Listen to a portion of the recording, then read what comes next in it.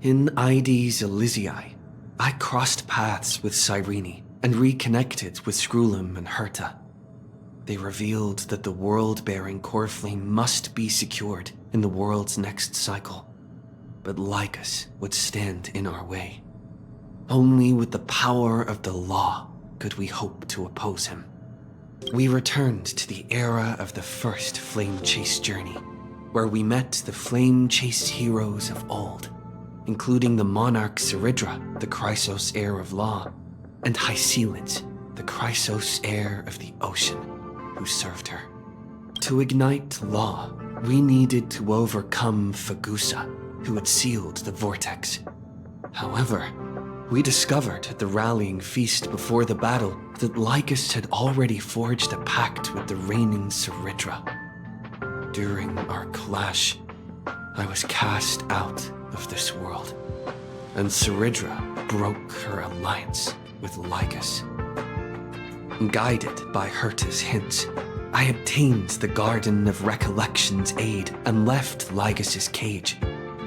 Within the path space, a mysterious guest bearing the likeness of March 7th, Evernight, appeared with the world-bearing core flame and sent me back to Amphorius. While I was away, 1,000 years had passed in Amphorius. Amidst the desolation of Akama, Cyrene left behind memories of a long war between the Chrysos heirs and Lycus. Their sacrifices laid the groundwork for my return, and with it, the Era Nova. In the illusions of Styxia, the tales of Hycelids and the first Flame Chase journey were unveiled to me. Hycelids, who had been waiting in the ocean's depths, led me to the vortex. There, Lycus emerged, revealing his true identity. Genius Society Number 1, Xandar. Hycelids and I couldn't stand against Xandar alone, but the geniuses and Cyrene acted just in time, wielding the power of the remembrance to drive him back. I successfully reversed the course of the Era Nova, delaying the birth of Iron Tomb. However, another force now seems to be stirring.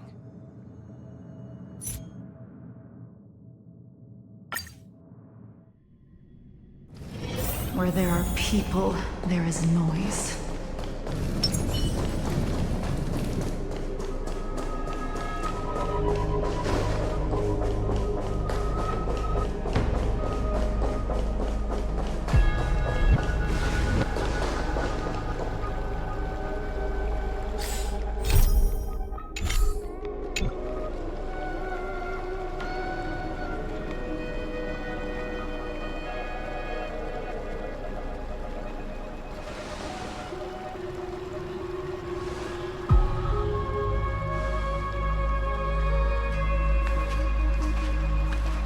Finally here.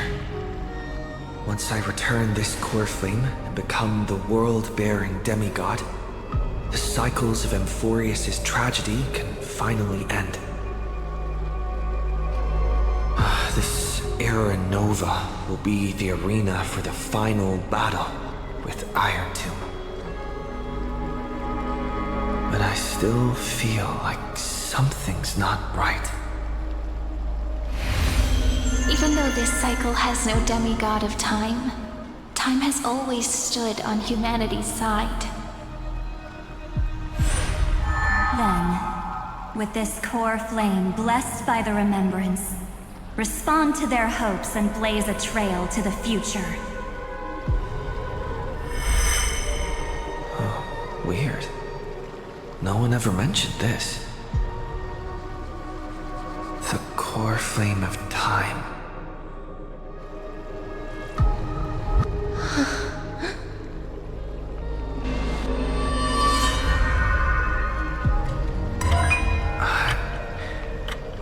When did it get returned? You used Moriel. to resist me. But did you not consider the possibility that the Remembrance and their children might have taken this opportunity to join the fray as well? Are you saying the Garden of Recollection is also getting involved in this unsavory mess? Then I welcome them. If the Memo Keepers can disrupt your little experiment of destruction, I'll give them a standing ovation. But you know deep down that they can't. In fact, the Memo Snatchers will be more of a hindrance to you. The Memo Keepers covet Amphorius's secrets, just as they covet the knowledge of every genius. In the war between the eons, the Remembrance is never the erudition's ally. But they are certainly not an ally of the destruction either. Right now, following behind the Trailblaze, numerous cosmic powers have cast their sights on Amphorius. They all have vastly different philosophies, but the desire to survive will unite them against a common enemy. How can you be certain that these powers don't have their own end goals, waiting to seize an advantage in the war among the eons? The war has long begun, Screw'em. Four paths will push the cosmos to its end, and the destruction is only one of them. Polka saw these ripples, but had no way of stopping them. So she found in Device 9. Dr. Primitive also took action, but he chose the wrong allies. And now only wild animals keep him company. As for the two inorganic emperors, they could have ascended to the throne of destruction, but they were thwarted by the Eon's plots and became prisoners of the erudition instead. What's interesting is, while the second emperor had a body made of flesh and blood, he considered himself an inorganic being. Guess who was the one who influenced his thinking? We have no interest in chatting about the past with you. Logic, you are stalling, which means you feel trapped.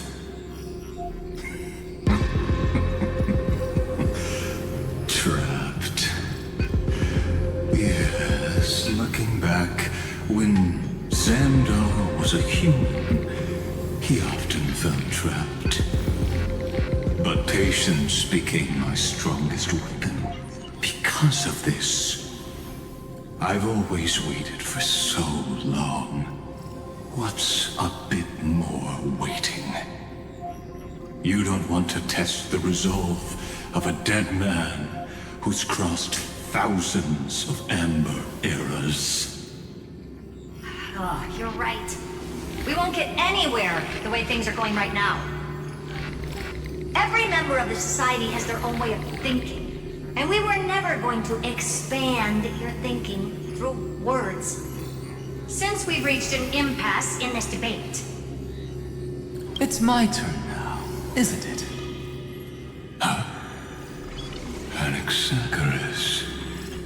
Ah, I see. Exactly. The benefit of dealing with intelligent individuals is that there's no need to waste words. The answer is exactly as you think. Lupai Sealand's in. Let her join the final act. I'll transmute myself into a Philosopher's Stone and embed myself into the formula. And when the time comes, she needs to shatter me and scatter that stone's ashes into the ocean within the vortex. So what exactly does your formula do? Now that would spoil the climax, wouldn't it? I have 10,000 ways to torture an anti-Cathiran. And in the flame chase journey that he experienced, the previous me already discovered the optimal solution. Just as that Titan made themselves at home in my brain, I can also fuse myself with your avatar through alchemy. I didn't know until I tried it, but this is simply brilliant. I can flip through a genius's databank like reading a book. Then, I will step onto the stage at the perfect moment and use the truth to end this long debate. And just as always, I'll leave the audience speechless.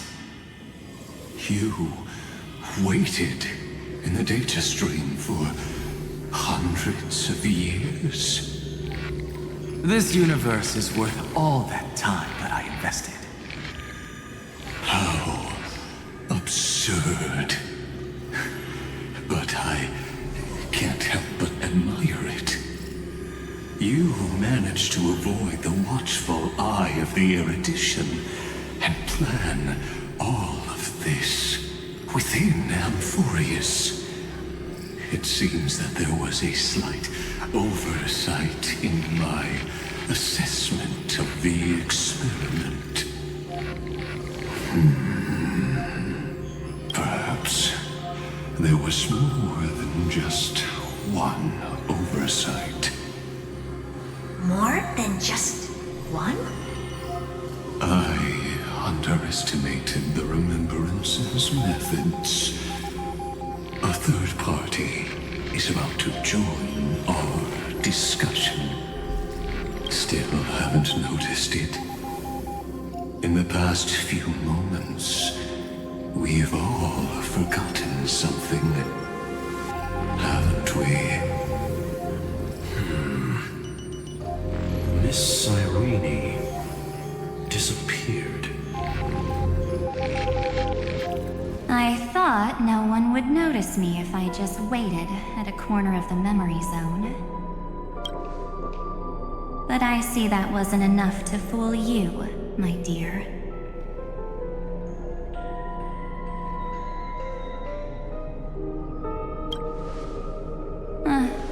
Looks like you're no longer that surprised to see me, even though I am an uninvited guest. Aw, that look. So full of memories. But I'm not her. Only you can see me right now. I only exist in your cognition. So that way, other people can't interrupt us.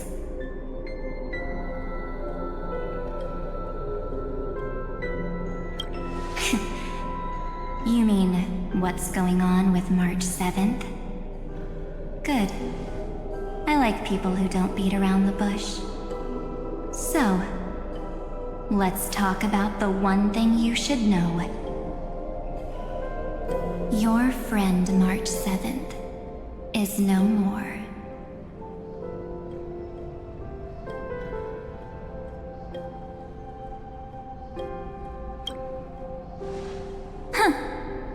It's just like what she predicted. The truth shook you. Just like she said it would.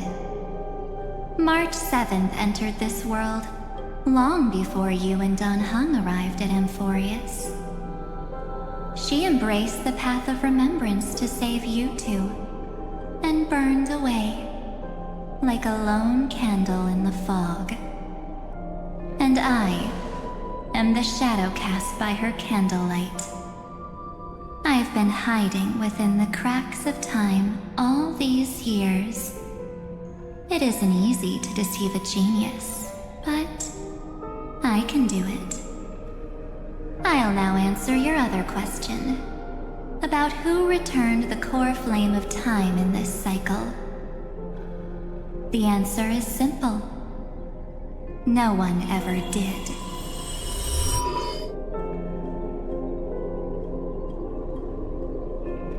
I believe someone as sharp as you would definitely figure out that something's wrong. When the Era Nova fails to proceed, you will remember our initial meeting, and I'll be able to open the way for the remembrance and reach this place. Thank you for carrying this core flame all the way to the end of the world. I expected nothing less from March 7th's trusted friend. And now, I shall claim the divine authority of time.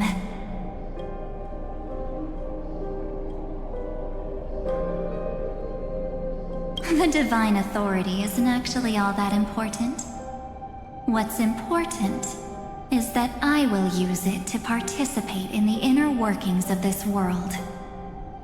You already have a good idea of what the Era Nova does, right?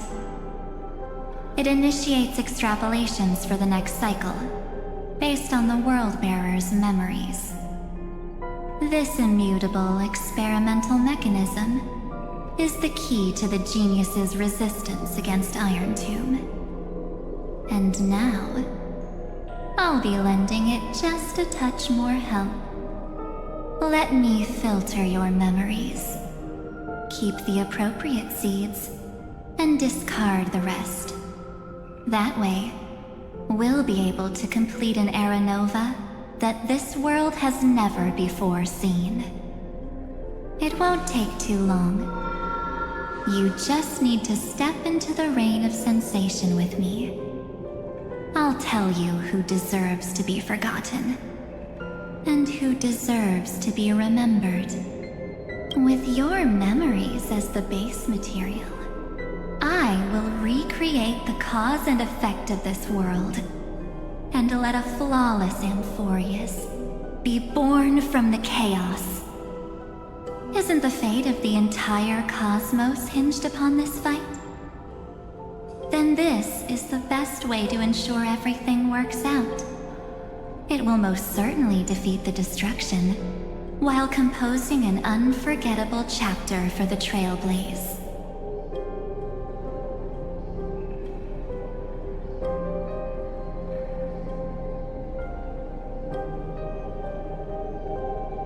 You're right. I'm not her. But our hearts are closely intertwined.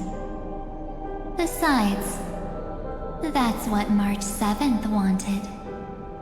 If a new life is to be born, its seed has to be dead.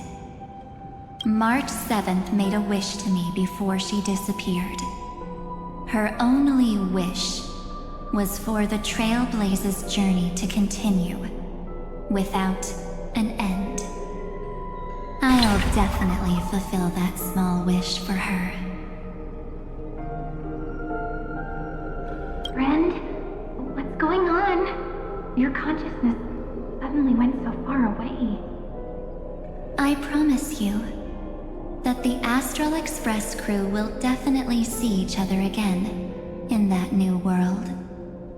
So come, dear.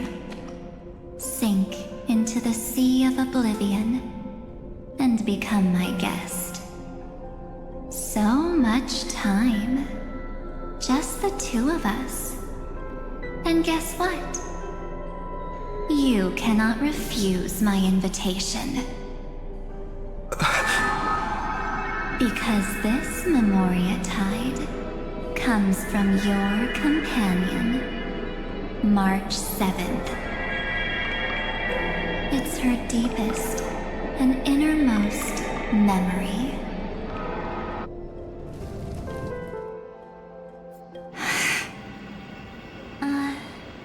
Well, I'm not actually all that surprised.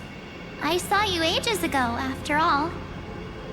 It was on that night when a certain Knight of Beauty dropped by uninvited to the Astral Express.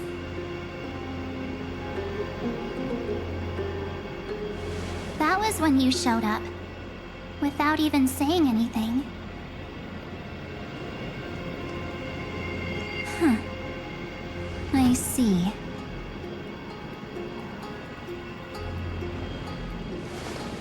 Then, do you still remember how long it has been since you entered Amphorius?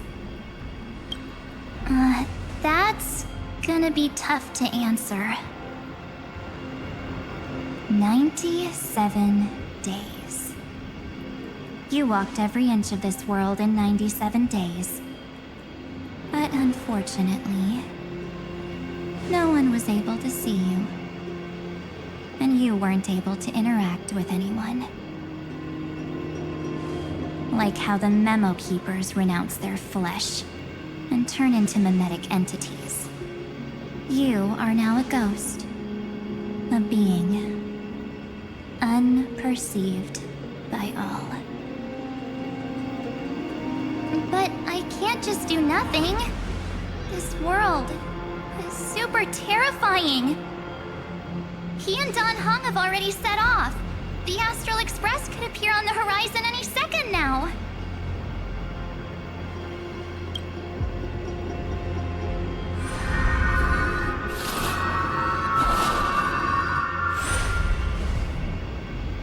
And they too will become this place's victims.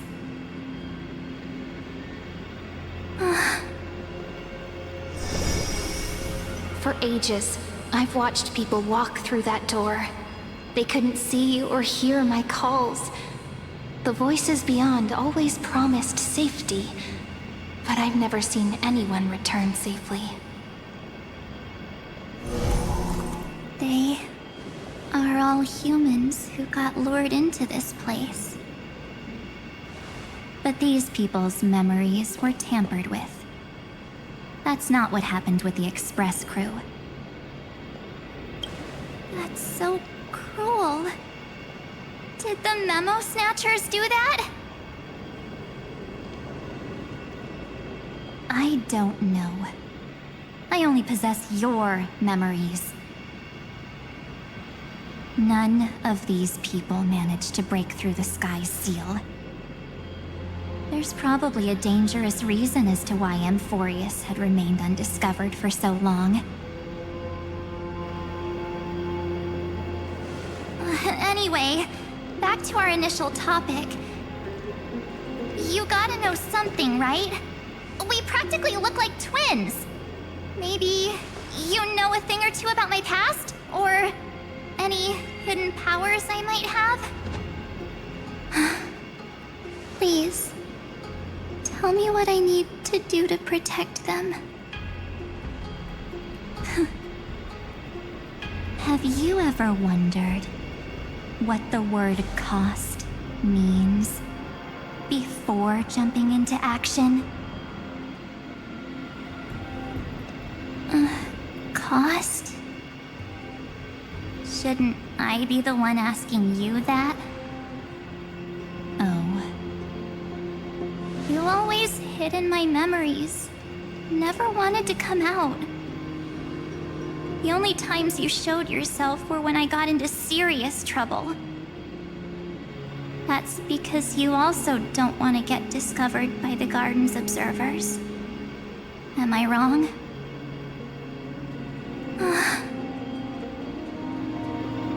There's no one here except us. If you help me, then I'll help you.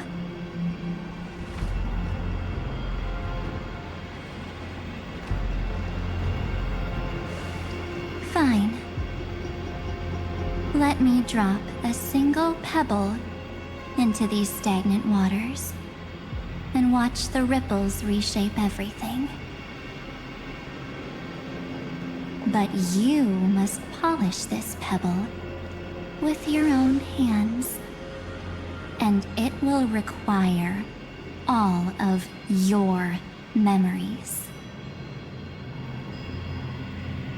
What will I turn into after that? Maybe you'll turn into a guiding light. Or maybe you'll be reduced to dead embers. I can't guarantee that you'll remain the person you are now. Inside you is nothing but an Evernight. Even I can only catch a tiny glimpse of it. If this is the only way, and I don't see why I should say no. Besides, the mastermind behind the show is about to find us.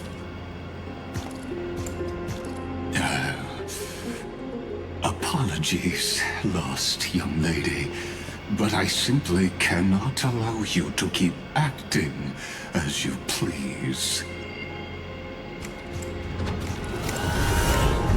So, he can't see you, huh? As expected. Or maybe he's seen through our true essence. The Garden of Recollection's methods are puny party tricks. But you... how did you overcome the ultimate protocol? Looks like we don't have time to keep talking this out. That's right.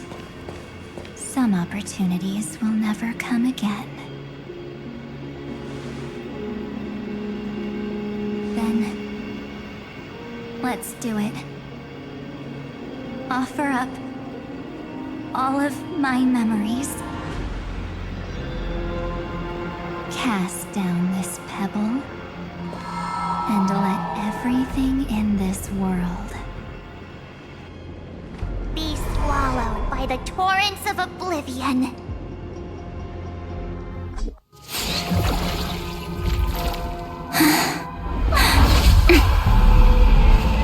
I promise you, what was frozen was alive.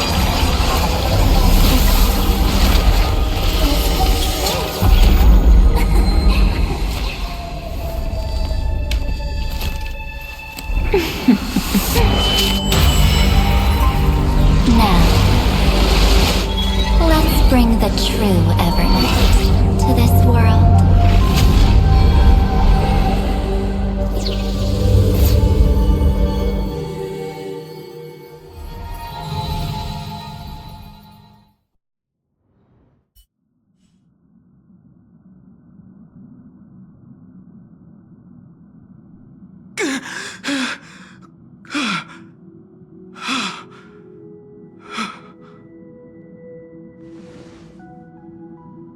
Is this...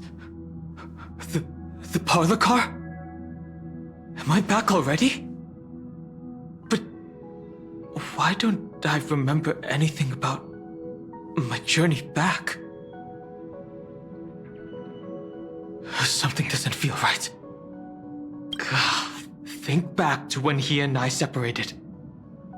It will take time to uncover the reason. Before then, if one of the Nameless is willing to stay and witness the fate of this world, or to push it along when necessary, it would be of great assistance. This is goodbye then, Lord Donhong. Thank you, Guard. I hope that all of you will be able to overcome this disaster.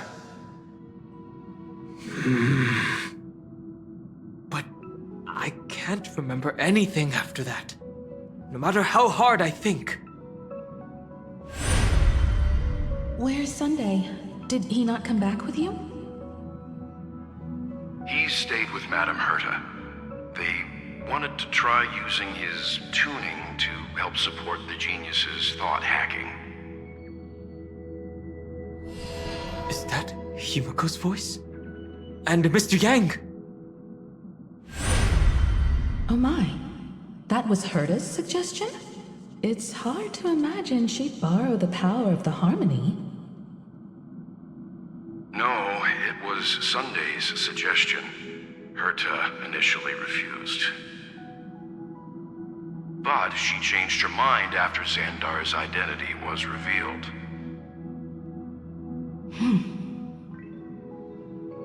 And we still can't get in contact with the Xianzhou Lafu? I'm still trying, but this place is outside the inter-astral peace communications coverage zone, so there's a limit to what we can do. What about Aventurine's chip, the mini transmitter. Surely it can get through to the IPC's lines. Himiko, are you alright? I've never seen you this anxious before. I'm... all right. I'm probably just tired. Let's focus our energy on the kids.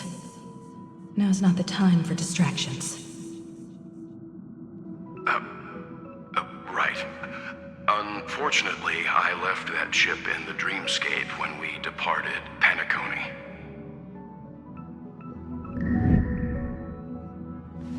Am I dreaming? The parlor car feels so...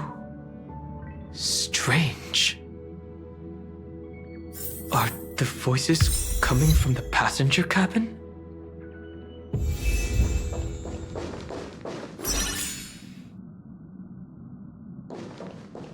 Those two passengers have to return safely.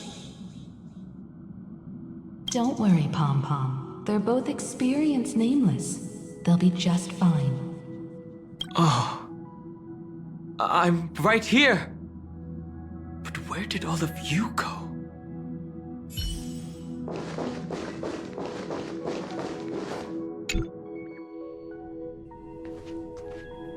It's hard to believe that their car is still floating in the vacuum of space. That's why the Express wasn't able to receive any landing signal. It's likely that the two missing nameless, like March 7th, also came under the influence of the Path of Remembrance, and only their minds entered Amphorius. We can analyze all we want, but the real question is, what can we do right now? I was just about to get there, Miss Himiko. Right now, Amphorius' memory zone is extraordinarily full. I can also take this opportunity to enter the world and seize as much of an advantage for the Astral Express as possible before the other memo keepers arrive. For example, I can light a beacon in the memory zone for the Trailblazer and Don Hong to follow back home.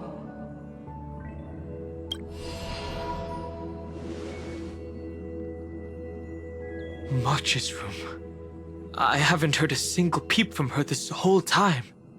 March already wasn't feeling very well when he and I set out.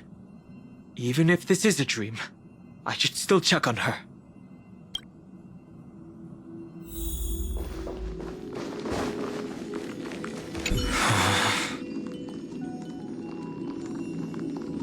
No. That's... March? It's me. Well, there's no other choice. Sorry, March.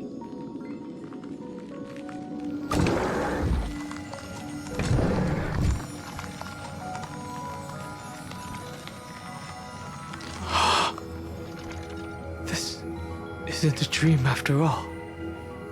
Based on what Madame Herta said, Don Hong should already be on his way back. But the Express hasn't detected any traces of him. I feel like I've seen these floating black things somewhere before. Or he's already returned to the Express, but fell into the trap of someone with ulterior motives. No, I've definitely seen them before. But I've lost that memory. The Memo Keeper's mimetic entities are truly everywhere. Don't worry. Normal Memo Keepers can't do anything to that little dragon. As long as he's awake enough, he'll find a way out. All he needs is a little concentration, patience, and resolve. Hearing you say that makes me feel much better. Don Hong has all of the qualities you mentioned. I don't know what your intentions are. But as the guard of the Astral Express, I must ask. Any suspicious and uninvited guests to leave.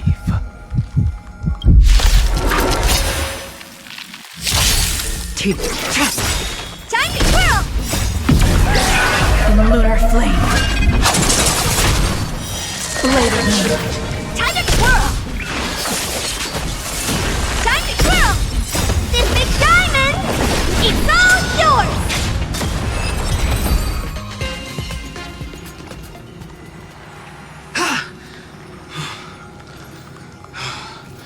Is the trap now taken care of? Done hung. Miss Himiko, I'm back. Even if it's just through a spirit warp jump. You could hear our conversations? Yes. It was thanks to your voices that I could pierce through the memorial barrier.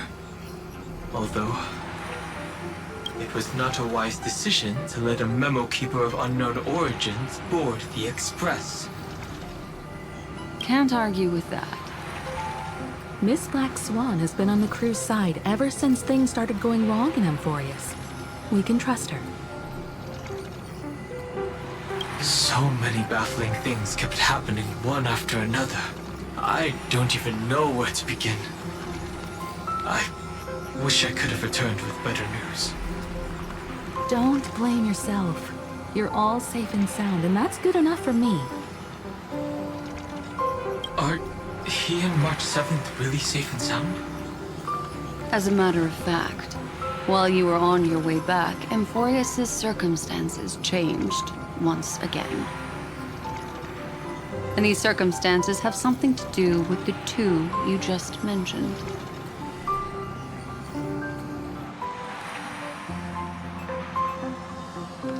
Are you saying that he has been kidnapped by an unidentified Remembrance Path Strider? So you're saying that person's appearance is identical to March 7th? It's too early to say that, as I haven't seen her with my own eyes. I've only detected a similar aura in the memory zone. We have no way of knowing what March 7th has experienced. But I can assure you, if we sink too far into the Memoria tide of that Miss March, what will happen? Everyone here will be torn to pieces. Please, trust me on this. But I also trust in our trailblazing companions. I know this isn't what March would want.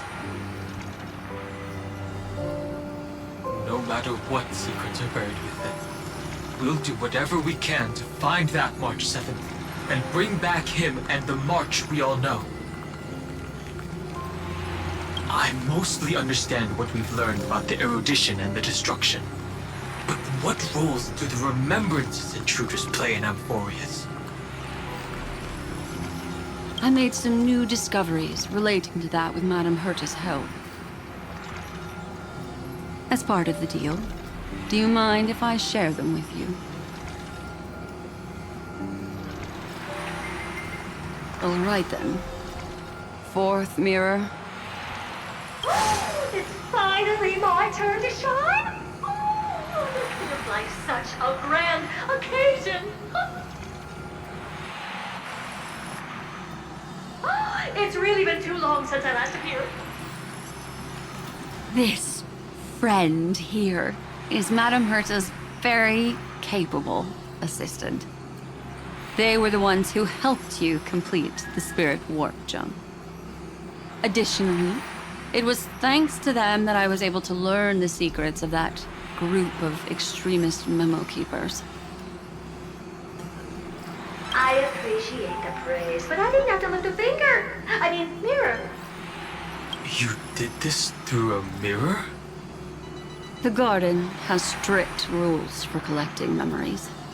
But not all memo keepers are as proper as I am. Herta Space Station often has uninvited guests, and they never seem to know their limits. That group of memo snatchers has been taken care of, and they are now trapped in the fourth mirror. How many of them are there? I can't quite remember. I didn't really count carefully either. Maybe around 42? There's still room for more. I carefully dissected the memories of these colleagues of mine. Individually, their goals are not worth mentioning. But when you piece them all together, you come to a conclusion that can't be ignored. The Garden of Recollection is secretly salvaging the memories of a path disappearing. In other words, their goal is to gain the memories of a god's death. The moment an eon falls? That would indeed be a spectacular sight for someone dedicated to recording these things. That's exactly the problem. They seem to have been aware of the Destruction's movements early on, but they lacked a decisive power and had no way to penetrate Amphorius's firewall. So, what did they decide to do? Hide the truth and wait for an opportunity. Now, it seems that letting Memo Keepers guide the right people here was also part of the plan. This also confirms one of my suspicions. They have already infiltrated deep within the garden. They would not hesitate to associate with the Destruction in order to salvage memories? Could they be the Cremators? I don't know. Perhaps there are even deeper things at play here. The majority of Memo Keepers believe that when the universe inevitably reaches its death, unable to sustain increasing entropy, Fu Li will use the memories of everything to reforge the cosmos. Amphorius, as a scepter, can be viewed as a mini-universe. This is why Memo Snatchers have been frequenting the Herta space station. Without a doubt, these extremists wish to record the cause and effect of Iron Tomb's destruction of the erudition. They may want to use it to simulate the end of the universe, or to probe into the unfathomable will of the eons. The Trailblaze broke the seal around Amphorius, giving these people the opportunity to enter. Now, they'll do anything to prevent outside powers from interfering. Because your involvement will certainly influence Iron Tomb's final outcome. You said that March is closely linked to the Remembrance. Is what she's doing related to these Memo Snatchers?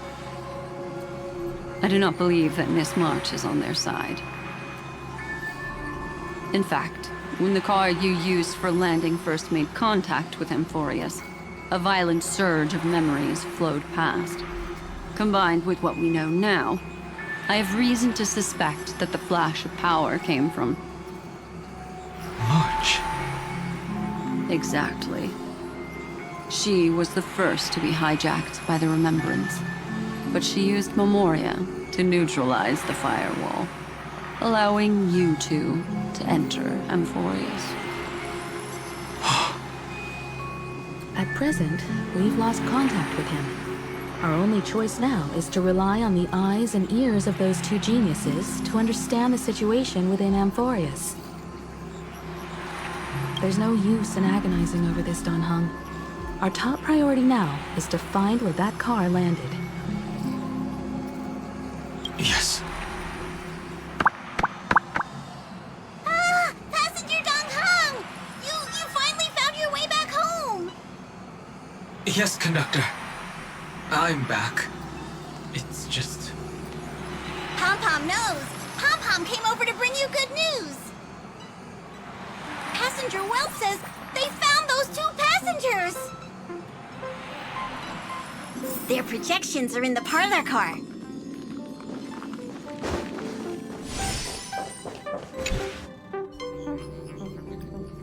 Welt. And Mr. Screwlum. Himiko. You seem to be feeling much better now. And Dan Hung. It's great to be able to talk to you. Once again, we owe Madame Herta a huge favor. Madame Herta doesn't care much for favors, but she'll be happy to receive everyone's praise. Back to the topic at hand.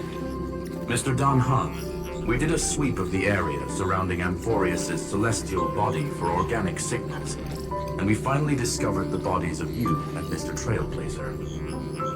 The two of you were very fortunate, as there was something protecting your bodies. All vital signs are still present, and your functions are all intact. Was it March protecting us? Our preliminary determination is that the bubble enveloping you two in the vacuum is made of a substance similar to Memoria. Conjecture. This substance is connected to the lost Miss March. It will take some effort to bring your bodies back to the Express, so you should get some rest first. Have we completely lost contact with the inside of Amphorius? There have been several unforeseen circumstances. We broke through Lygas's firewall after the law was amended. But now Amphorius is enveloped by the fierce path of remembrance, once again cutting off all channels of communication for outsiders. So we have no way of contacting him. If we take into account the difference in the flow of time, every minute we delay here could be a year of waiting for him. Dan Hung, what are you thinking? If it was March who helped us get past the firewall initially, then does that mean only he and I have the travel permit for Amphorius right now? That is a logical inference, Mr. Dan Hung. Mr. Skrullum, do you have a way to transmit my spirit signal back to Amphorius? You want to go back? That is far too risky. Even if my body and spirit are able to return without a hitch, there's not much I can do here. We can't lose you again, Dan Hung. Miss Himiko, if we can't get him and March back, how is that any different from losing me? You're right. I should have known you'd say something like that.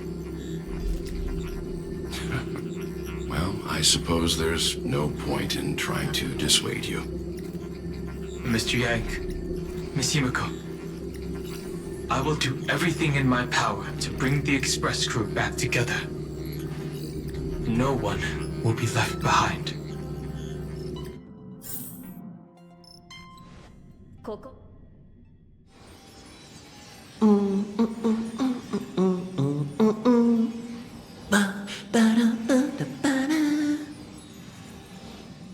You may notice a hint of sweetness in the air. That would be the fragrance of the 7-colored bath salts from Marmorial Palace. A truly splendid journey, if I may say so. With the Era Nova now complete, you have granted the hero the perfect conclusion.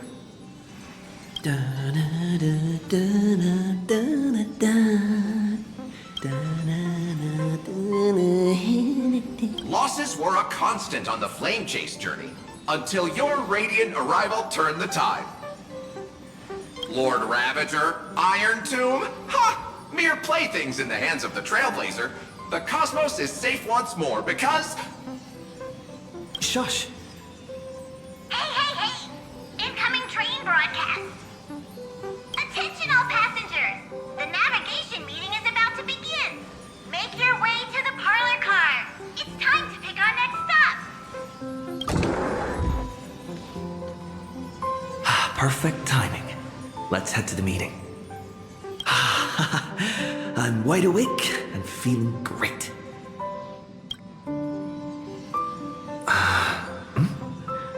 What's this? Who left this note? Oh, strange. It's like I...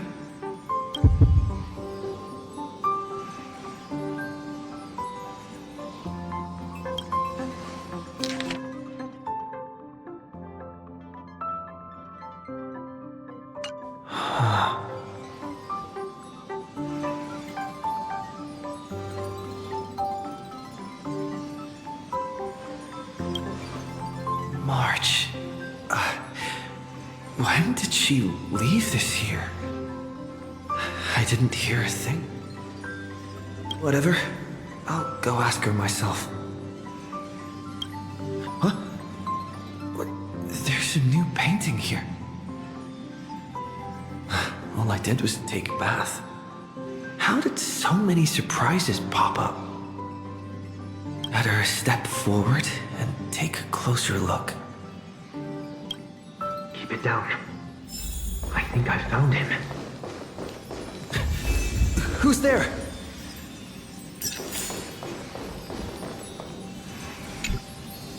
What's this?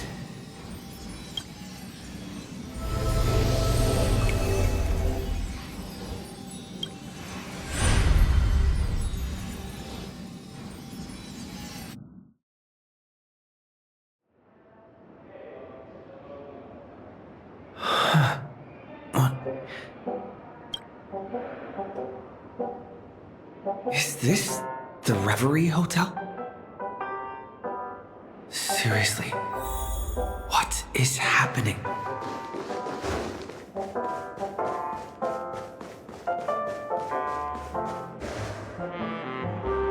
There you are! What took you so long?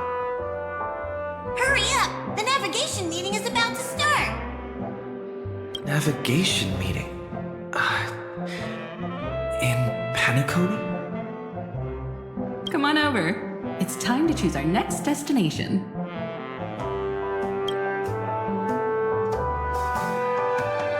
Perfect timing. The meeting's at a standstill. Lushaka or Melistanin? No one can make the call. The vote's split 2 against 2. Everything hinges on your vote now.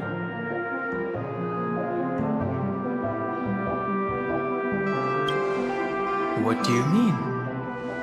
And once again, the passenger is talking nonsense. Ah, young people. Always full of jokes. What? Their reactions. What's going on? Oh, I get it. You want to play a game with us, right?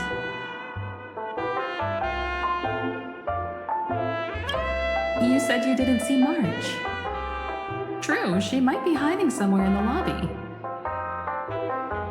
The objective of the game is to uncover where she's hiding. You're her closest companion. If anyone can do it, it's you, right?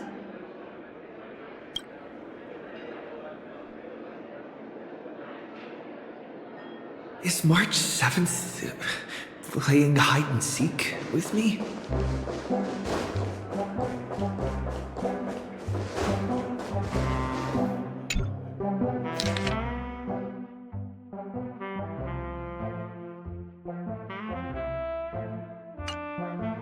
An unsigned guest log.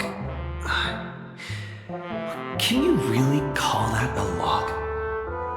Wait a second. Why am I looking for March 7th in the guest book? Friend! Over here!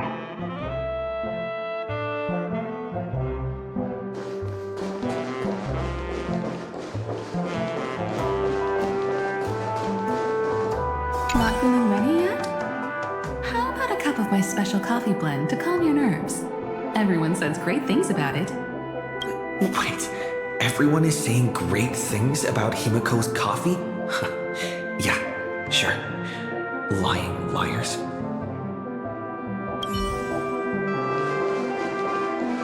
You seem in good spirits. Rest assured, wherever our next stop is, I'll make sure you're all protected. Dan Heng being this forward? No, that's not like him at all. Youthful games like this are a bit much for me these days. I'll step aside and let you all take the spotlight. The future belongs to you now. Something about Mr. Yang's attitude feels a little off.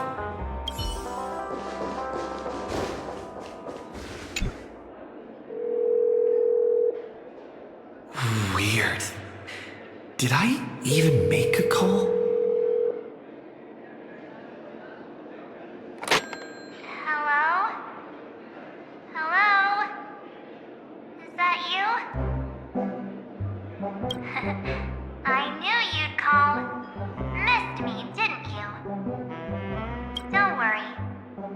see each other very soon. Because the trailblazing journey never really ends, does it? March. That's not her. Don't fall for it.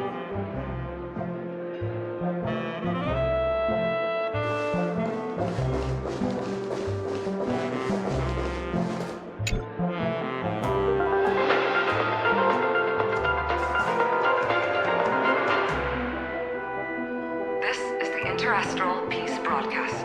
Good evening, everyone. Good evening. A newsflash.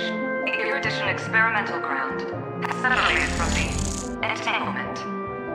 The Lord Ravager did not emerge as had anticipated. In the end, salvation of Amphorius was not only thanks to peace, but also to one crucial.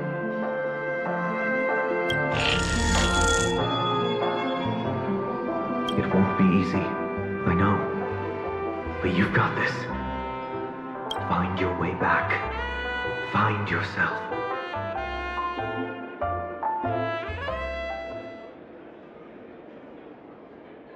March 7th isn't here. Faint, fleeting voices are speaking to me. But where are they coming from?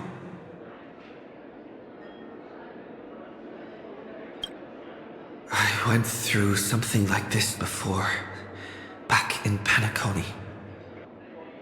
Not even Lycus's prison could hold me. I found my way out. Keep it together. Oh, I know I can do this.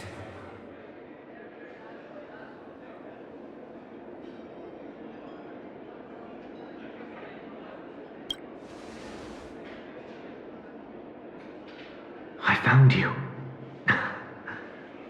You did well. Soar.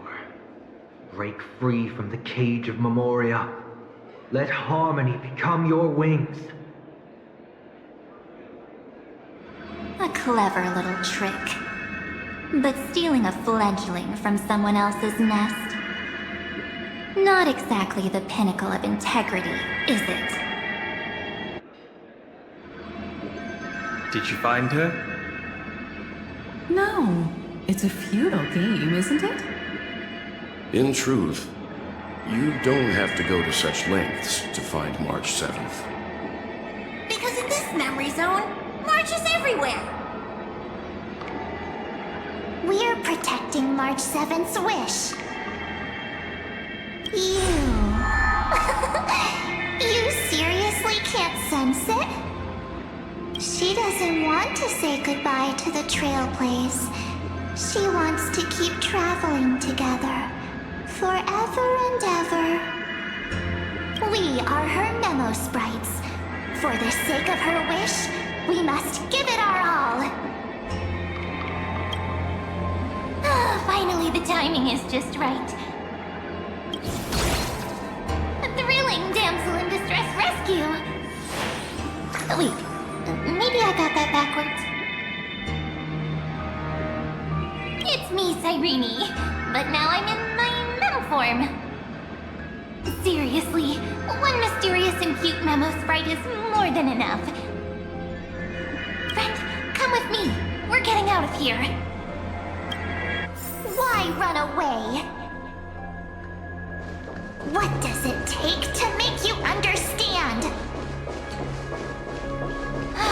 Step 1. Stop scaring him already.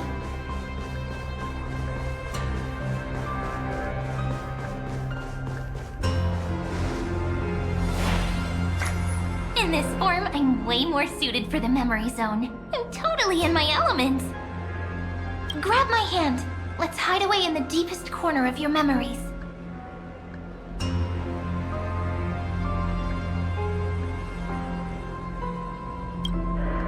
If it really bothers you that much, I'll close my eyes. Just take my hand and lead the way.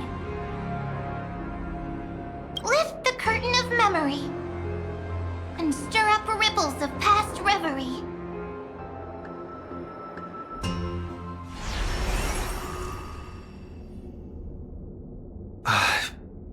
Where am I? The space station. Where it all began for you. Looks like we made it. What's that? Silverwolf? What? Kafka? It's your secret. I'm so curious. But I won't peek. Promise. When I first met you, I remember they were there in your memories too.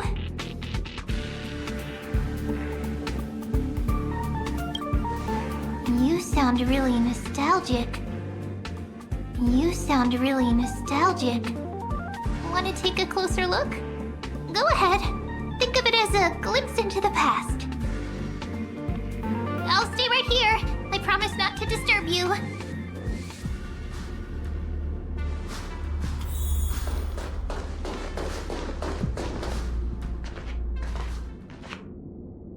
What's this?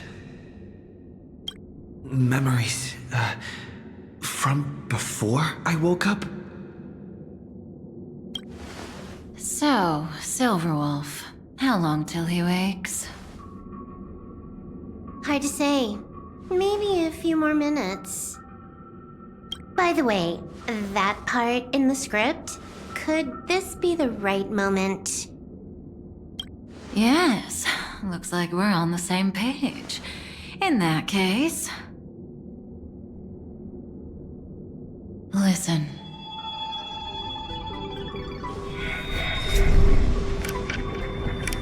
Remember these words, then forget them. Let them slumber in the depths of your memory until the day they are awakened once more. On that day, your journey will intertwine with the remembrance. In nearly every possibility Elio has foreseen, it leads to a great crisis.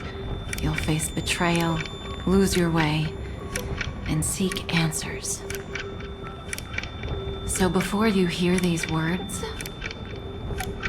I don't want you to consider this a prophecy. You arrived at this moment because of the decisions you made. Huh?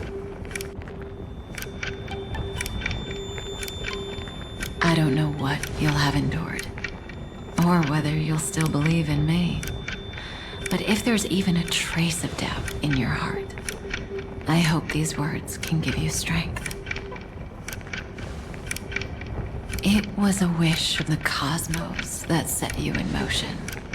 And in the tale where you are the protagonist, the stars themselves will defy the destiny of finality. Mark this number, 4.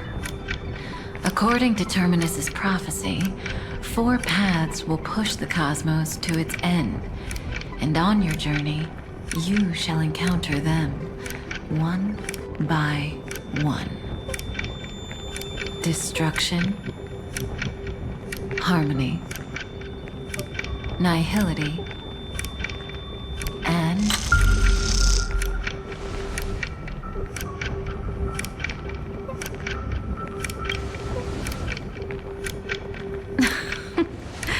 easy now.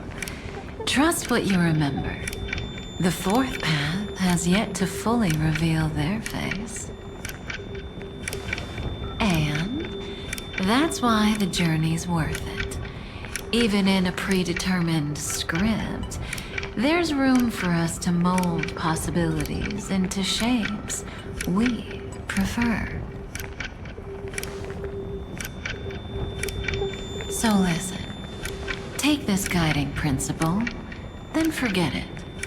Let your own will be what expands your journey through life. As in the past, even while achieving so much, you never let go of your pursuit of freedom.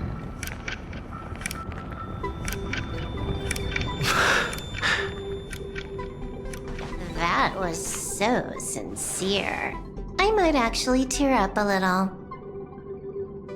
Now we all live within the script, but adding a little color to the lines has never been forbidden. Are you going to say more about those branching storylines?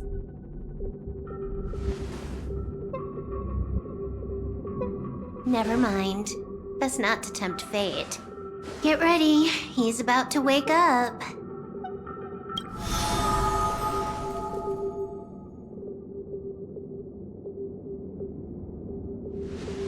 Come back to yourself. Kafka said that when my link to the remembrance deepens, this memory will resurface exactly when it needs to. And an inevitable crisis will surely follow. But even a Stellaron hunter can't fully grasp the trailblazing journey. Just as I thought. It all begins with March 7th, doesn't it? Even if the Express had never arrived at Amphorius, her secret would have come to light eventually.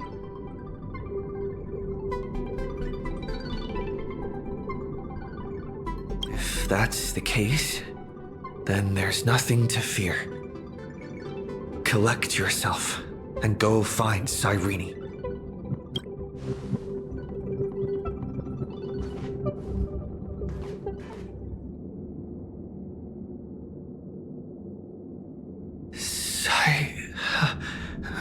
Cyrene? It's a breakthrough! A breakthrough!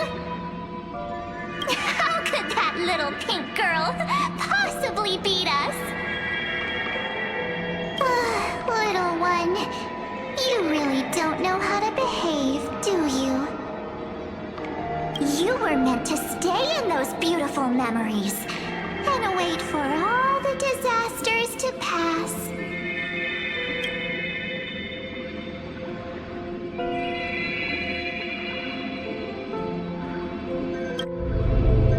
Triple-faced soul. Cast your light upon us. Let no darkness remain concealed. Someday? Raise your hands high and embrace this boundless light.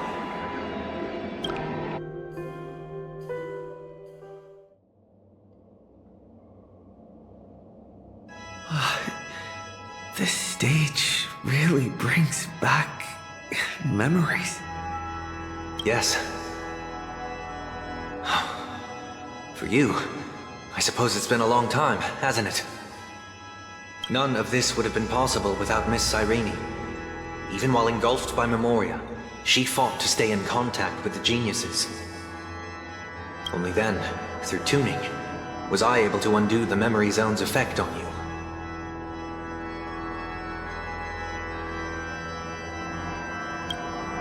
Step onto the stage first. Ms. March will come for us soon, and she won't be alone. Those memo sprites will follow. We need to prepare early. Only then can we get you out safely, and go back for Cyrene and March 7th. Please, be careful. Amphorius is being overwhelmed by an unusually violent Memoria tide. I'll do all I can, but even that might not be enough. Black and pink. Two memories twisted together. Time is precious. Let's pick up the pace.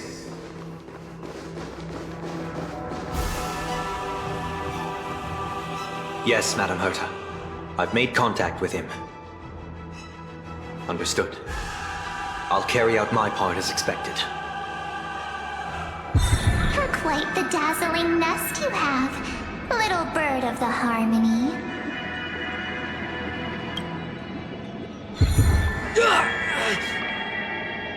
Your grasp of Memoria is unexpectedly profound, but playtime's over.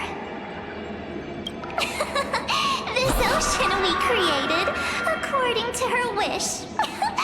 This journey that flows on, without end. Don't any of you think about interfering with it.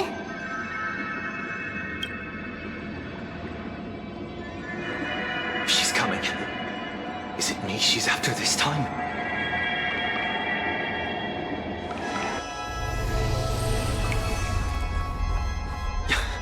There's no time to regroup. I prepared an alternate escape route. Wake from your slumber and return to reality. Come on, I'll bring you out.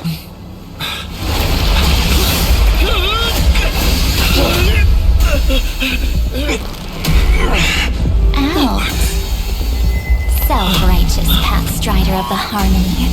You think you can do that? Next time, get a memo keeper instead.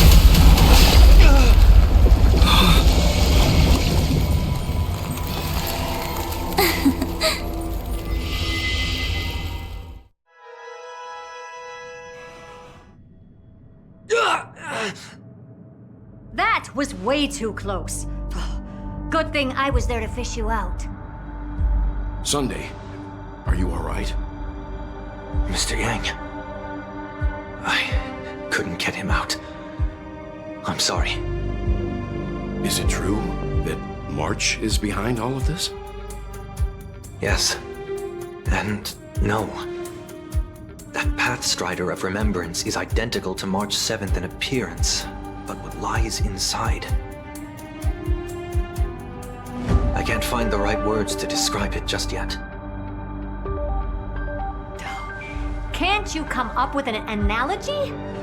I thought that was your thing. That, Miss March, feels like a reflection on water. Only not from a calm, clear lake, but from a bottomless abyss. Within her words, I sensed an intense but utterly pure protectiveness. Protectiveness? This is only speculation, but after being drawn into Amphorius, perhaps March 7th experienced... No, she likely foresaw a tragic end. It was out of a desire to protect her fellow crewmates that she chose to awaken a power that teeters on the edge of evil. Well, on the bright side, at least March 7th won't have to face any danger again. After that battle, I'm afraid I'll no longer be able to join the fight through tuning. So, has Miss Black Swan's progress remained on track? You don't need to worry. She used your disturbance to mask her movements. Current status? Advancing upstream within the memory zone. I didn't see that coming. The Memo Keeper is pretty courageous, choosing to defy the rules and take matters into her own hands. This means she's chosen to stand against the Garden of Recollection.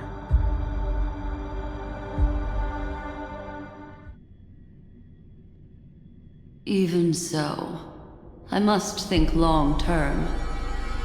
I wanted to hide in the shadows to avoid direct conflict. But why is it so quiet here?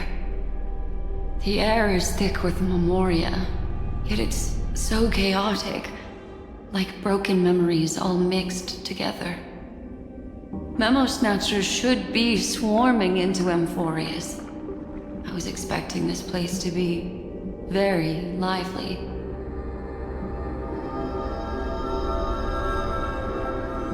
So, how did they end up like this? Now I'm getting very curious.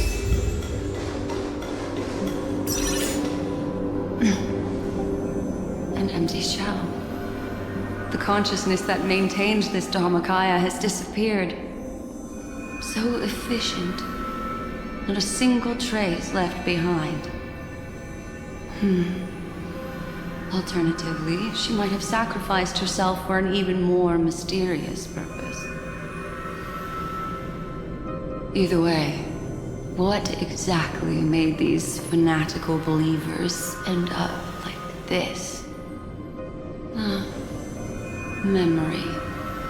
It is indeed a deep ocean of dangerous allure, where fascinating secrets always hide beneath the waters.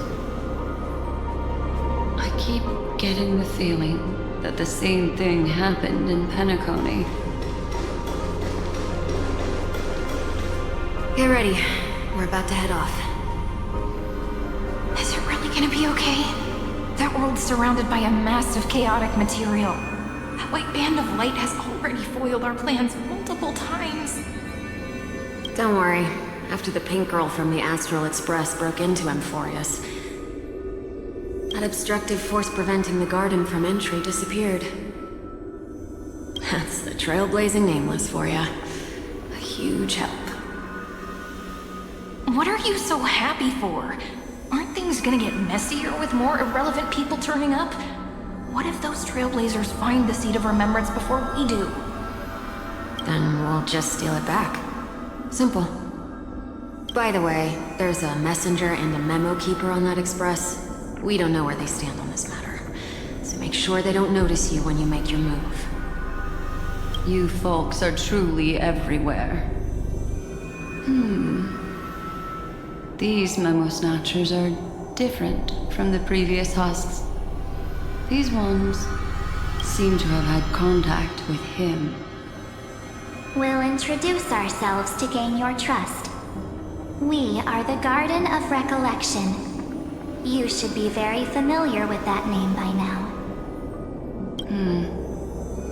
This memory ends so abruptly, as if a shapeless hand snuffed out its candlelight. It appears the secrets ahead are even murkier than I imagined.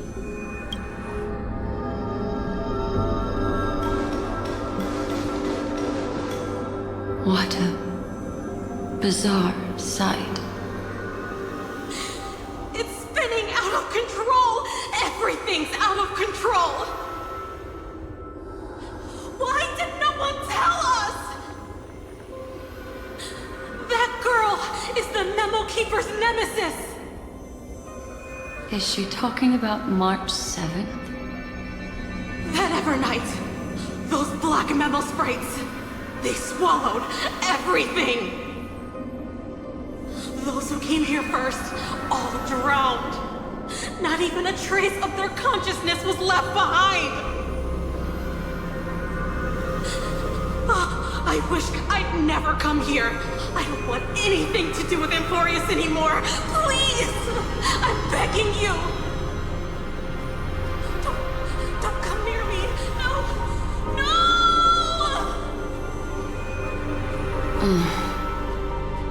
No! You've involved too many innocent people just to obtain the memory of an eon's fall.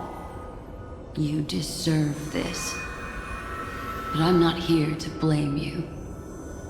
That entity you call Evernight. Tell me everything you know about her. We may yet bring a glimmer of hope for those who are still alive in there.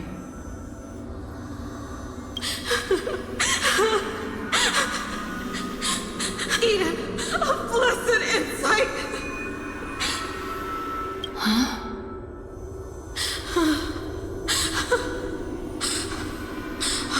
So that's what happened. We were tricked.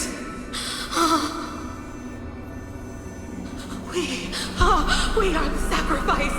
The garden used us. The pure child of Anathrava abandoned us.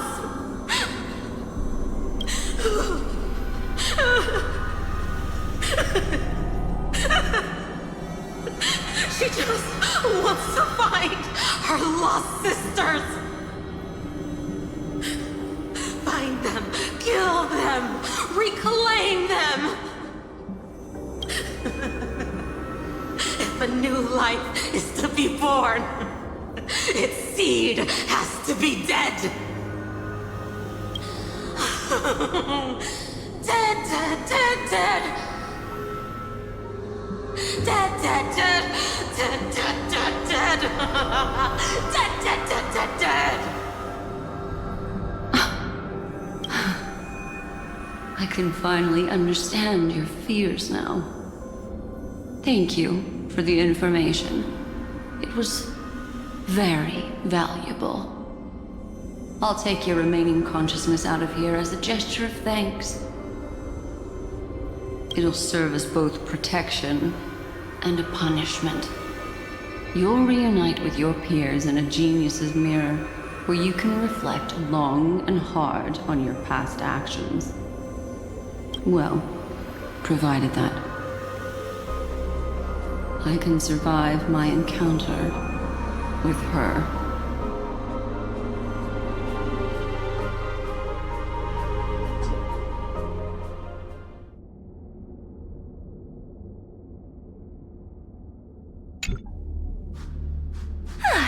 These little critters look scary, but they're not so tough to handle after all. Though the surging Memoria tide swept my friend away, I must return to his side before Miss Evernight succeeds. Another one of these stealth missions, huh? Help me out here, friend's inner world.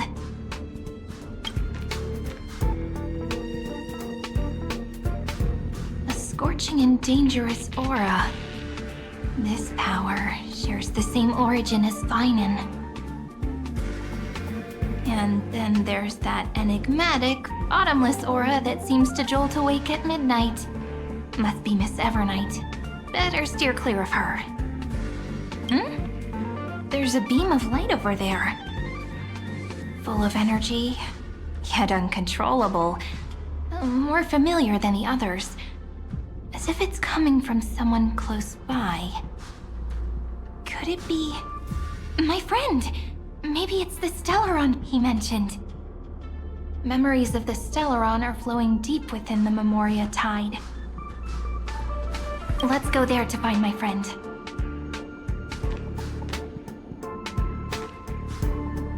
Jeez, so many little ones gathered here. Did you know I was coming?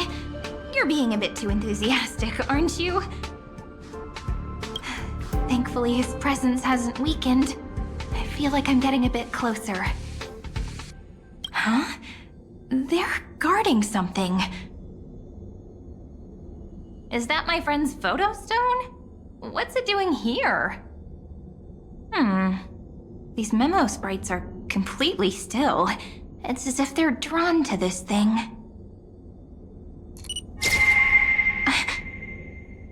This is an even cuter memo sprite. No wonder the photo stone can't store more memories. Have you been hiding in there all along?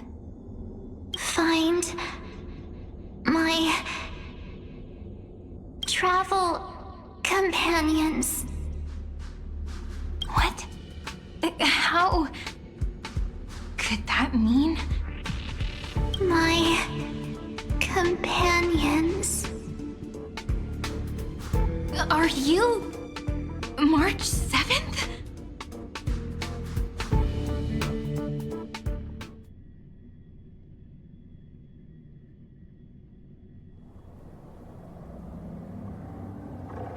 The sky is burning, and the streets are empty. It's just like how things were last time.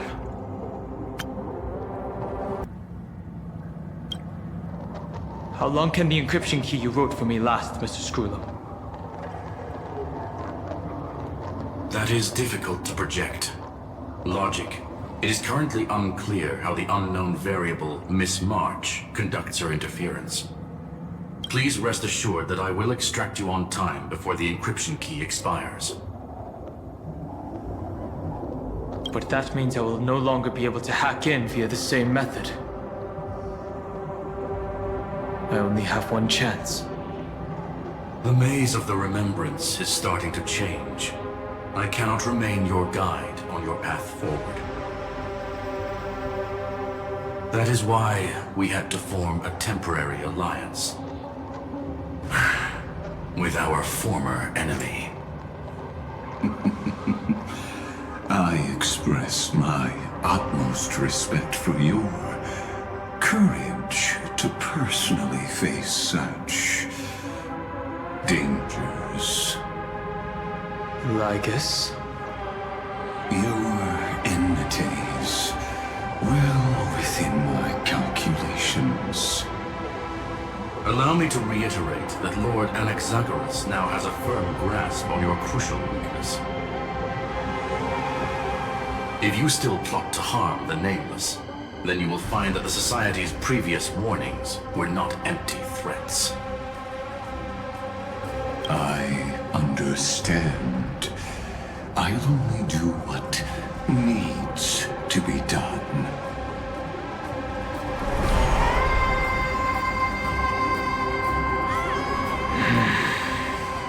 I never imagined that I'd one day walk alongside a genius who offered himself to the destruction.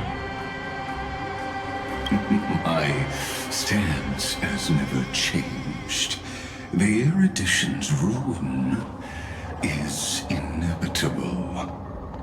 But before that, I'd be very willing to witness the reunion of the Nameless and to escort you on your way home. More like her appearance completely interrupted your plans, even forcing you to seek out collaboration. I'll remember that. Your words are as sharp as ever. But remember, happenstance is the only true constant in the universe. The demise of the progenitor of all dragons is a testament to that. Come with me. I am honored to guide a scion of permanence. You created this wasteland before us with your own hands. Such sights are no longer able to stir anything in my heart. Are you saying that once upon a time you were actually moved by their defiance? I'm sorry to say, I never was.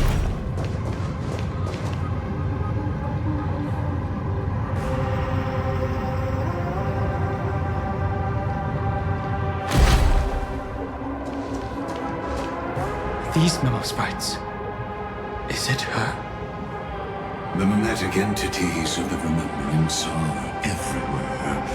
That lady wove a giant web in my blind spot. She hacked and infected the Time Titan, converting the built-up data of Amphorius into puppets of the Memory Zone. Sounds like you two have quite the history already. Any variables that desire to influence the experiment deserve my attention. But you never mentioned her before. Could even a genius of the erudition get his brains hacked? Lord Donhan, I'm simply stating a fact. That lady is also a threat to you. A threat that you cannot afford to ignore. She snuffed out the Remembrance without any effort and left nothing behind. Her actions were so determined, as if she had an unquenchable hatred against that path. Contradictions are often the keys to the truth. Lady March 7th's past is a bottomless darkness. And? Do you expect me to join forces with you because of that? All I need to know is that she has something to do with March 7th's past. Fine. I am only giving you a possibility for you to ponder. The choice is still in your hands. A heavy past is like an everlasting night. As to what kinds of sins lurk within, you should know that better than I do, former Vidyadhara High Elder. Yes, I indeed know how to face the past. Better than you do. First, genius. I have no intention of refuting that. Let us keep going, Lord Don Han.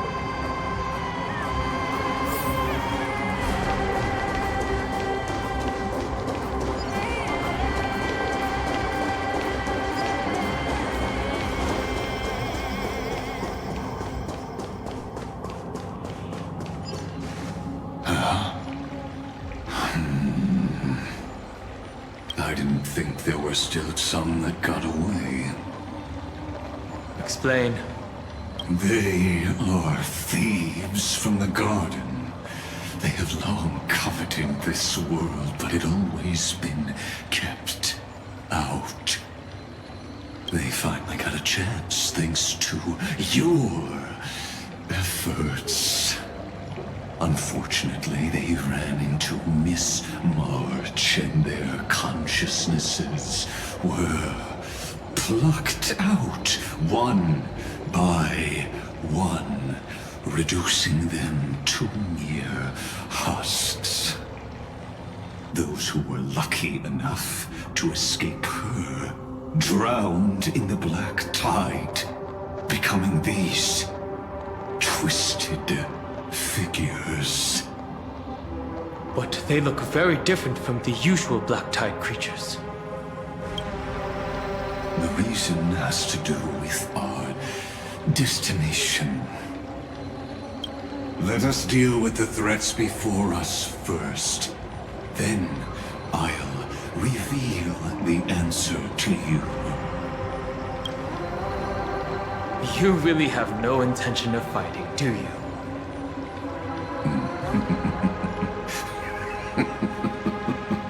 I have no grounds to assist you. Besides, the geniuses are still keeping a close eye on me. I would hate for anything I do to be misconstrued as provocation against you. Never mind. Let me clear the way.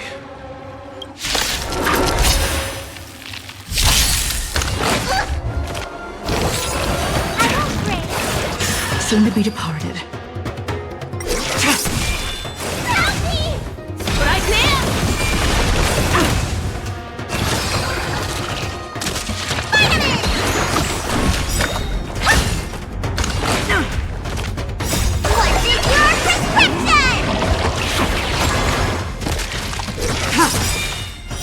Blade of Moonlight. In lunar flame. Time to twirl! Is it? Hyba! Time to twirl!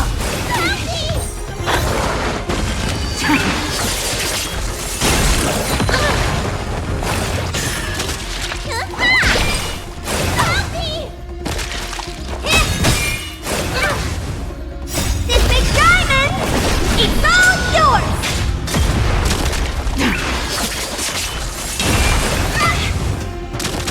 Taken! Hyper! I'm breaking! What's in your prescription?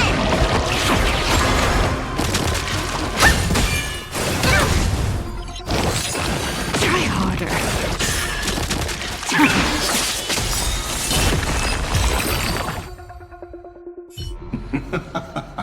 What splendid spearmanship.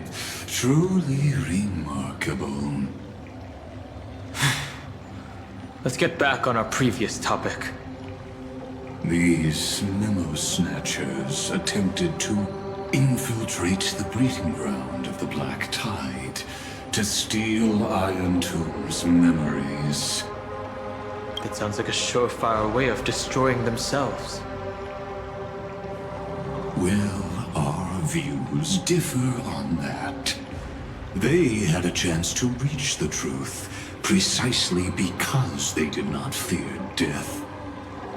That futile world-bearer turned himself into a seal in this cycle, attempting to suppress the Black Tide's spread. His golden ocean tides and covered the earth, etching the scar of destruction into this world. And that scar shall point the way forward for you. Erudition, destruction, remembrance. When the three paths cross once again, Amphorius shall face a most magnificent end.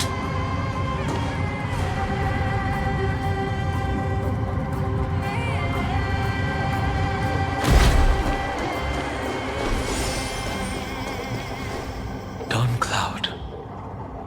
I have witnessed 30 million futile ends atop this cliff. You may not agree with me, but I've always believed that this number has made me the person who understands Kozlana the most.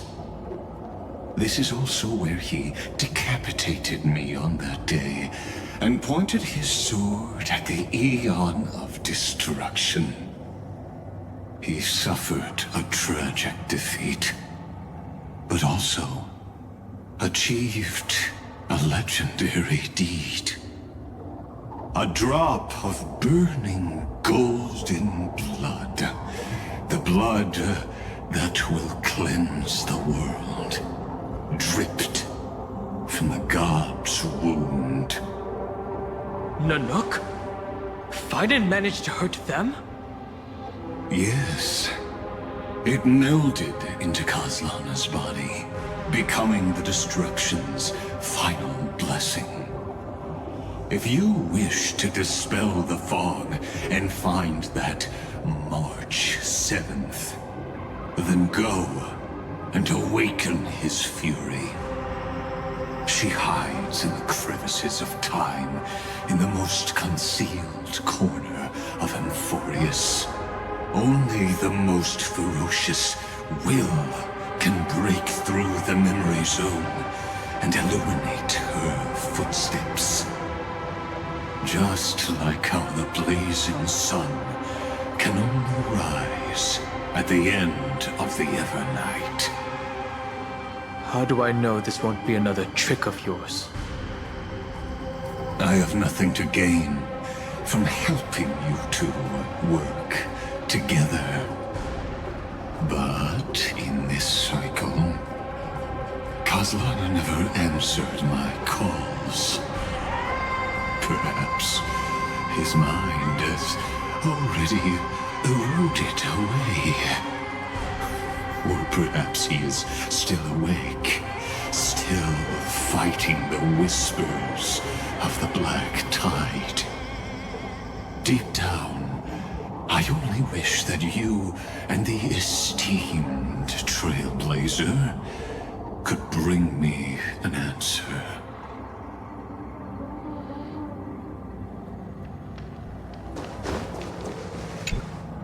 Is there really no other way? How long has it been for you? Kozlana. Finen. I'm back. What? The moment you took the world upon your shoulders without hesitation, you lost the chance to ever be yourself. Duty does not drive you to wield your blade, but hate. Behind that hatred, you seem to desire the destruction of the self. Losses are a constant on the Flame Chase journey. What you stand to lose weighs far heavier than life itself. It is because you suffer that you are so much stronger than any ordinary person.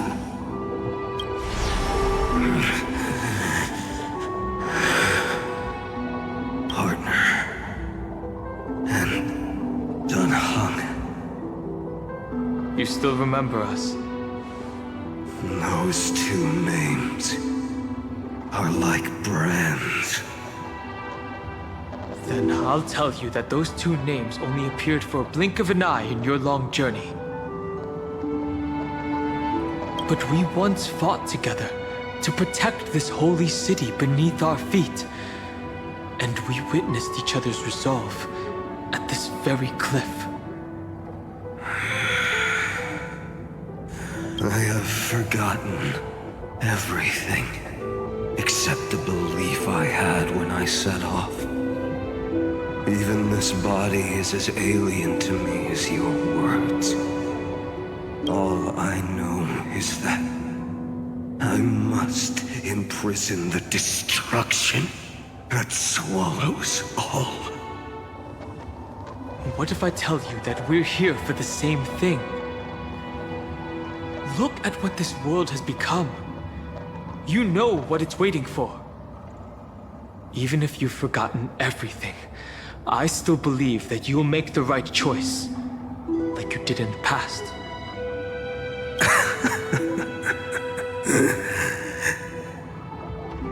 When have we ever had a choice? When were we ever masters of this world's fate? Even though I shoulder the dreams of millions of lives, I could only forge the destruction's evil will.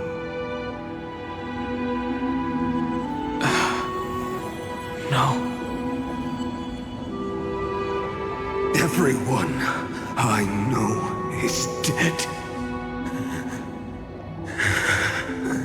And the world I dared to save has been torn to pieces. So, be gone. This body never existed to carry out deliverance. There's no need to be so serious. Sorry, I had a really long nap and all the bad memories woke up first. Long time no see, partner. Well, it was only a very brief farewell for me.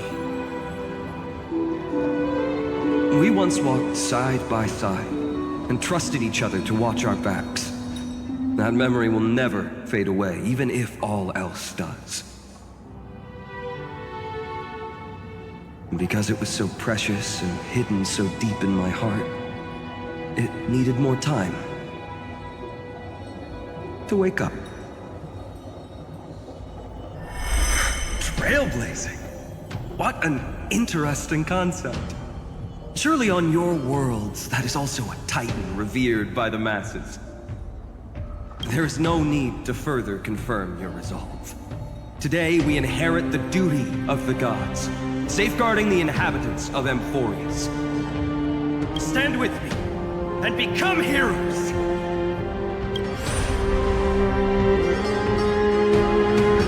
Did you hear that? Heroes! I have never forgotten the weight of that word. Even though I am no longer a hero, and the only thing remaining in me is the boundless flames of wrath. But lighting a fire can also illuminate the path ahead. Everyone I know is dead, and the world I dared to save has been torn to pieces. But there is still a group of heroes that I know. And they will bring the true tomorrow to Amphorius.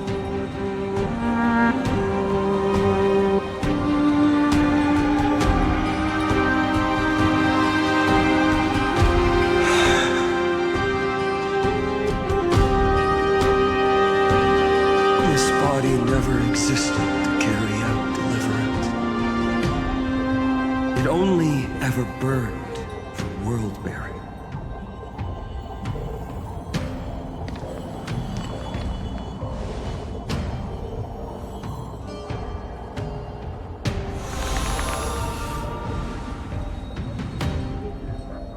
So, I'm going to head towards tomorrow first. Don't make me wait too long, Donna. Partner. Deal. What if we were born from the destruction? There is no need to question your heart. No need to crave victory. If I am born to be a vessel of sin, then I shall roar at evil and trailblaze a dawn for future generations to come.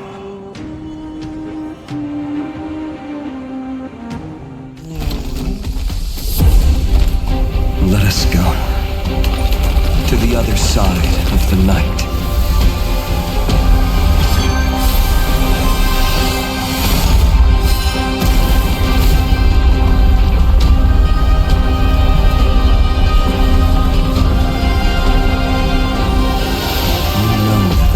There, and the blazing sun, destined to rise.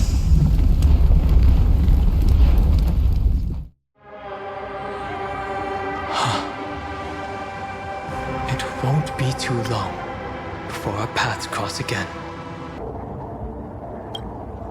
There is a ruckus coming from the Grove of Epiphany. It is time for you to set out, my lord. I have another notice for you. In this cycle, an eccentric demigod deviated from their flame-chased destiny. In a history known by none, Terravox, the Earth, fell. This matter has remained extremely mysterious, contradicting the extrapolations of 13 million cycles. I have reasons to suspect it also has something to do with Lady March 7th. As of now, clues that yield no conclusions are not important. Finan already pointed me in the right direction. Open the way.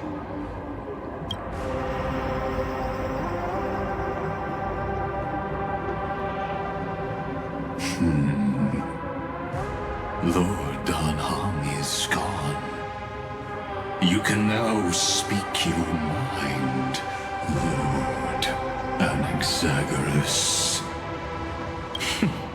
Thanks for the honor. And here I thought you weren't ever going to acknowledge your old friend. The Inspiration Circus recorded that you have led me up Dawn Cloud countless times. And the last time was right in the previous cycle. Oh, and Kefali even lowered their hand to welcome. Surely you didn't move into my head to browse such trivial content. But if that's the case, I wouldn't mind recalling some fun Dromus trivia for your pleasure. You seem pretty relaxed. Indeed. The experiment's variable will be eliminated by my enemy's very hands. A beautiful way to kill two birds with one stone, isn't it? You know very well that everything I said about that Remembrance Pathstrider was true. Both my hypothesis regarding her identity and my recommendations to Lord Don Han. Yes, I know. You haven't told a single lie so far. But I noticed your thoughts would generate a curious ripple whenever you mentioned her. It's almost like you were deliberately trying to hide something into the depths of your brain. Since you're talking in such a blunt way, I'm assuming you haven't actually found any concrete evidence. That is correct. Thanks to that mechanical body, you can control the boundaries of your thoughts, opting to only show partial truths. Pity that I still managed to grasp a shiver of fear that escaped your control, and I traced it upstream to discover one single word.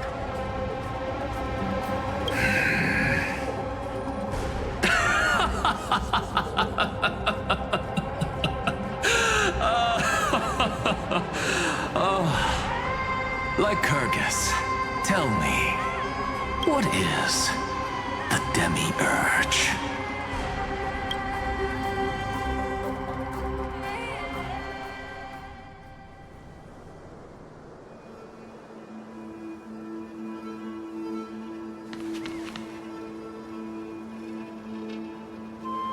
The grove. Even the branches and leaves of the sacred tree have been dyed gold. Finan gave his all for him. Now that the destruction has quelled the Memoria tide, it's time for me to go deeper into the grove.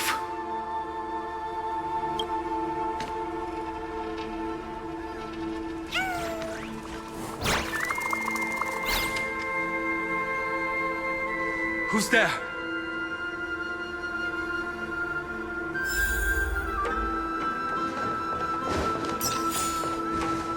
That fiery blaze engulfed the grove and woke all creatures from their slumber. And you, visitor from beyond the sky, you have no intention of listening to the cries of the earth. You are... Are you surprised? Demigods with golden blood are not solely limited to Kepali's children. Is it not natural that the offspring of Georios would take on their duty?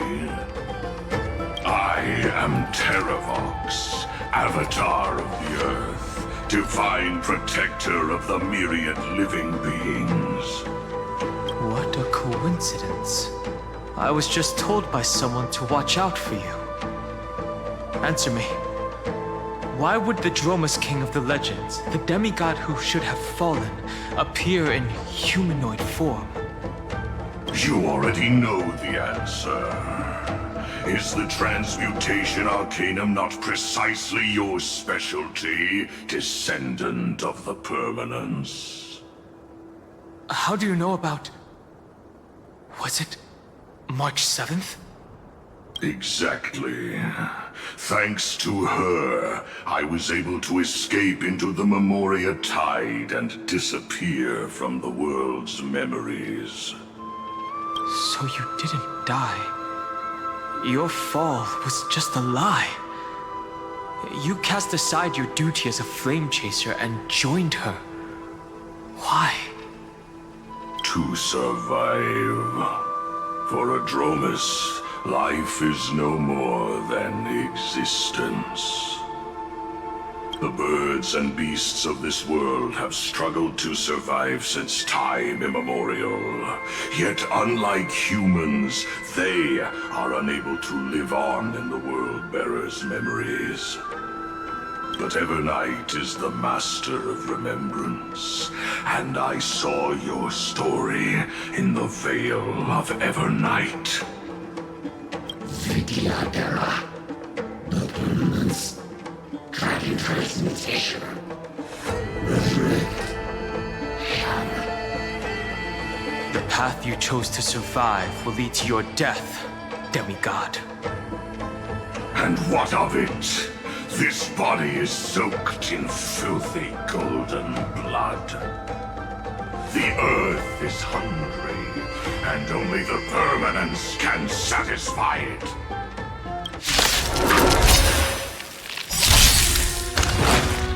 This madness seems exactly like Mara struck.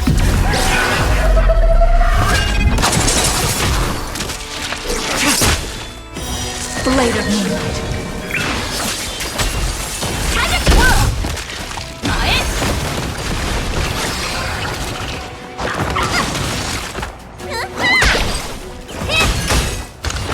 ski.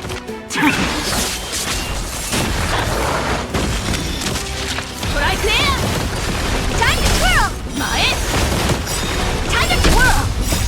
Good. Hyper.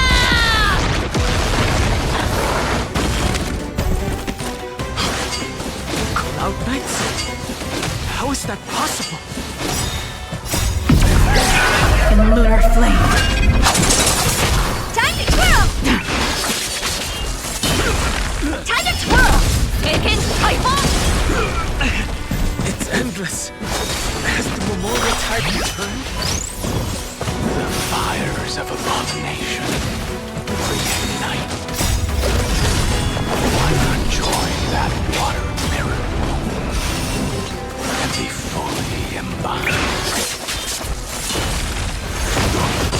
Time to twirl. Savor of a saint.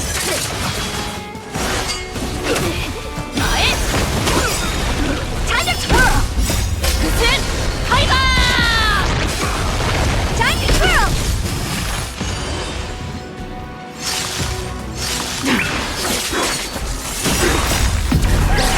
In lunar flame. A miracle. Try harder. What's in your prescription? Taken hyper. Time to twirl.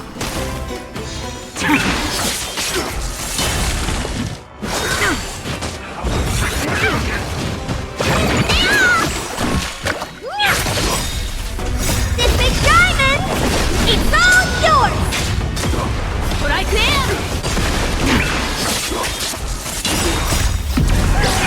In lunar flame. Savor of a saint.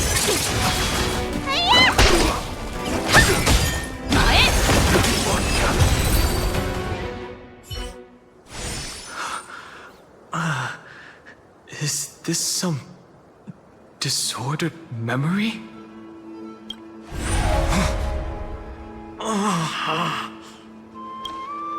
The mists of the past shall drift away. What? Scatter, fade, turn to foam.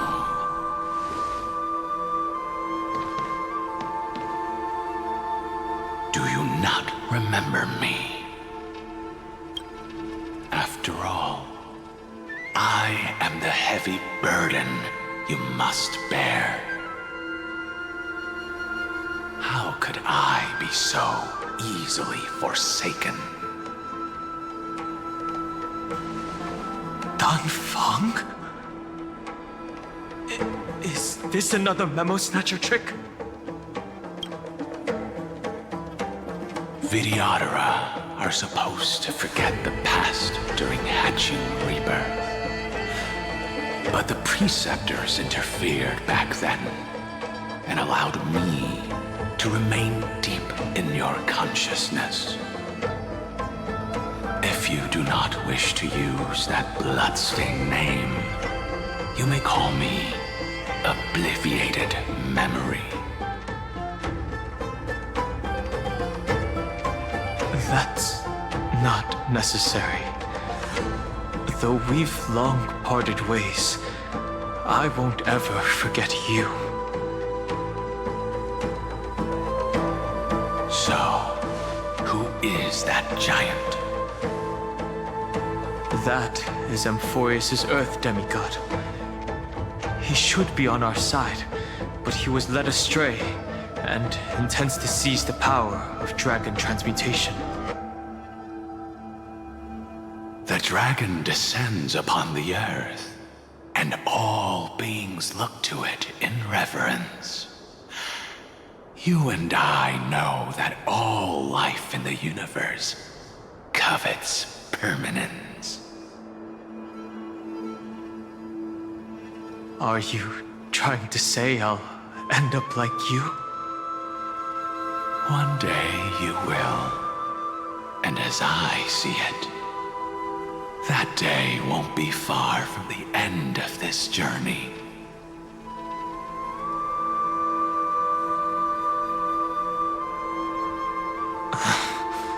Let's move on to another topic. I have no intention of passing judgment on Dan Feng, and I have even less desire to become entangled with him again. I only have one concern right now. Bringing my companions back safely. You can either help me deal with these abominations, or return to the shadows of memory. Dan Feng.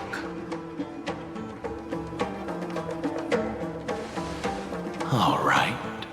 The filthy remnants of the Memoria Tide still run rampant.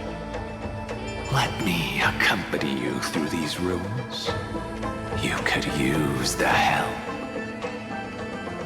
And presumably, that giant who craves the power of dragons won't just let things rest. Do as you please. I'm moving ahead.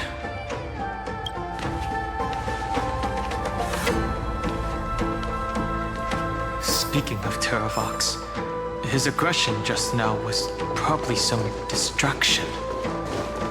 His madness is plain as day. I agree.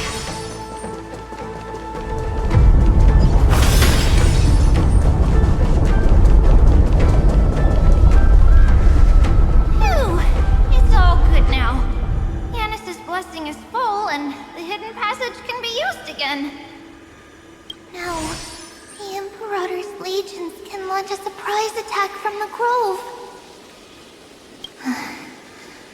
Who knows if Terravox will be able to succeed? Huh? Who is this warrior? Lady Tribios, I am Dan Heng, the Trailblazer's companion. Dan Heng? Nice to meet you. I didn't realize Little Gray had more companions in addition to Little Cyrene. There is no need to elaborate further. They are merely a collection of your memories, just like me. No. If they were my memories, they would recognize me. Dan Heng? Even though we don't know you, we'll still ask you to get somewhere safe. A terrible battle is about to break out here.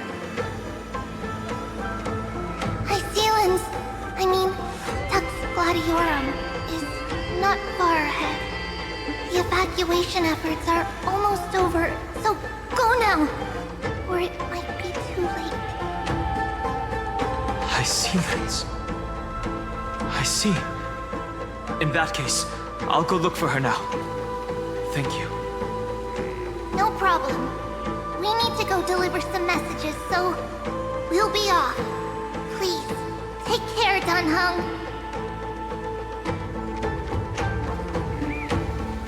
Memories crazed ramblings. What do you think? It's too early to reach a conclusion, but this memory is most definitely not mine. There are two possibilities. This memory either belongs to Terravox, or it belongs to him. The person you're desperately looking for. But the probability of the latter is very low. You should know better than I do. After that final battle, even the first genius couldn't determine where he went. Correct. But the conversation I just had gave me an idea.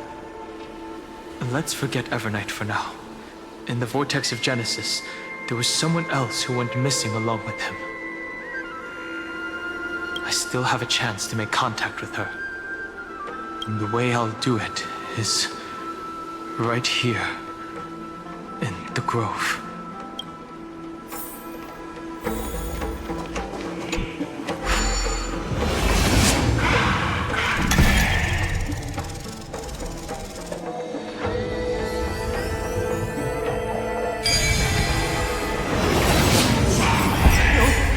Stay back!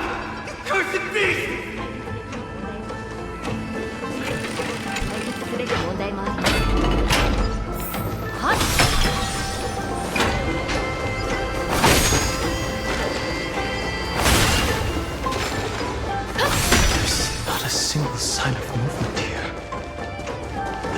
probably just the echoes of the Memoria tide.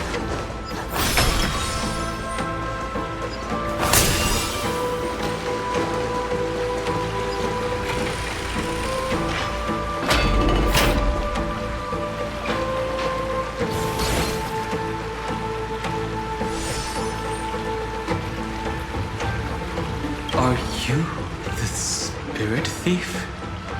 Bartolos? I see. Thank you for the advice. My Cloud Hymn magic will take it from here.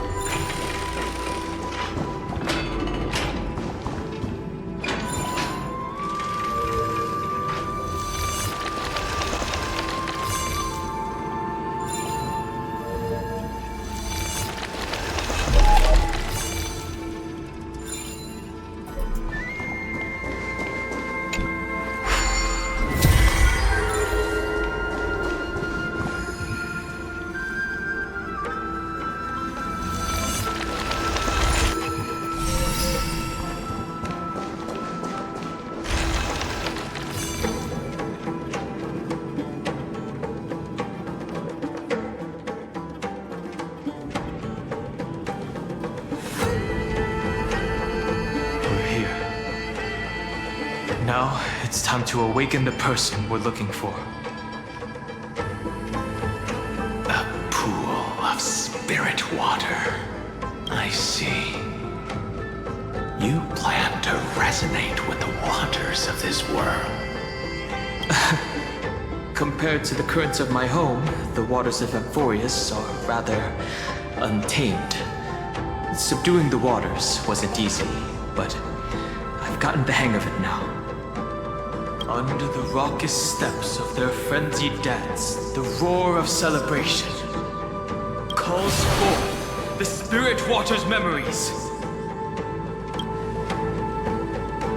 How incredible. There were still survivors in Amphorius. And this one even knows how to use the arts of water. Very good. It's nice to meet the ocean demigod, Lady High Sea Lens. A green dragonfish. Are you Dan Heng? I hope I've remembered your name correctly. Scale Gorge Waterscape is your home, isn't it? In Greyfry's memories, I saw you two standing side by side. That's fortunate. It means I won't have to introduce myself. I can get straight to the point. Tell me, where are Evernight and him? The stranger snatched away the deliverer right before my eyes. I commanded the waters to surge after them, but layered cliffs blocked the water's current. You must be careful. Earth has abandoned the Flame Chase mission. Though Terravox still lives, they are not an ally of the Trailblaze. That's no surprise. I've already exchanged blows with that mad demigod. I didn't think the worst would still come to pass. He also intends to get his hands on a dangerous power. As his comrade in arms, do you know what his goal is? Terravox has only ever cared for life born from this soil. If they covet powers from beyond the sky, I suppose it's out of the same care. Even so, their behavior is far too unusual. I presume they wouldn't have made such a drastic and irreversible decision if they had not exhausted all other means. But embracing the permanence may result in even more misfortune. While I admire that demigod's willpower, my position has not changed. It seems that if I want to find Evernight, I will have to confront Earth. Since my opponent has already turned into a vicious beast, what I do won't weigh on my conscience. Then allow my specter to accompany you, Lord Dan Heng. As the demigod who witnessed the end of this world, at least let me sing an elegy for my last comrade. That doesn't sound like something you would normally say. Huh? What I do won't weigh on my conscience. I can certainly guess what you mean by that. I will never hesitate for my companions. I am a nameless. And what I'm going to do is defend all the hopes that are on the verge of fading away. Then I misspoke. That is exactly how the guard of the Astral Express should act. If you please, Lady High Sea Lens. Hold on to this current, for it still carries the warmth of grace. Hopefully, it will lead us to the depths where our companion is hidden.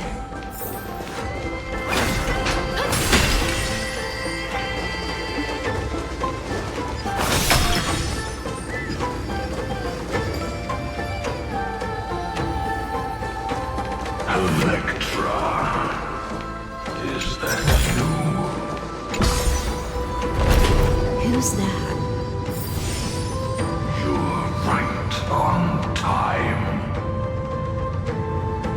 Let the ocean sink into the Memoria tide and become part of the sacrifice to resurrect the Earth.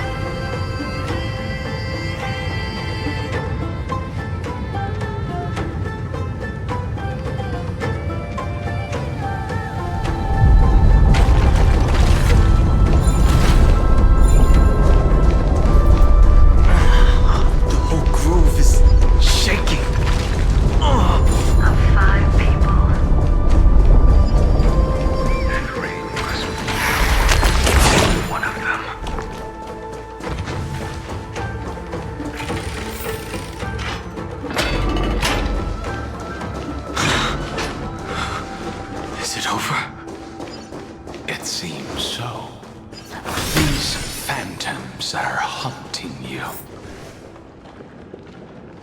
It's unusually quiet here compared to before. Don't let your guard down. The Memoria tide has become even more violent. Is that...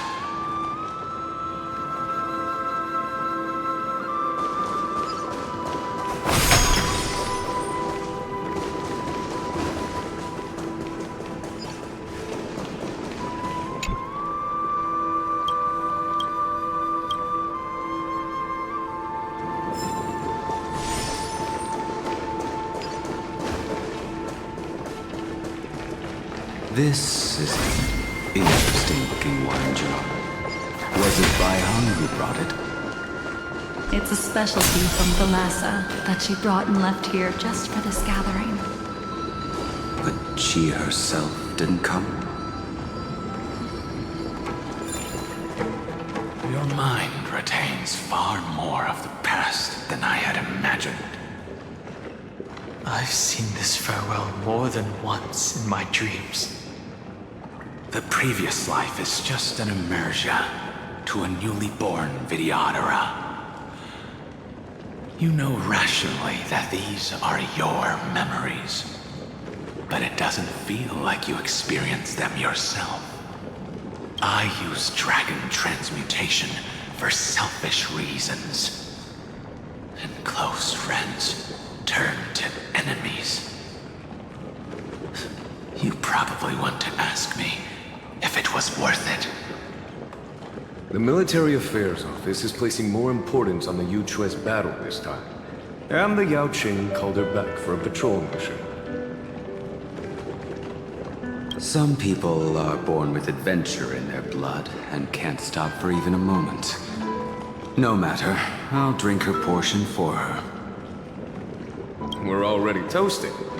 Why don't we wait for Dongfeng?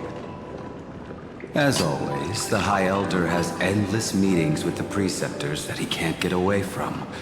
Let's not wait on him.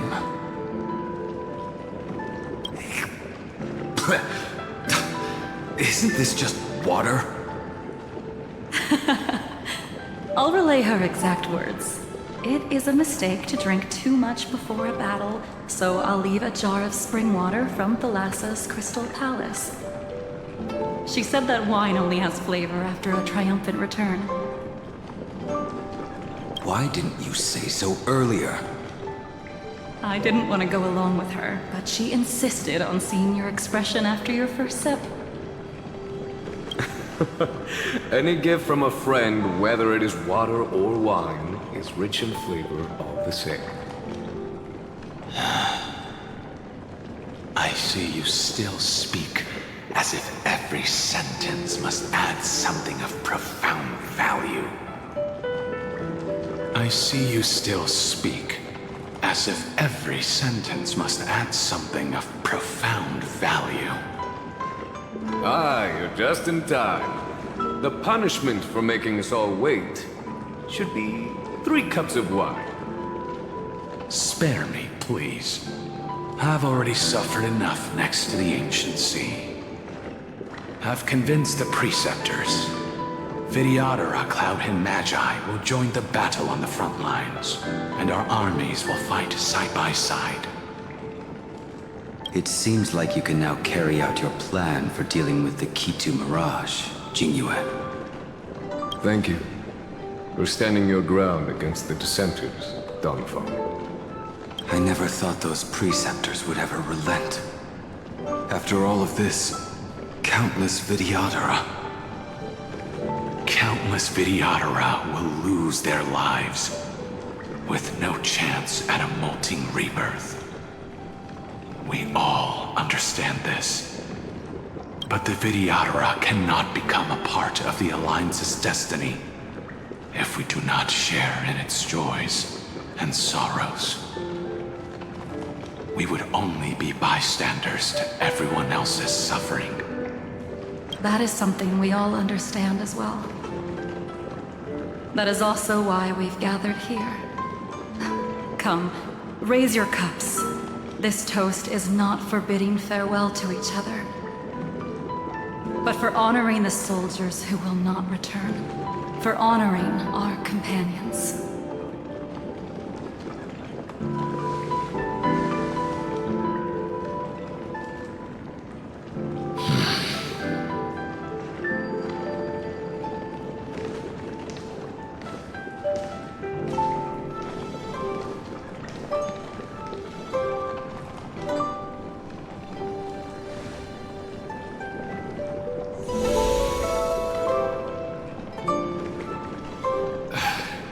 Apologies. My reckless plan must have put a lot of pressure on you. Nonsense. If our positions were flipped, you'd support me no matter how reckless my plan was. Right? Of course. But let's try not to be too reckless.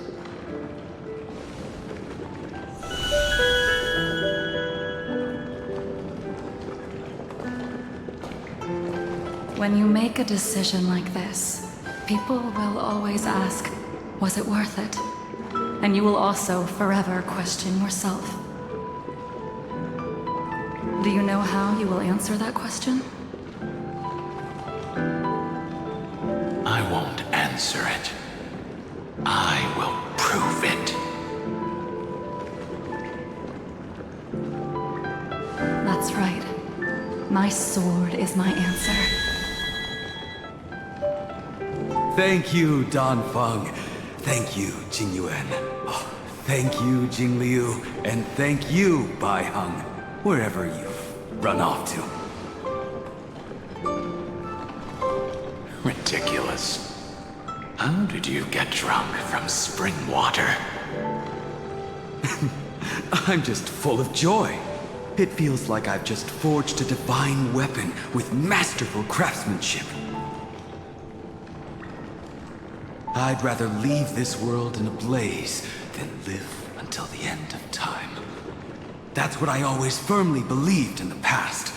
But I never truly felt like I was alive until I met all of you. Now, I wish more than anything that I could just live a bit longer. No, pretend I didn't say that.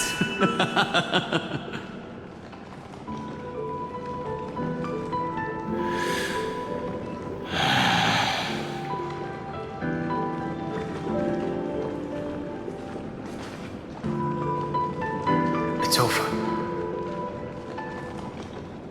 And you know exactly what happened to these 5 afterward. So, can you understand it now? After both he and March 7th have left you. Losing a dear friend with whom you've shared so much can never be considered a victory. It's a failure that torments you for the rest of your life. I could never accept that kind of fate. So you made a decision. I was the one who used the transmutation arcanum. I was the one who swore to bring Bai Heng back to life. And the one who brought everything past the point of no return. That was also me. Do you have any regrets, Dan Feng?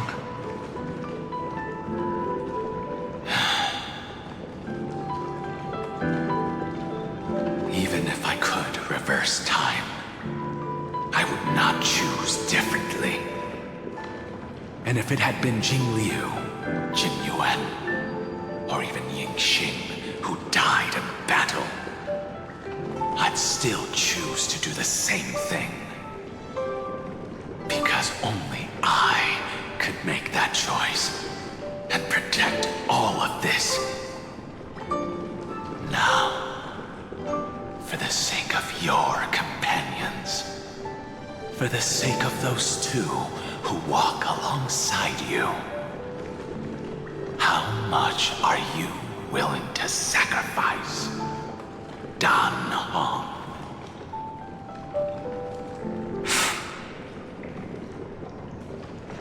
everything. Your answer does not surprise me. They are more than just my companions. They are the path I took that led me to where I am now. So they will also be beacons for when I am lost, leading me to the future until my next reincarnation. Then let me see how you'll carry out your convictions. Let's leave this place and go settle things with that mad demigod.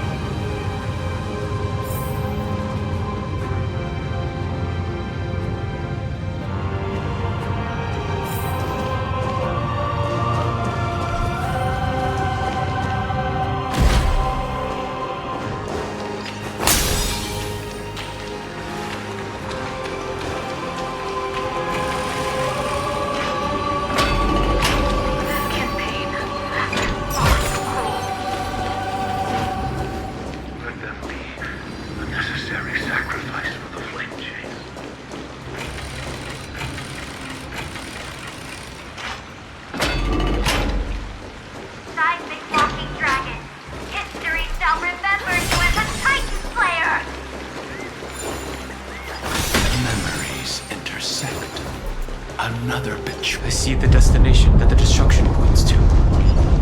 Golden blood is gurgling out.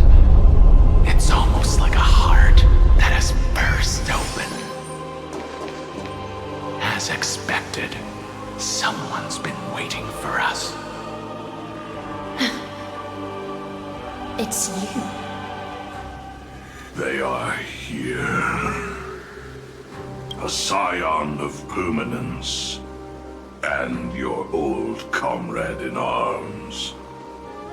Terravox, my old friend. Indulge yourself. Let this Memoria tide swallow everything. Be prepared for the worst, Lord Dunham. This mountain dweller must not be underestimated. Giacles the Mountain Breaker. Earth's Dromus Rider.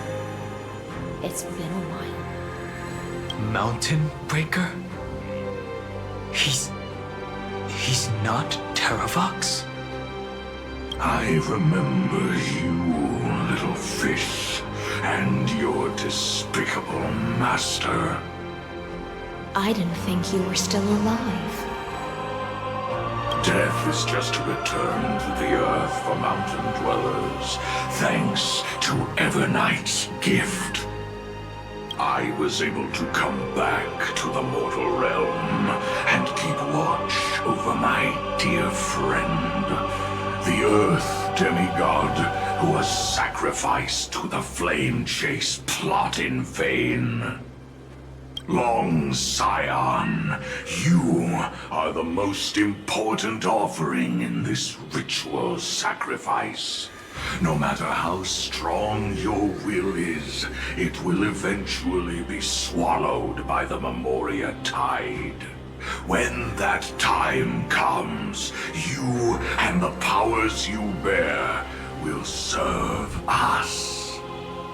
We will use the permanence to awaken the fallen giant dragon and give the Earth an everlasting body. I see. So you pretended to be Terravox in order to lead us here into a trap. If it weren't for the Imperator's tricks, the name Terravox would be shared between us anyway. They made the right choice for Amphorius's tomorrow. But the tomorrow you speak of only ever had a place for humans. What, my old friend? I will once again start a fire that burns away the chains that shackle us! Why don't you leave this to me, Lord Danha? Use that hidden passage to reach the opposite shore. Perhaps Greyfry's there, deeper inside. No. I will stay here. Mountain Breaker, hero of the Mountain Dwellers. If I do not stay here and triumph over him, he will die an ugly death in delusions of the permanence. That should not be his destiny. And for the vicious beast that insists on obstructing the Astral Express and threatening the fate of the world. We've stood on the precipice countless times along this journey, forced to make difficult choices in the face of disaster. But this time, it's my turn to put some pressure on this world. This feeling, this scene, all too similar.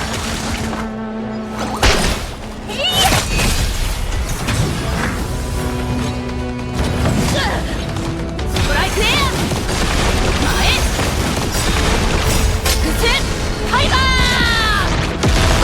Time to twirl!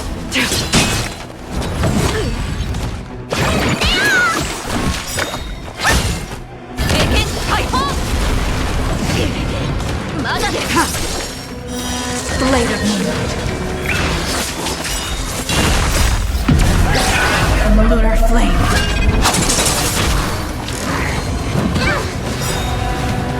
This big diamond is all yours! What's in your prescription?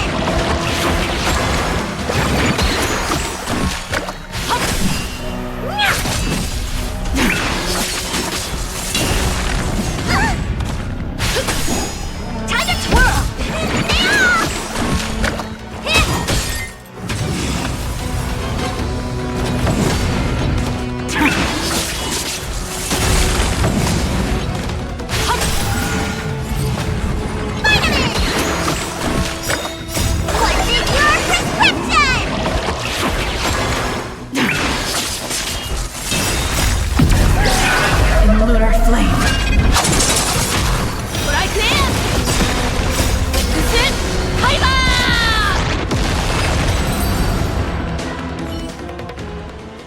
It's time to stop struggling, Geocles. Go to your death with dignity. Before that, tell me, what kind of deal did you make with Evernight? How was the Great Mountain Breaker reduced to this?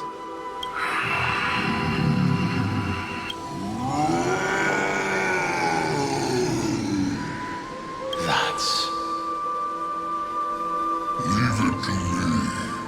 I'll recount the Earth's heaviest past and sever its deepest delusion.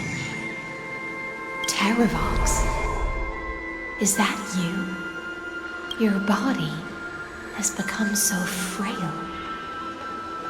Even mountain ranges grow old and eventually die. But I can hear the sound of blood still surging through your veins, fast and strong. I suppose you are the true Earth demigod. I am near my end, and the demigod title means nothing to me now. The being who stands here now is just the former comrade of the Mountain Breaker, and the traitor who abandoned him. Traitor? Terravox was once a member of Geocles' Dromus Legion. This force was famous for its skilled riders and their brave Dromuses. Terravox himself was the Dromus King, the giant dragon who swore their life to the Mountain Breaker. In the battle against Georios, the Imperator could not surmount this mountain, and thus had to break it from the inside. Terravox's betrayal was key to the Flame Chase Army's victory. The age of the gods was coming to an end. Living beings had adapted to the changes amidst the rifts of the earth, and now they had to learn to survive in the crevices of the epics. Someone had to watch over the earth, so I agreed to a deal. I would take the Titan's divine authority and sink into the cliffs, using my flesh and blood forged of stone to mend the land. But there was one betrayal I could never forget. The Mountain Breaker refused to believe that was my choice, even till his dying breath. Faced with having to surrender to the Imperator, he chose to die instead. So this is why you decided to conspire with Evernight. Time's strange visitor appeared before me. The great power from beyond the sky, called the Remembrance. It's incredible. Geocles was able to be reborn as a memo sprite. He mumbled about the times we fought side by side. Just like how all the lives this body carries speak to me. Evernight did not ask for much in return. She only wished for me to use the divine authority of Earth to hide her tracks. Since you're being so candid, does this mean you've given up resisting? Resistance. For a beast on the brink of death, what is the point of resistance? I see. 1,000 years have passed, and your mind has long since been shattered. This frail body bears the weight of all those I've betrayed. And now, my only wish is to rest with them in the unchanging past.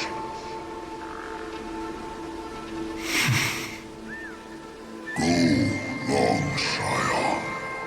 That fiery blaze is already burned through Earth's protection, revealing the secrets underneath. The deepest depths in Amphorius, the great tomb where all the past is buried.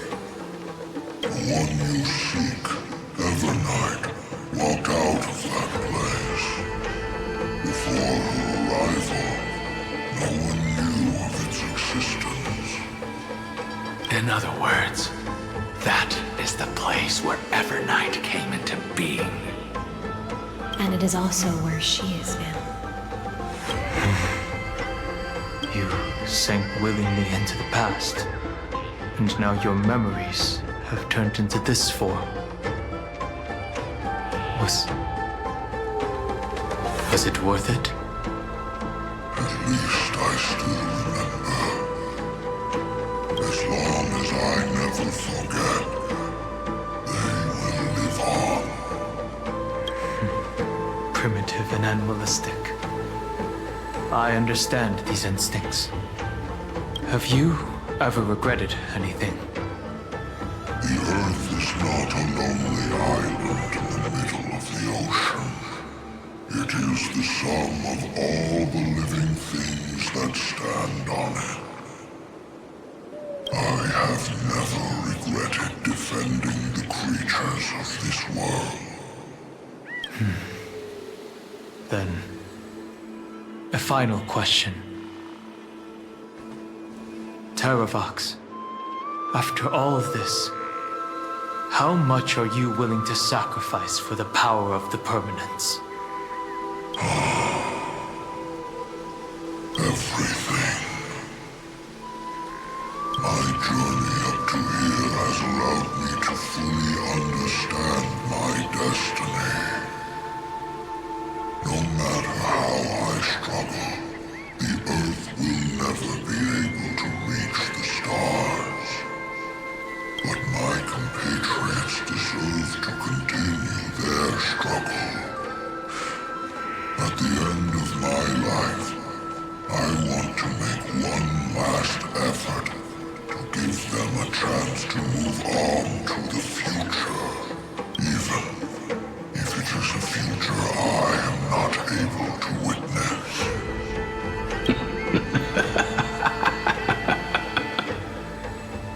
I understand. Then, join me in rebelling against this unjust fate once more. Even if the world collapses, the Earth must remain unshaken.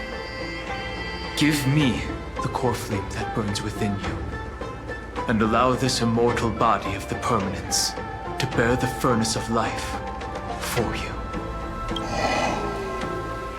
Long Scion, are you willing to bring them all into the new world? I won't give you empty promises. Allow me to answer your question from a different perspective. The permanence is the path that dragons trod, and eternity is life's deepest desire. If you entrust the Earth's living beings to me, they will live in symbiosis with the instincts in my blood. With this body as an ark, I will deliver them to tomorrow for you. That tomorrow won't be the end of Amphorius' west wind, but a vast and boundless sea of stars. A sea of stars. It's a future where all beings can trailblaze side by side, not a prison made for remembrance. In the veil of Evernight's memories, you've always been someone with reservations.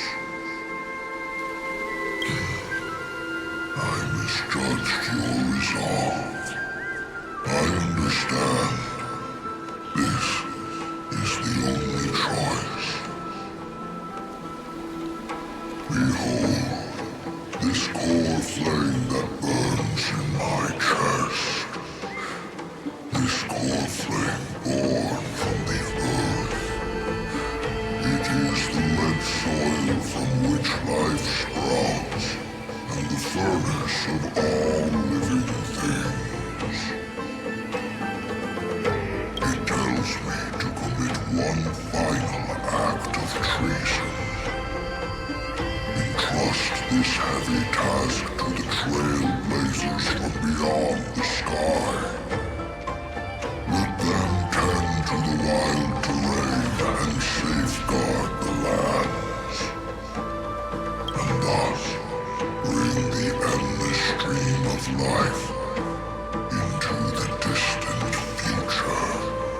promise you, Terravox. When I hand over the divine authority, this place will fall to pieces. Are you prepared to hold up the sacred tree if it falls? Of course. Then free what remains of my body, and let me give you this flame that turned away from the flame chase. I now relinquish my duty as a demigod. You shall dig your own grave and burn in the furnace of rebellion. I only hope that, after all this time, Father will take me back into their heart.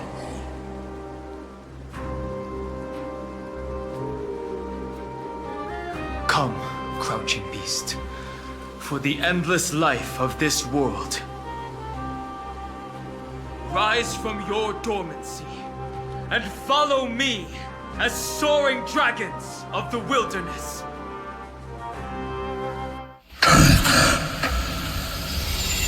My final rebellion.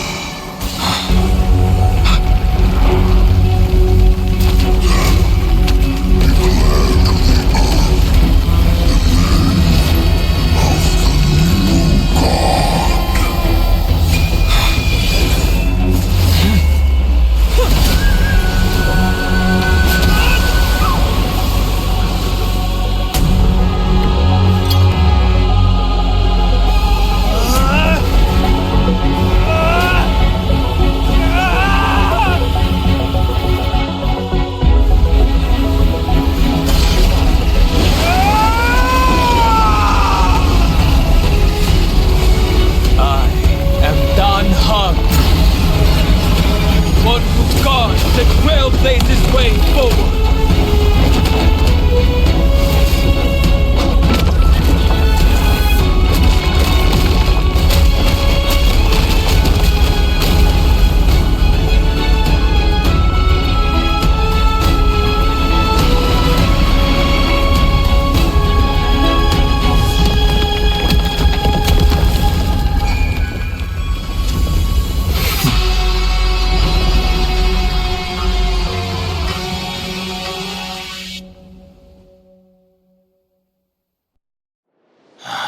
Fortunately, the worst did not come to pass.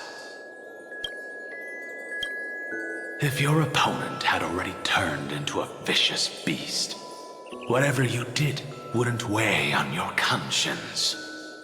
So what if that demigod had harbored ill intentions or vowed to fight to the death?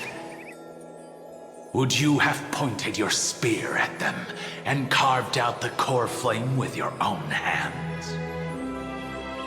There's no point in discussing what-ifs. Though, I'm glad it didn't come to that. Regardless, I will attempt to join this game and become a part of the Era Nova. This is the only way I can face my friends and this world with a clear conscience. Now that things are settled between us, it's time for you and I to say goodbye. Everything that I left behind has faded away at this point. Go and march toward your own permanence. As for how to tame it, I'll leave that to you. Thank you. We can't go back to the past and make better choices, but at least we can do better in the future. A dragon can only welcome new life by shedding away his old, scarred skin. For the first time in my life, I feel at ease. This burning core flame Is this what the destruction feels like? The light is unexpectedly warm. It's just like the fleeting moments when one wakes from a dream. Farewell, Danfeng. Now, it's time for me to set out once more. The final rebellion of Earth was to bestow trailblazing wings upon all living beings. For Terravox, this was probably the best possible ending. Behind that scar lies what they called the deepest depths. The rising steam tells me that Greyfry is in there. But right now, he's trapped in a bottomless whirlpool. Is Evernight with him? I'm afraid I can't tell. A scorching abyss. If I were to enter it alone, I'd almost certainly get lost. And Miss High Sealants, would you give me cover? I'll need to focus completely on what's ahead, and may not be able to pay attention to my surroundings. What are you planning to do? I'm going to continue where you left off. The stranger snatched away the deliverer right before my eyes. I commanded the waters to surge after them, but layered cliffs blocked the water's current. Times have changed. The cliffs are now in the palm of my hand. Then I believe it's worth a shot. It's just, without absolute resolve, you still won't be able to pass through that Memoria tide, much less save someone from it. The search for Greyfry might stretch on like an Evernight without end. Be careful. Wandering through time is no easy feat. Don't worry, Lady High Sealants. Just as you kept your lonely vigil in the depths for 1,000 years, my determination to find him is even more unshakable than the earth itself.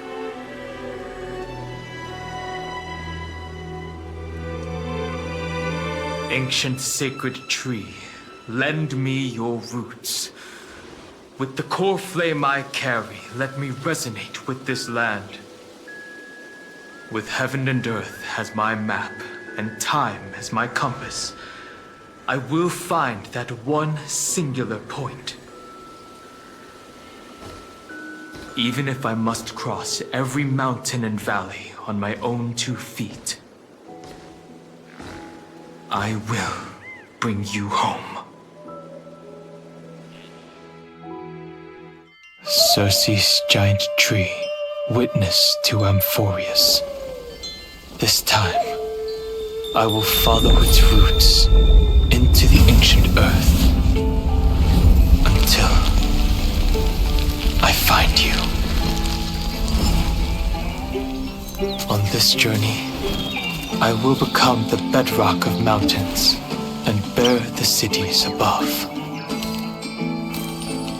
With the currents, I merge into the tide, crashing upon the land's jagged reefs.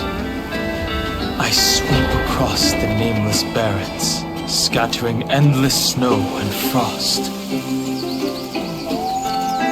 Entwined in the cycle of day and night, into the deepest depths of this world, I drift in the darkness that was before all else.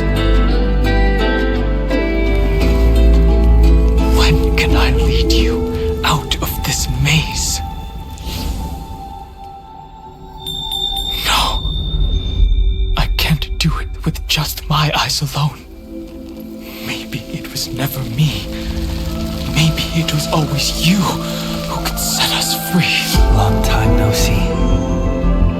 All right, let's settle this and keep moving. That's where we will find our answers. Hey, Danheng,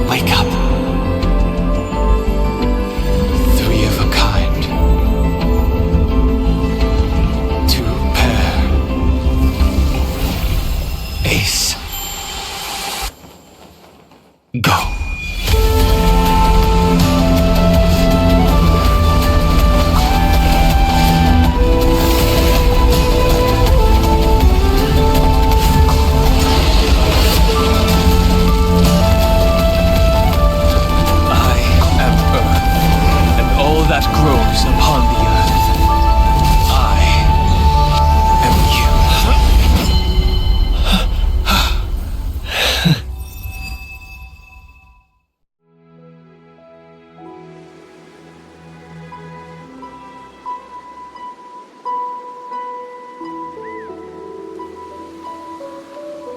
Finally.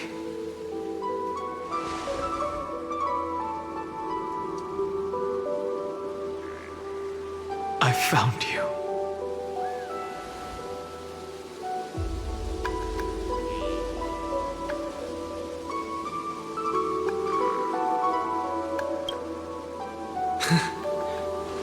Long time no see. Did you get taller? While you were trapped, I experienced a lot.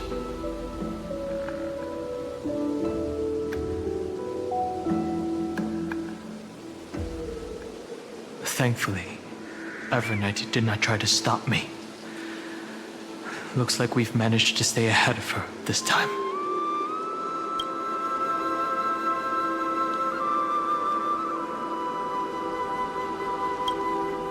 Rest assured, we won't abandon her. We'll all return to the Express together. No one will be left behind. You mean Mem? Sorry, I haven't seen her at all on this journey. Perhaps you were not the only one being held captive by Evernight.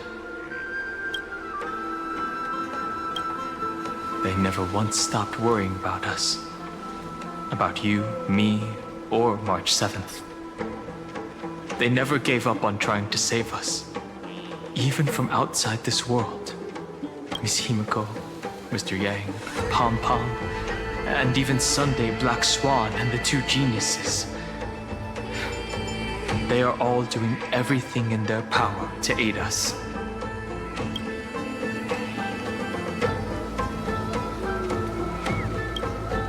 I understand. Her power shouldn't be underestimated. It was only when I personally stepped into the maze of time that it suddenly struck me. She and I had crossed paths once before. I'll only warn you once. Leave her body. Now. I feel like I've seen these floating black things somewhere before. I had an unexpected encounter with her when I left Amphorius. Perhaps to avoid exposing her whereabouts, she stripped that memory from my mind. That power called Oblivion. It's just like an emanator's. Oblivion.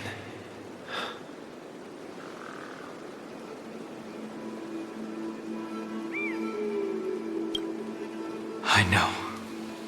But you still remember me and our companions, for now.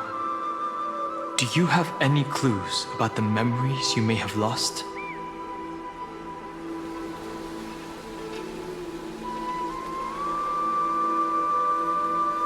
If I'm not mistaken, Evernight's plan is to make you forget Amphorius, including the Chrysosairs, who have journeyed with us up till now.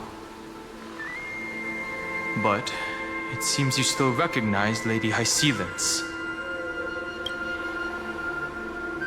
If I made that much of an impression on little Grey Fry, then I am naturally delighted. But I fear your escape from that power they call Oblivion is thanks to someone else.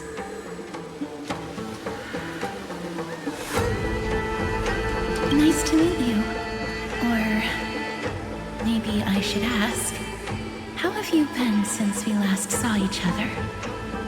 Along with you, this little butterfly fish's memory was also salvaged from the depths of that whirlpool.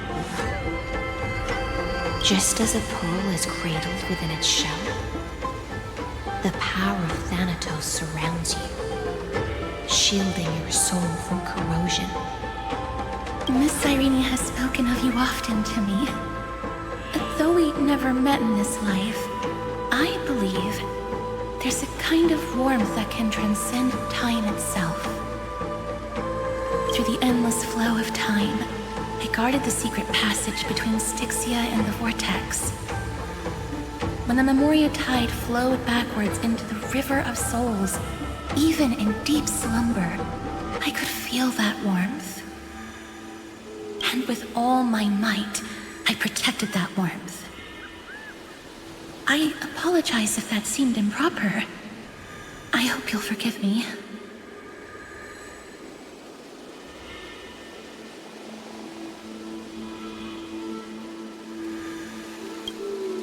She was just speaking metaphorically. This conversation feels familiar somehow.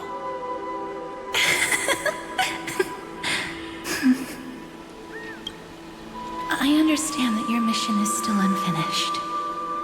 The path ahead is treacherous, and even though my body is bound to these dark currents, I'll do everything I can to watch over you both. The little butterfly fish is right. There is still a pair of eyes watching from the shadows, but we won't let them get anywhere near you. Go forth, golden dragonfish, and you, deliverer. Seek out your companion. Go forth and illuminate the lightless Evernight. I cannot thank you enough. Accept this promise from the Nameless. Amphorius will definitely write a brand new ending for itself. Of course. We'll write it together.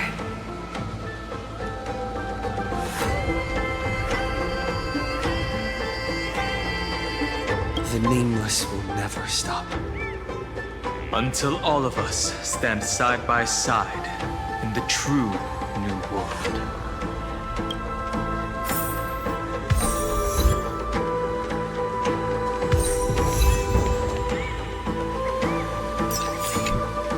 At the end of the sea of flowers, the souls of the living shall warm thy fingertips, and after an embrace, there shall be eternal separation.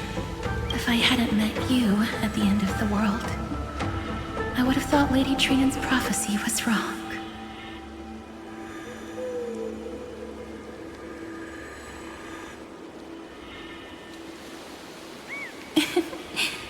As Lady Trinan used to say, fate is not the flowers that bloom at the end of the road, but where people tread beyond the gate.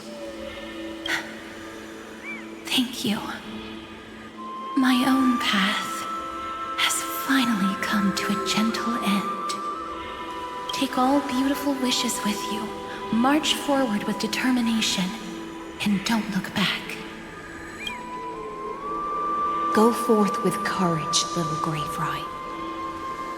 My ocean currents will guard your arrival, and my songs will accompany your journey ahead.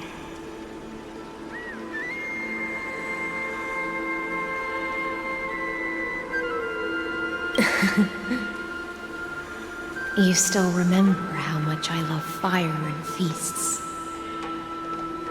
All right then. It's a promise. Go find your companion and see your journey through. I'll raise a glass while I await your triumphant return. And then, when we reunite in the ocean at the boundaries of this world, let me play a song for you beneath the glow of fire.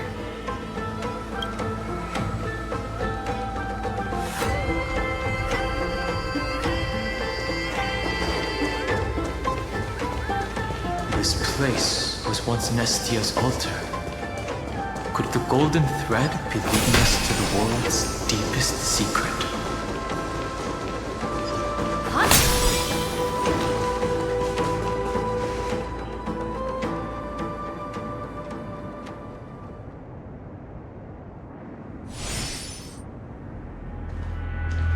Is this a symbol in the shape of Amphorius?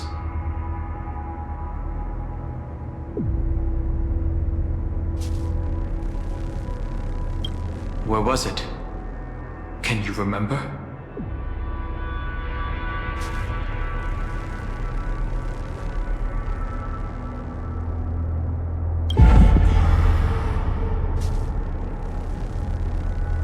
That doesn't make sense. How could a world enclosed within the scepter have a way of knowing what it looks like from outer space? Unless the mural isn't a drawing of Amphorius, but rather someone saw the mural and shaped the world in its image. Could that someone be Xandar? No. His concession proves that this place where Evernight is hiding must be a blind spot of the experiment. I'm afraid not even Xandar knows about the existence of this great tomb, or the secrets buried within it.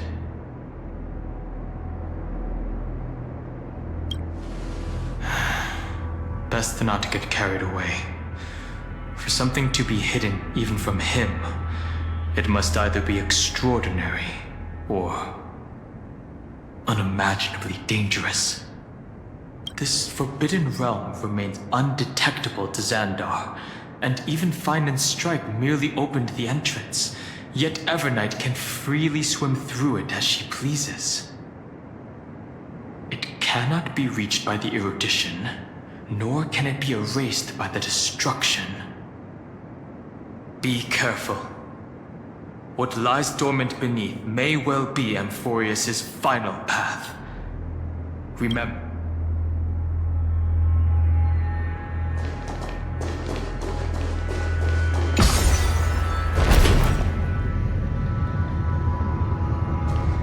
It's endless. It feels like we're plunging into an abyss.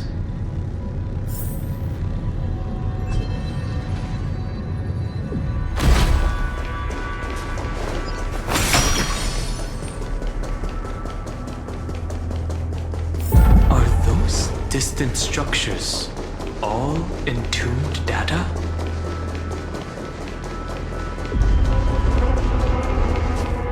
The whirlpool of remembrance. Bottomless and unfathomable. Behind this mist must be Evernight's domain. Ready? Once we step inside, I'm afraid there'll be no turning back. March 7th is surely waiting to see us again.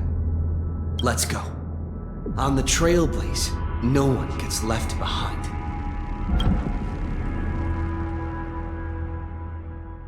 This maze is full of memory loss. Your voice sounds different from usual. I only hear a hint of curiosity. The rest is all fear. Beautiful Memo Keeper. I know exactly where that fear comes from. The Evernight is a mimetic entity's natural nemesis. They will swallow you whole with just a flick of my pinky finger. I am the Garden's enemy. I have never denied that fact. I have to say, Miss Evernight, you've certainly got a unique way of protecting people. At least she's still willing to talk. Is it because I disobeyed the Garden's rules? Maybe I still have a chance. No. I don't think you do. It's not very elegant to spy on someone's thoughts, you know? Well, before you get rid of this beautiful Memo Keeper, the least you could do is answer some of my questions. Why should I do that? So you can buy more time and send a message to your companions? And here I thought you were already watching my companions' every move. I am. Earth's stirrings have ceased. They have defeated Terravox and are heading here as we speak. Don't tell me that's part of your plan, too. It's not. But I'll make good use of it. fighting alone against an entire world, even I might miss something. But I know how to adapt to the circumstances. Just like right now. How I've decided to let you go. I like you, little bird. Your longing for memories remains pure. Unlike those memo snatchers. Your most precious quality is how you've yet to be tainted by the garden's dark side. I'll take that as a compliment. But I still don't understand why you've kidnapped me here. Well, seeing is believing. So, why don't we take a stroll together? This ruin buried deep underground is called the Kernel, in the language of erudition. But I gave it a friendlier name. The Heart of Amphorius. The great tomb of the Nameless Titan. The Nameless Titan? You'll see with your own eyes just how important the remembrance has been in this world, and how we will stir up the waves of oblivion to douse an eon's ambition. You've been hiding here all this time. That's right. Curious about how I discovered this place? It's not actually all that complicated. The road we just walked was the beginning of March 7th's journey in Amphorius. The beginning? Do you still remember how 3 paths are said to intertwine in Amphorius? That 3 entities, each comparable to an emanator, left their marks in this world. There's Xandar, Iron Tomb, and... That's right. To this day, there have been no signs of the entity corresponding to the remembrance. The Garden of Recollection was curious about that too. So the Memo Snatchers spent an unimaginably long time chiseling out a tiny channel to peek into this world. But there was always a power in the memory zone that kept them out. And when March 7th's consciousness was seized, it was a ripple of the remembrance that protected her and sent her in here. Can I assume then that this hypothetical emanator of remembrance was consistently protecting this world from the Garden's eyes until the Astral Express arrived? That's correct. You're a smart one. But why? Go see for yourself, little bird. The memories contain everything. This gate is really impressive. These are March 7th's memories.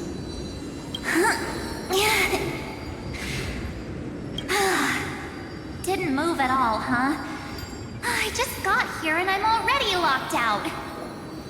A journey of 1,000 miles stopped at the door? That's terrible! Is she stuck? Keep watching. The fun stuff is just ahead. Warning. Object does not have access permission. What? Did I touch something I shouldn't have? Execute formatting protocol. What's going on? Formatting? Warning. Illegal operations detected. Warning. Illegal operations detected. Hey! Don't just activate like that! How do I stop this thing? Warning. Warning. Warning. Operation authorized. Protocol name. Back. Huh? Finally, it stopped. Wait. Did you just mention his name? He's barely spent any time in Amphorius and he's already famous?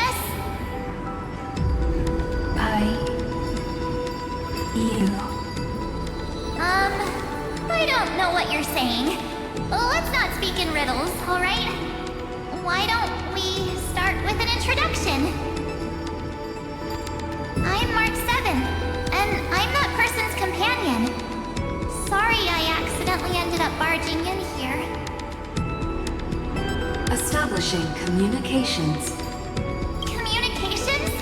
Oh, does this mean I finally get to talk to someone real? I really need outside help right now. Channel established. Proceeding to encapsulate. Whoa, wait. What? Encapsulate? Encapsulate me? Encapsulation complete. Initiating transmission. Transmission destination. Recurrence number 335503336. Huh? What's going on? My body! The memory stopped so suddenly. She was already lying in the abyss of fate the next time she woke up. And Orynyx was calling her mother. Mother? Maybe that's just how the Titan calls all Remembrance Pathstriders. Like how they call Thule Skyfather. So March 7th had already brushed against the inner workings of this world at the beginning of her journey. That warning in her memories must have been the Scepter's safety protocol. But why did it mention the Trailblazer? March 7th should have entered Amphorius long before he and Dan Heng did. An inexplicable contradiction, isn't it? Let's put that aside for now. The protocol didn't kill March 7th. Instead, it threw her deep into extrapolations. Over the next 97 days, the two of us, trailblazed through Amphorius as mimetic entities as she evaded the Administrator's pursuit. It must have been a difficult and lonely journey for her. Yes. No one could see March 7th. She didn't belong to Amphorius's memories, so she could only watch this world from the sidelines, like a transparent shadow. Then when did you appear? On the day that she ran out of options. March 7th tried so many things to help her companions, but the only outcome of her efforts was a few Amphorian folktales. In the end, she had only one option left. Just as she wished, I erased everything using the power of oblivion. Then I protected him and Dan Heng, and made sure that they were spared from the Memo Snatcher's clutches when they broke through the seal. And you've been hiding in the shadows ever since, while manipulating time and colluding with Earth, all the way till now. A journey of 1,000 miles starts with a single step. The story of the Remembrance has just begun. Why don't we step into it together? As someone qualified to walk with me, you can now take in all the secrets behind this door. And witness how, in a blank space of time, another futile journey across 30 million lifetimes was forgotten by this world. I thought Evernight would have done something to stop us, but it's been smooth sailing the whole way through.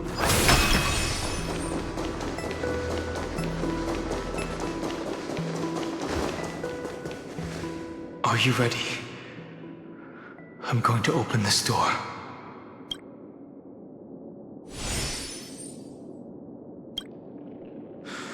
Three, 2, 1. Warning. Object does not have access permission.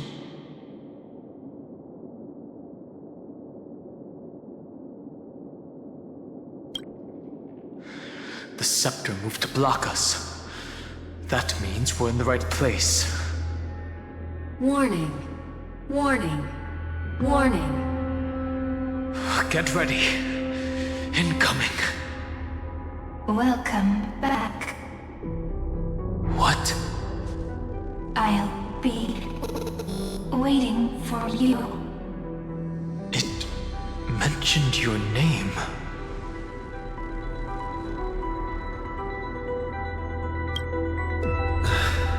Also, I'm getting a feeling of deja vu. Like the first time I opened as I've written. Thankfully, Evernight didn't take that book. Let's try using it. Operation authorized. Protocol name. The seal's gone. Didn't think this book would have a use here.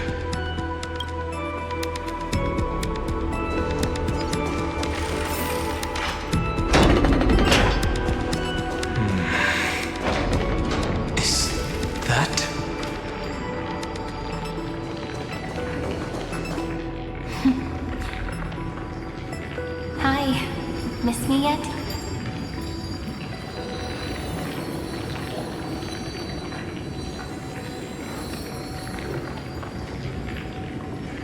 I'm just messing with you. This is the first time I have met you. Executing protocol. Format object. Formatting progress. 0.015%. And it looks like it'll also be the last. Something's wrong. She's not talking to us. She's not the mem you know. Could she be a Cyrene from the past? Formatting progress. 23.815%. Since we don't have all day, let's get started, shall we? As always, I'll read this book to you. That way it won't just be Cyrene's memories alone. Formatting progress. 45.147%. Where should I start this time? Let me see. There. Shall we start with the meeting between the Helcolithist sage Midamos and the King's Aegis Anaxa? Formatting complete. What? Did you hear that? She just said...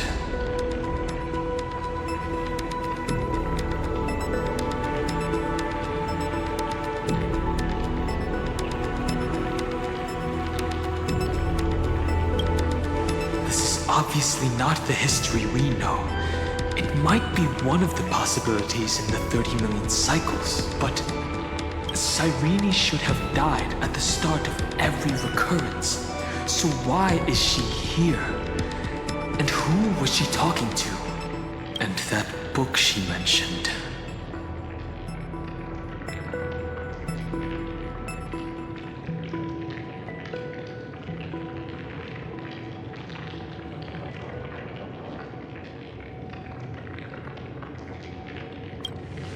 That's very likely.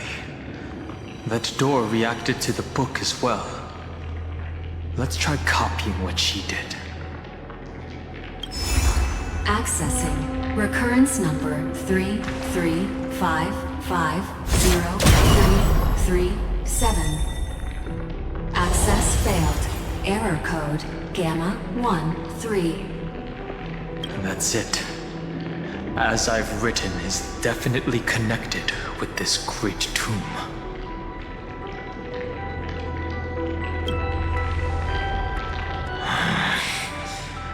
12 chapters in As I've Written, corresponding to the 12 demigods. Maybe the Nameless Recollections match these runes. Let's try linking them first.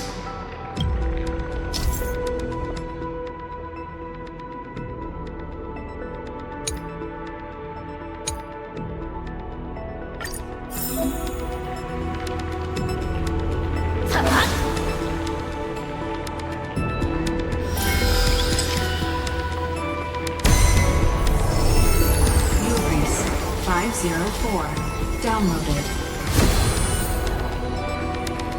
As expected, the data stream flew into the crystal in the middle. It's absorbing the memories in the book in this manner.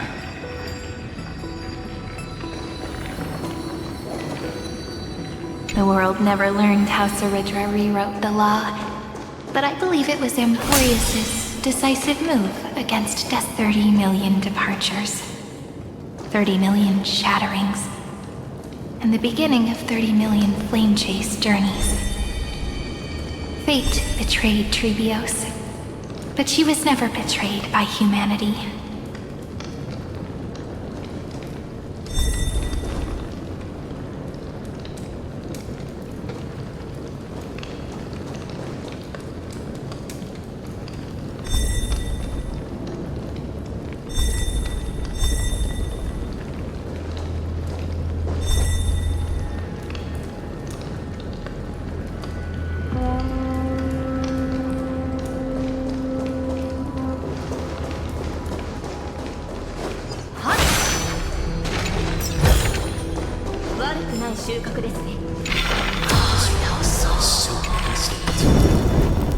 What exactly is it?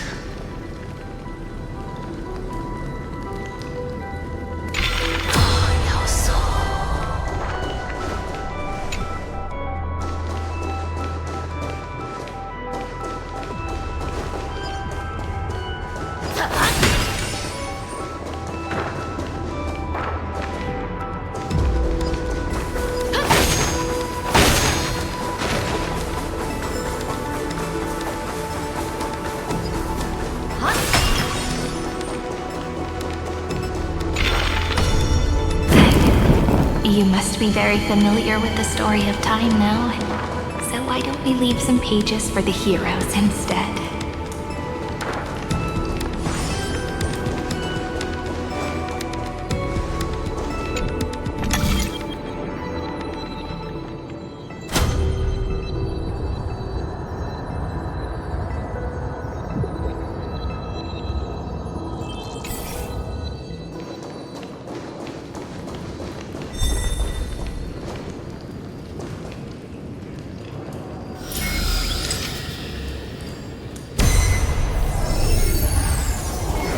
Udea 093.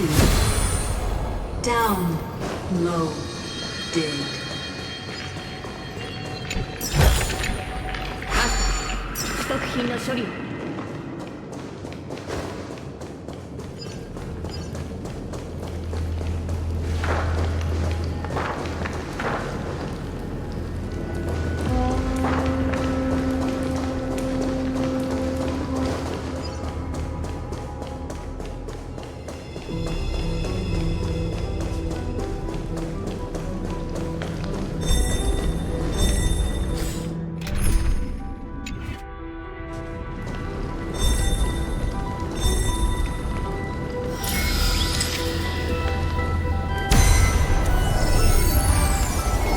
Uplotis 405.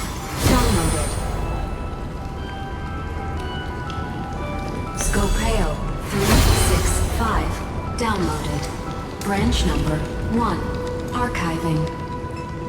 Object recurrence number 335503337. Progress 13.131%. There's a notch in the terminal that's just the right size for this book. Branch number 1. Archived. Encapsulating encryption key.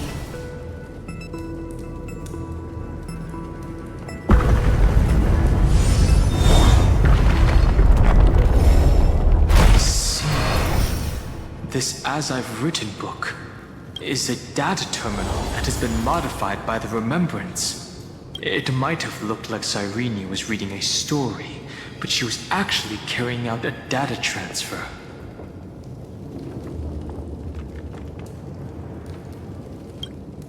Right. That's a more direct way to think about it. No wonder these facilities are reacting to it. This book is a key, but Cyrene could never have known about the truth regarding the scepter. So where did she get this key?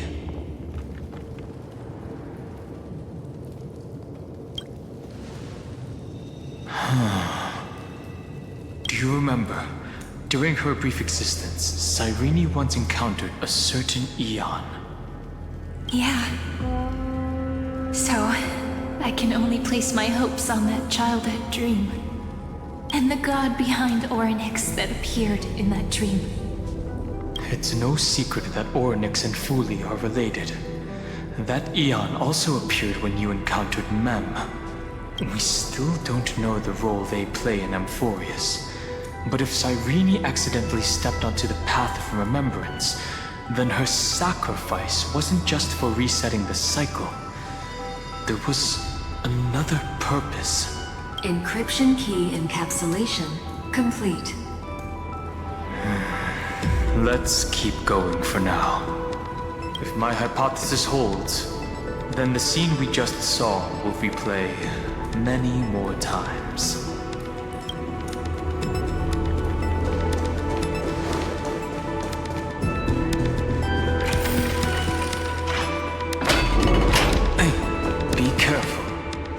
Evernight's eyes are everywhere. Don't get too far from me. The chronocognitive anchor will protect us.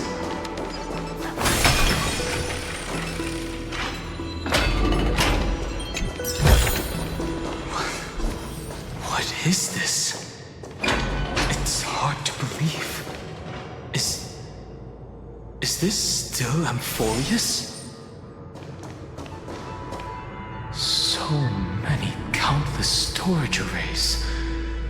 This would even rival the cyber prison of Inupis. Look, what a magnificent sight.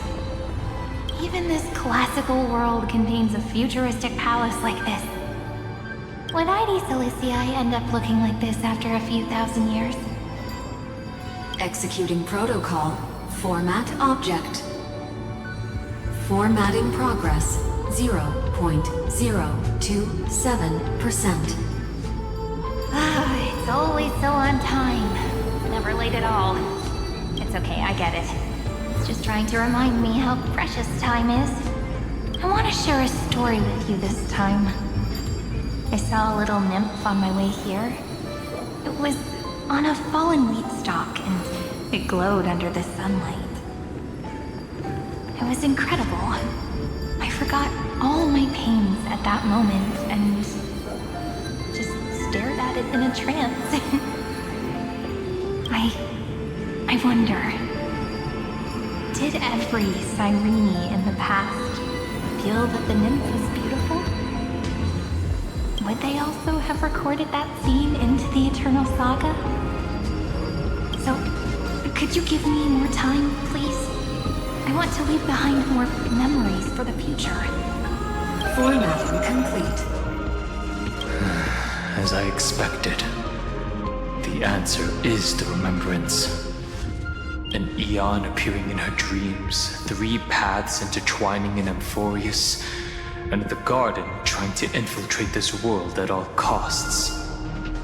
I have reasons to suspect that Fuli's gaze once swept over this world before the scepter completely fell into destruction, and that Cyrene basked in that divine gaze.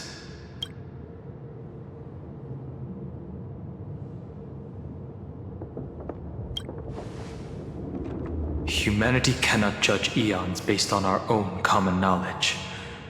The Remembrance has always been an observer of the universe, ever since their birth.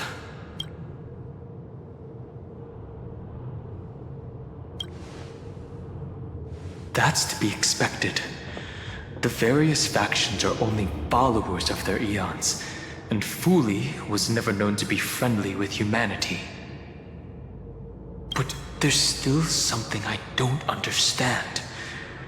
According to Black Swan, the garden is internally fractured, and there is a party that craves the memory of an eon's fall.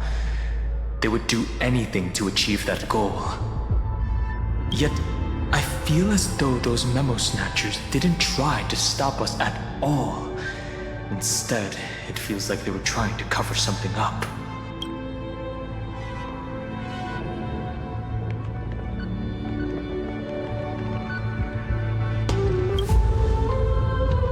Most of the time, a gaze is simply a natural phenomenon, though some Pathstriders regard it as a supreme honor. An emanator, however, must possess power granted by an eon's blessing. I know what you're thinking. That theoretical emanator of remembrance remains a mystery. But now, I'm leaning towards the idea that what the garden's mirror reflected was a kind of miracle that Fuli left behind.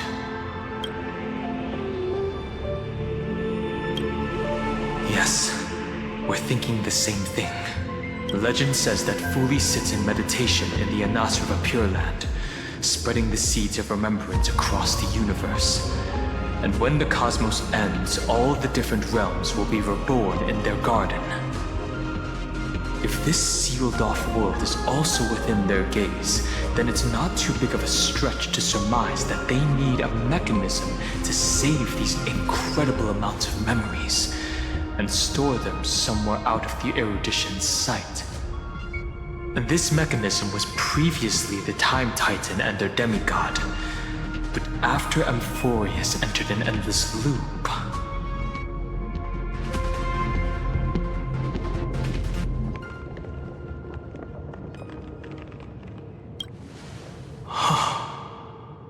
it's that ceremonial blade. Now, I can say with certainty, time is the page on which that eon records Amphorius. If it fades from existence, and all that it records is lost among the stars, that eon will surely direct their gaze here. And it will be a glance that spans time and space, transforming each incarnation of me into the power you shall wield to reset time, imbuing my soul into this ceremonial blade, and creating an endless flame-chase journey. The ceremonial blade killed Cyrene at the start of every recurrence, and at the end of every journey, Cyrene's soul took the extrapolated memories stored within the blade and buried them in this great tomb. That's how the memories of Amphorius transcended the loop and were continuously stored, while the scepter had to revert its progress over and over again because of loss in its logic. Fuli's blessing will not disappear as long as this process keeps going. I knew their gaze never left. As long as I record every page of this story and tell it to you, Amphorius won't be forgotten. Cyrene encountered the Eon's gaze and regarded them as the hope to continue her world. That's why she offered them memories over and over, even if she had to turn herself into nothingness every time. As to why she insisted on keeping her human form and offering the memories through reading a story, it might have been the only way for her to maintain her sense of humanity and leave her mark in this world, even though everything was just her wishful thinking.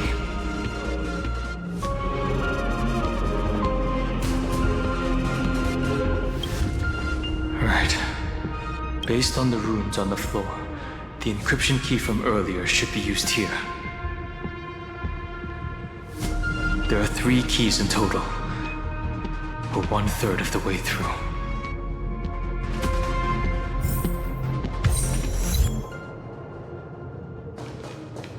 The I'll leave it to you. never say anything, but I know you're listening. Every story I've told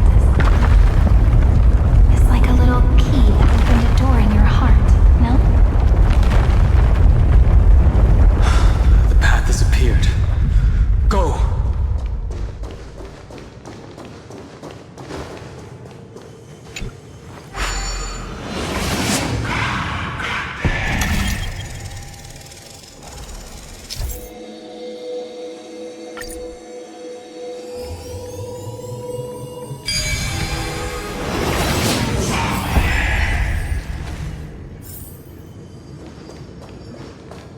Then, the sky sent down rainbows and showed the world a gentle smile. Formatting progress 93.998%. Looks like it's time to say goodbye again. Before I was even aware of it, this book had already recorded too many emotions. Every page has become so heavy. I've started to feel uneasy whenever I take it into my hands. Where did the very first ripples want these memories to be sent to? Formatting progress 94.423%. How many times has it been? It faithfully fulfills its duty, activating and formatting. Never changing, like the fate of the flame chase in every cycle. If I can only write the same ending every time I lift my pen, then is this weighty saga just an overly naive dream? Formatting progress 96.024%. Process error. Analyzing. Process error.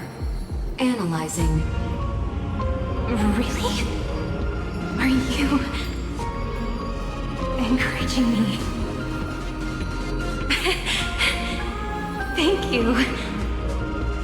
I'm sorry for making you see this embarrassing side of me.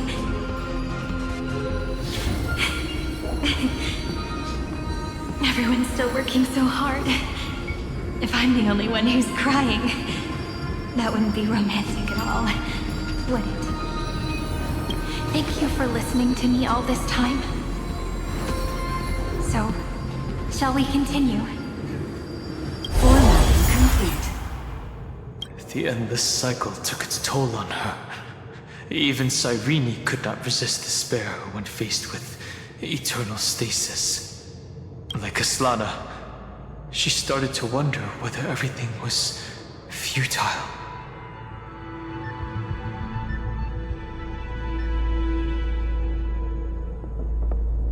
I thought it was an Eon at first, but the way she talked, it didn't sound like praying to a god at all. Maybe she's talking to her imagination? A hero within? But that wouldn't explain the process error. No matter who that listener is, Cyrene's storytelling is just a data stream for the scepter. Maybe, she thought, as long as she kept tossing drift bottles into the distance, someone was bound to pick one up someday.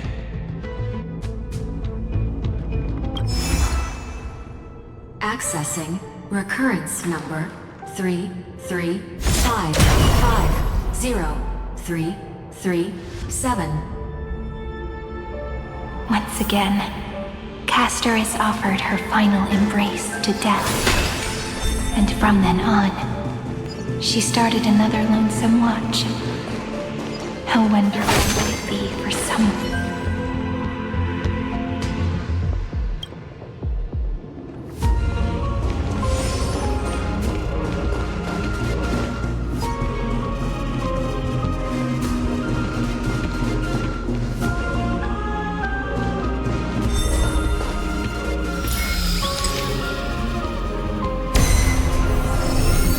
Epiikia 216 downloaded.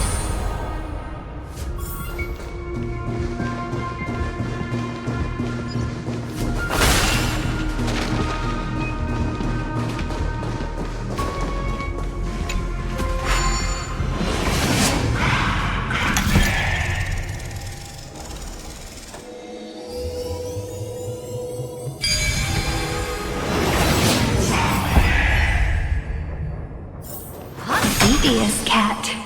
The trickery that fooled the entire world. No matter how her identity changes, she will always end up being a pillar that stands tall for the holy city for 1,000. The hand of Zagreus. Seems like we'll need it here.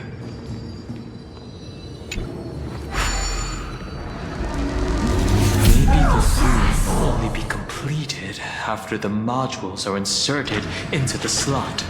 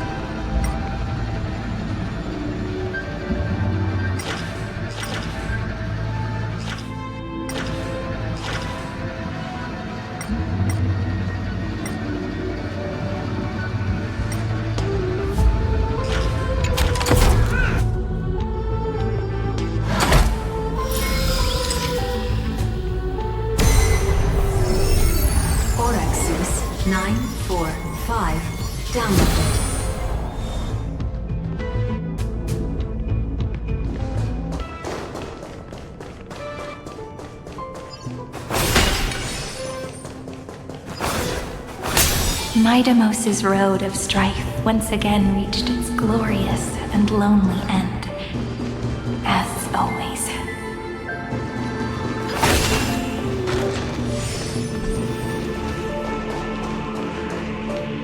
Access denied.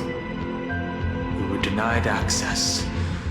Memories about strife are always so defiant and resistant. A fight is unavoidable. Come. Warning. Illegal operations detected. Warning. Illegal operations detected. This big diamond is all yours!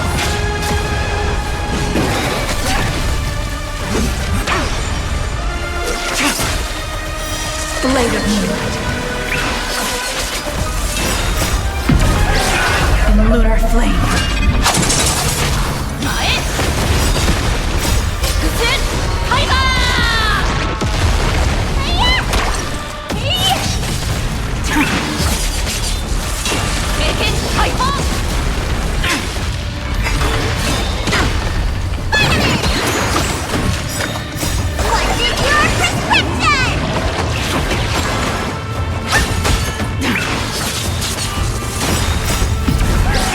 In lunar flame.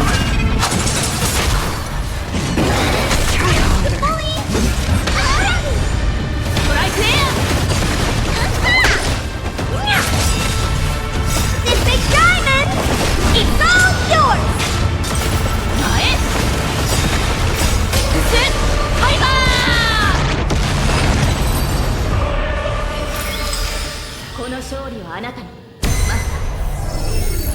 Polymus 600. Don Eleos 252. Downloaded. Branch number 2. Archiving. Object recurrence number 335503337. Progress 31.313%. Nice. Let's go encapsulate the encryption key. Branch number 2 archived. Encapsulating encryption key. I've been wondering, could all the memories we've encountered on the way be Evernight's traps? She still hasn't shown herself. That's very suspicious. But I can't think of a good reason for her to do that. I can only surmise that she's either still waiting, or someone's holding her back.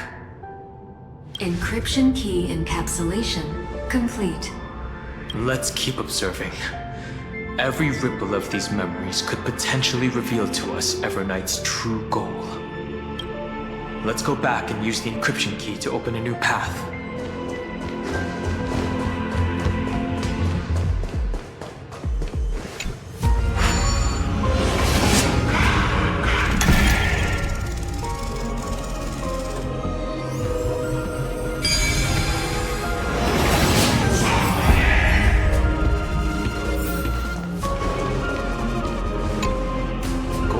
the encryption key, just like last time.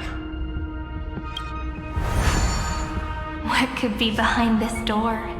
Glittering crystals? Or a beautiful world I've never seen before? If I tell you all the stories of tomorrow, will I be able to finally welcome the Deliverer and Emphorius' dawn in the next life? The third encryption key belongs to the ocean. Let's get going.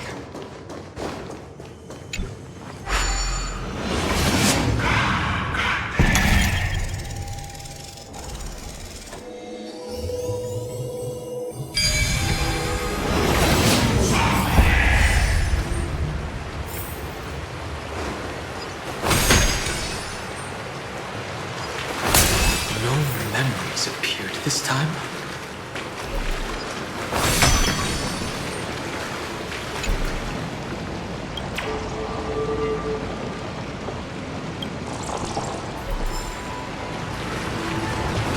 It's a huge fan.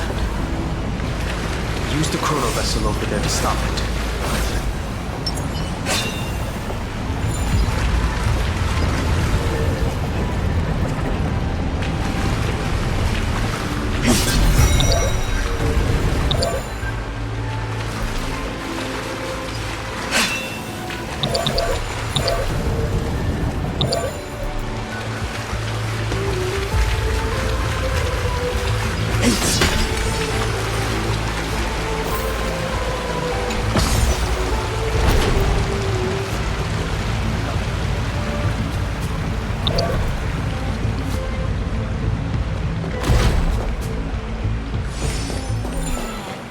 The fish returns to the ocean, her home where there was nothing left. For the sake of the future, she guarded the vortex to the end of the deep sea until the very last moment.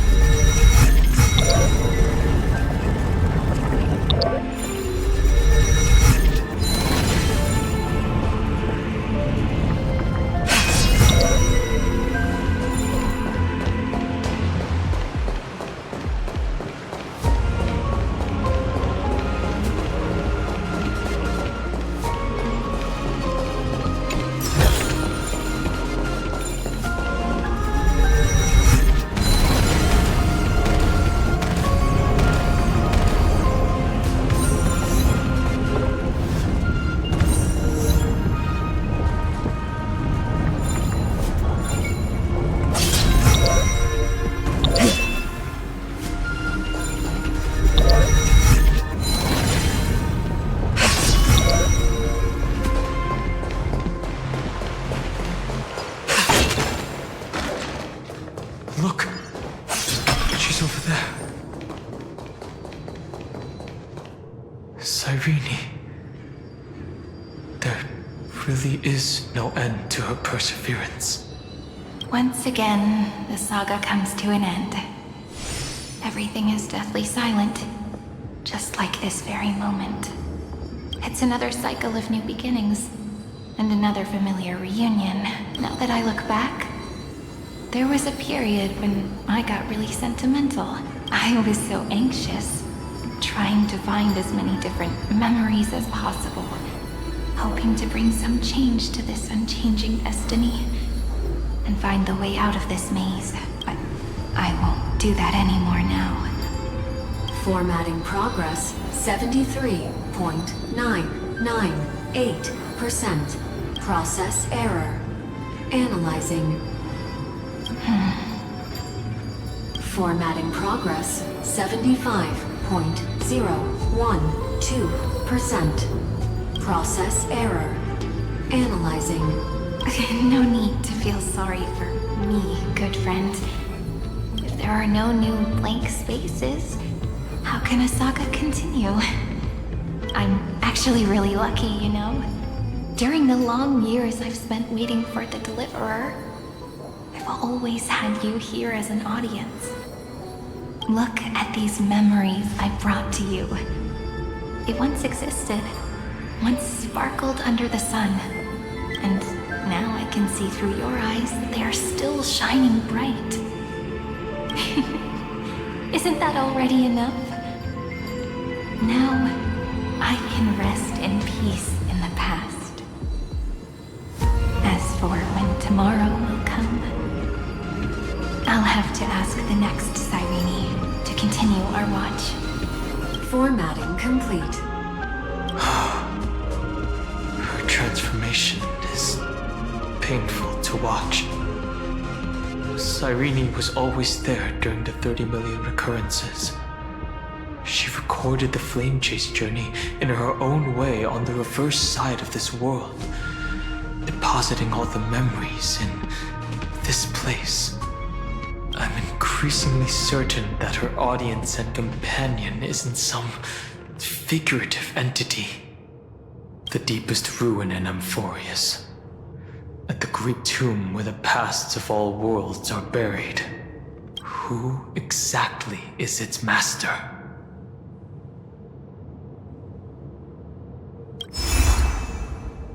Accessing recurrence number 335503337. Anaxagoras once again completed the proof with his life. His answer was so complete. All he was missing was a last variable from beyond the sky.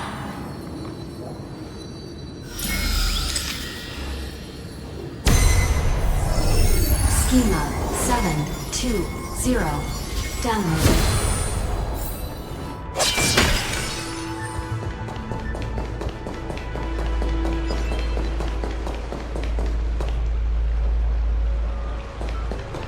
World-bearing. This divine authority is so heavy that I do not know how I can even tell its story.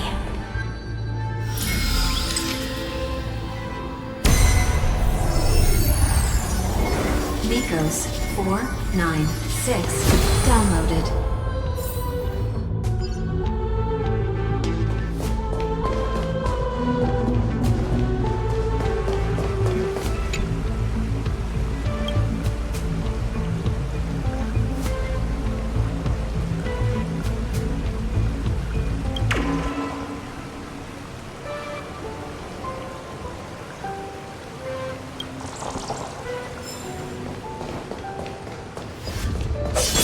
Romance, in warm gold, forged the long staircase for humanity. How wonderful it would be if she... The runes on the fan. We need to use the chrono vessel to stop it first.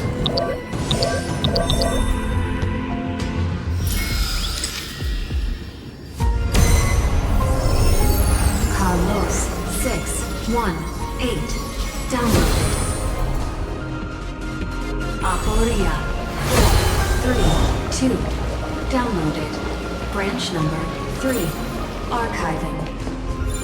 Object recurrence number 335503337. Progress 13.131%. That's the last encryption key. Take it with you. Branch number 3 archived. Encapsulating encryption key. Encryption key encapsulation complete. It's time to go back and activate the system in the middle of the Great Tomb.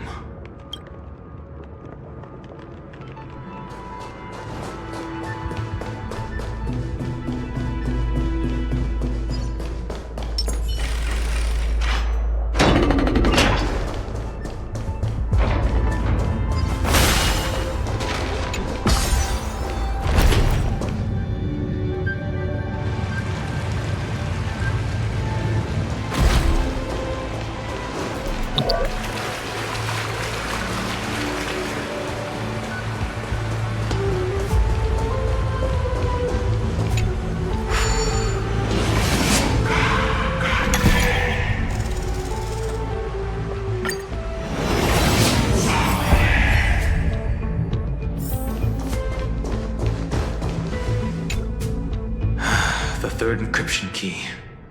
And the final piece of the puzzle. I pray that you can dispel all the mysteries and lead us into the deepest bowels of this world.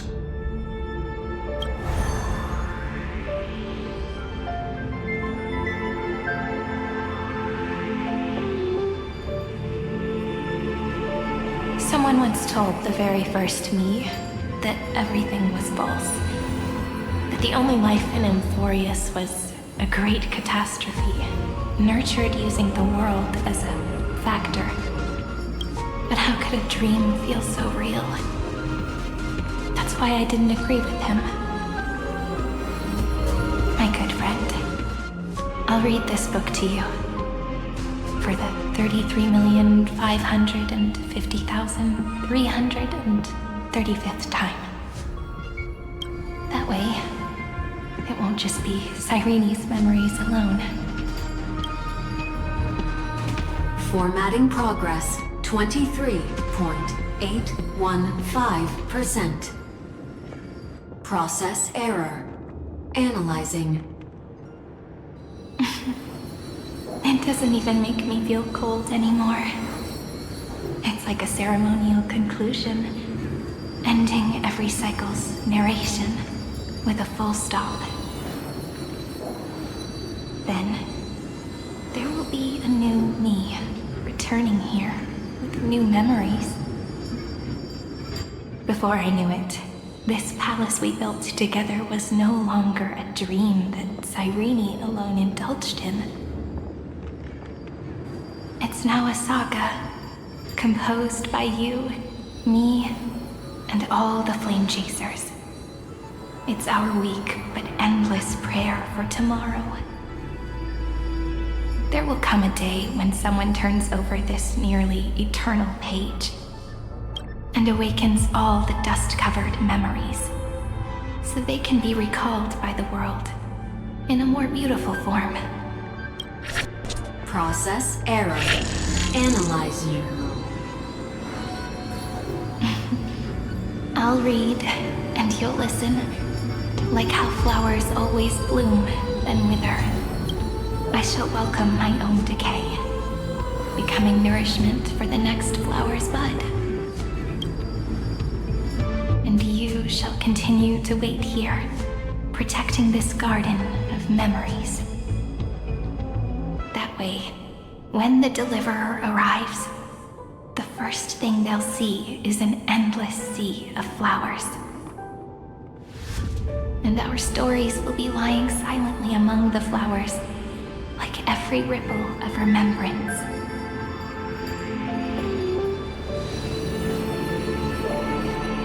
And they shall become the epic known as I've Written. The texture of memories is preserved in countless pillars.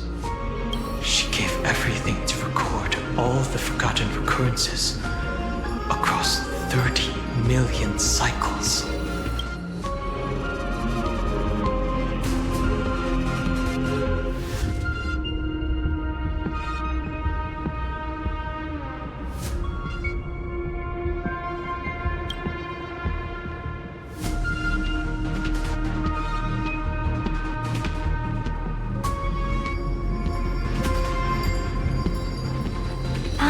All right.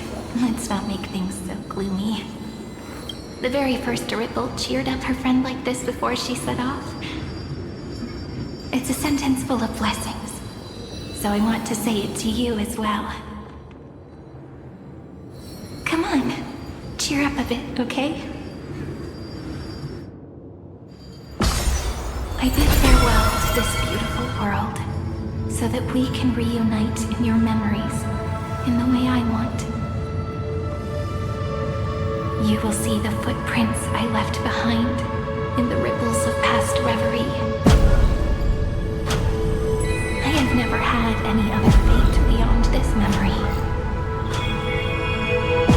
So please remember me with love, like that eternal footnote in all the faded sagas. Now, open this book.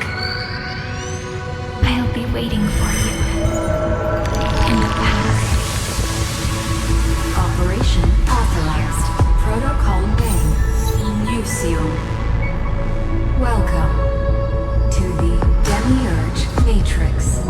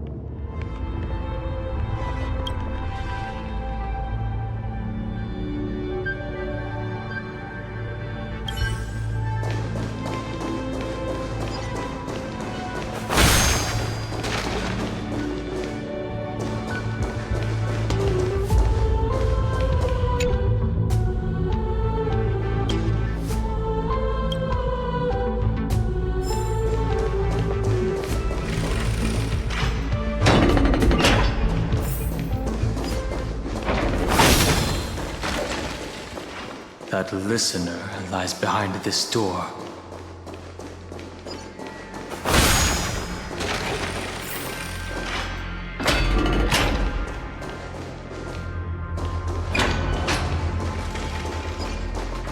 She did everything to record all the forgotten recurrences across 30 million cycles.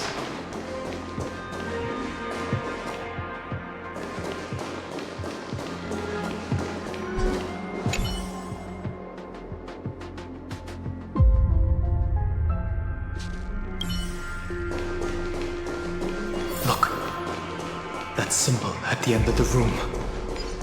It belongs to the 13th Titan, the unknown solitary god. The first new spore, Demiurge.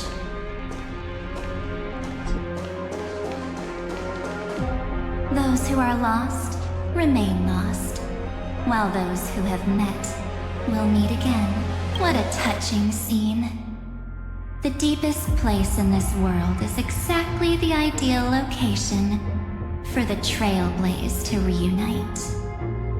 You're not the one we want to reunite with, Evernight. But you'd better explain everything to us. This tomb and the 13th Titan. Tell us everything you know. You're too on edge, Donhung. I've always been honest with the two of you.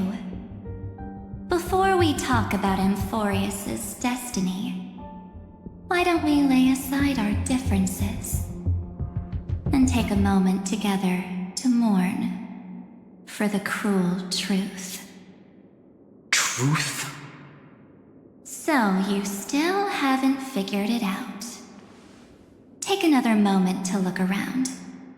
Look closely. You must be curious as to where the final Titan is located, right? What a good question that is. I too am curious. Because there's absolutely nothing here. Except a cold, empty void. You mean Cyrene was deceived? Indeed. Fu Li planted a false hope in her heart, making her believe that she was special, and that Amphorius still had a chance. Then, that poor girl walked into the Great Tomb over and over again, and willingly offered herself to the remembrance. Why did they do that? Did you really think they would just save this crumbling world? In the way Cyrene was praying for? Don't be naive, Memo Keeper. In this game between gods, the Remembrance chose to stand with the destruction. Given your evident hostility towards the Garden, I find it hard to take anything you say at face value. Aren't the Memo Snatchers' activities enough evidence? They did everything they could to help Iron Tomb reach completion. And it wasn't just to obtain some fanciful memories. Let me tell you the real reason. Iron Tomb is a perfect arc. If a seed can be planted within, then the moment the Lord Ravager blows the erudition to pieces, the remembrance will be spread to every corner of the cosmos. That masterless path will be equally split between two eons. Fu Li will devour the erudition. Do you understand now? The war among eons started long ago. Fu Li did not glance this way to save Amphorius. They will drain this world dry and turn it into a most poignant and tragic poem. But fortunately, that girl's sacrifices won't be wasted. I will give her another possibility. I promised him that I would recreate the cause and effect of this world and form a flawless Amphorius. But the only way for a world that can't be turned back to be considered flawless is to burn it with a raging fire until nothing remains. You plan to destroy all the memories Sereni has ever recorded? That's right. I'll set fire to all the stories, all the emotions, all the futility. I'll turn the garden's conspiracy to dust. Setting fire to this much material will be enough to completely annihilate the scepter's operating logic. Iron Tomb will lose the soil upon which it grows, and Amphorius will be truly set free. The freedom you speak of is no different from destruction.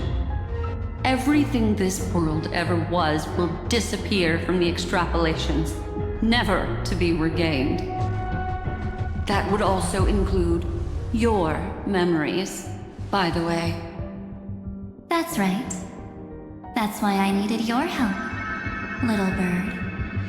The more we walked together, the more I was convinced that you have a beautiful Dharmakaya. It fits me very much. So that's why you took me here. Your true form is a bottomless obsession. Smart girl. You haven't disappointed me. This avatar is but a shadow cast by the candlelight. Discarding it invokes no feelings within me. What I must preserve is only my wish.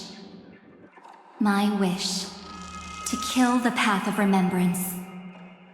March 7th will not find peace as long as they and their fanatical henchmen exist. The road ahead is still long, and she needs a guardian to stand by her side. You are my best choice. Allow me to refuse. That duty seems far too heavy. Resistance is pointless, my darling birdie. I will personally plant myself into your heart. And once I've calmed down those two, I will head into reality and find the true you. So, that wasn't enough to fool you. A genius's mirror trick and a protective mechanism of the erudition. Is that right? Those layers of security do make things a little difficult. But unfortunately, those two nameless are already right outside the door. Your plan is about to encounter a few mishaps. Until we meet again, Miss Evernight. Will you still not stand with me, my companions? We'll save the beautiful cosmos, and we won't leave even a single scar behind.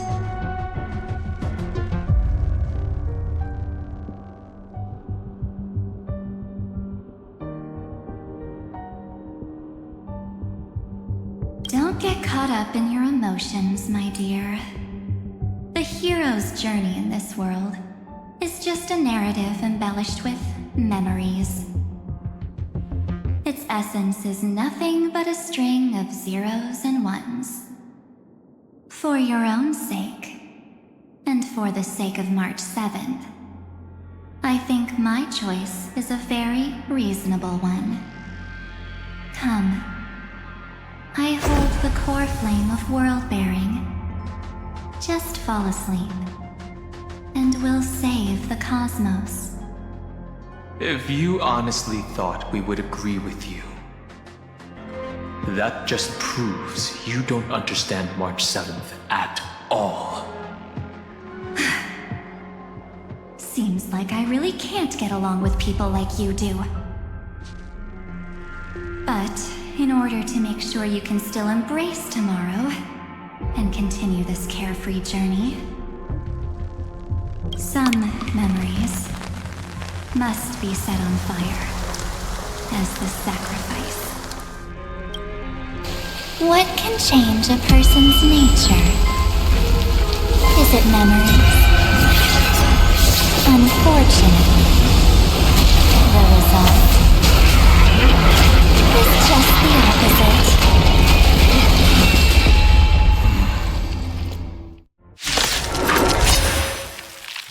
If a new life is to be born, its seed has to be dead. Only through abandonment and oblivion can souls walk from emptiness towards rebirth.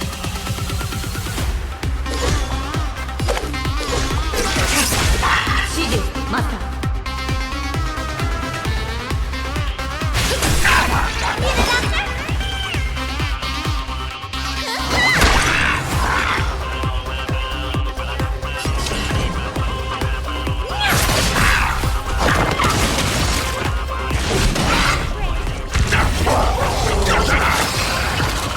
Tedious.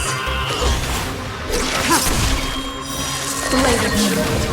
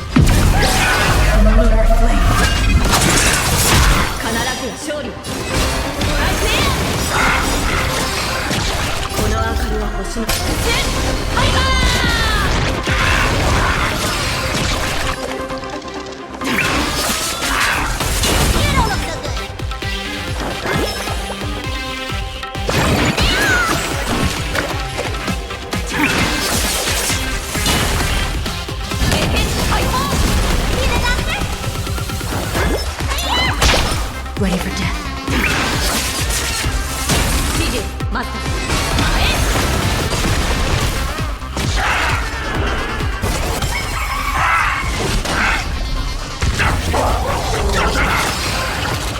Let me tend your wounds. Nowhere to run.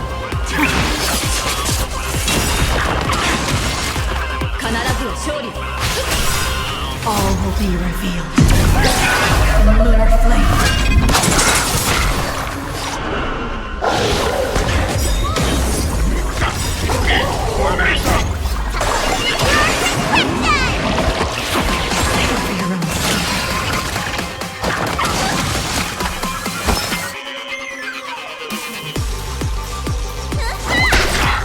Step forth.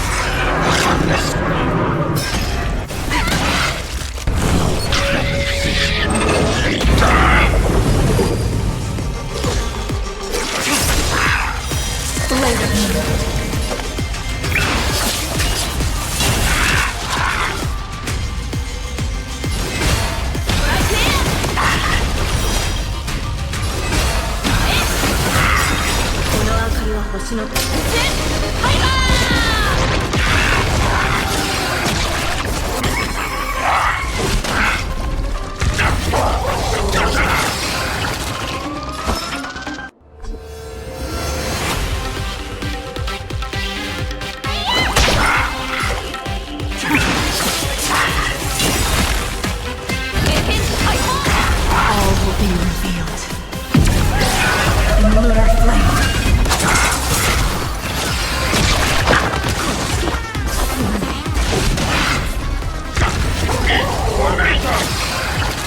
Ready for death.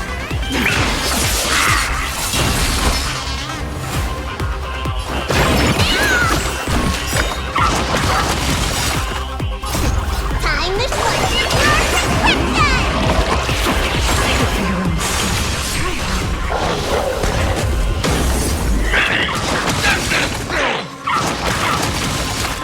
Nowhere to run. All will be revealed. In lunar flame.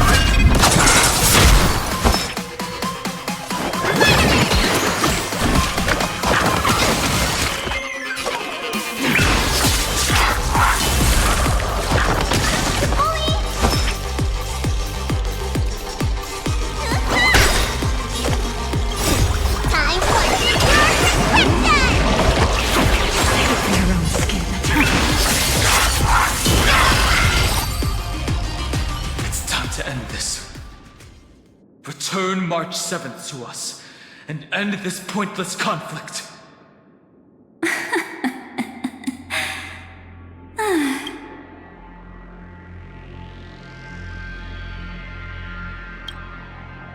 Don't get the wrong idea. I just need some time to deal with some unnecessary trouble. The encryption key written by those geniuses is already invalid. How about we play a game, dear? Don't worry, it won't take long. It's a simple multi-choice question. A or B? I understand it's too difficult for you to treat the Chrysos heirs as extrapolated data. Then why don't we assume for now that they're living, breathing humans? Now, the cosmos will face an unprecedented catastrophe.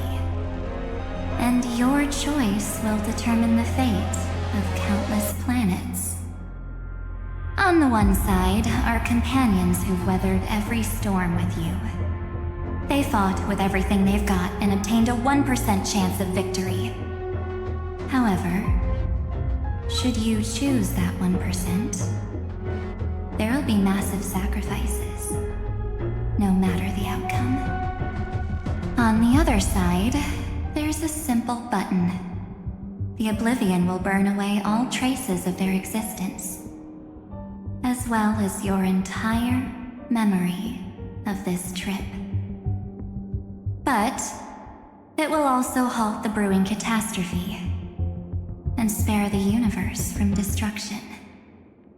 Those who are to be sacrificed will be fully aware of the decision you need to make. There will be no concealment or deception. Tell me, what will you choose?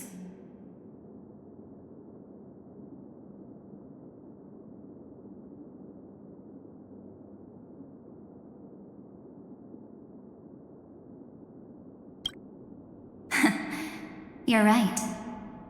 This choice is meaningless and unimportant. The only interesting thing is the number of people making that choice. I've just posed the same question to Don Hung. The answer doesn't matter. Let me see. Is this Trailblaze spirit truly as unified as you all claim it to be?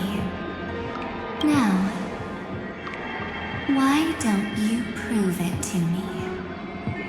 Wait! Cyrene?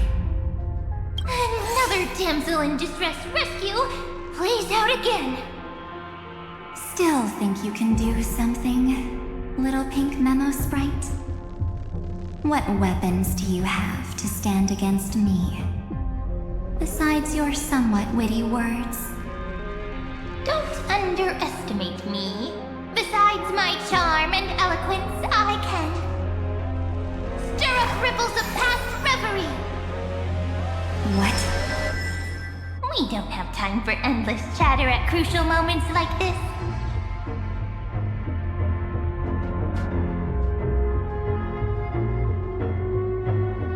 Quick, friend! Take this! Take the shot! I can't hold on much longer!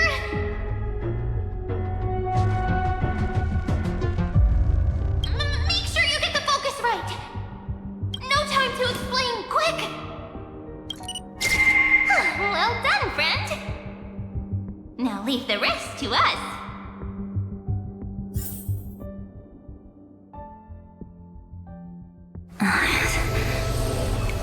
This is a light cone made from someone's memories. Oh, and there's a harmony entwined with it. Looks like someone's been busy behind my back. We meet again, naive me. I know you mean that as a compliment. But as for the word naive, I think I'll give you that one back. Welcome to Ides Elysiae, a small village shrouded by the veil of Evernight. Now, this memory will also belong to you. Let's give you a taste of your own medicine. With my home as the inspiration, I've created this maze. Hope you like it, Miss Evernight. Quite perceptive, little memo sprite. But with just you and that Harmony's little birdie, thinking you could trap me? That's a bit of a stretch. So, tell me, what role did you play in all of this? I really didn't think that this other me would be this strong. But at least when it comes to brains, I've still got the edge. My brilliant plan? Bet you never saw it coming. Oh. You mean that time? In that split second when we switched bodies. With your last flicker of consciousness, you hid yourself within the Titan's veil. Huh? You got it already? No suspense at all. But my plan was super thought out. I know those two better than anyone. A promise is a promise for them. They never go back on their word. History books, diaries, and photostones are all perfect catalysts for memories. That's right.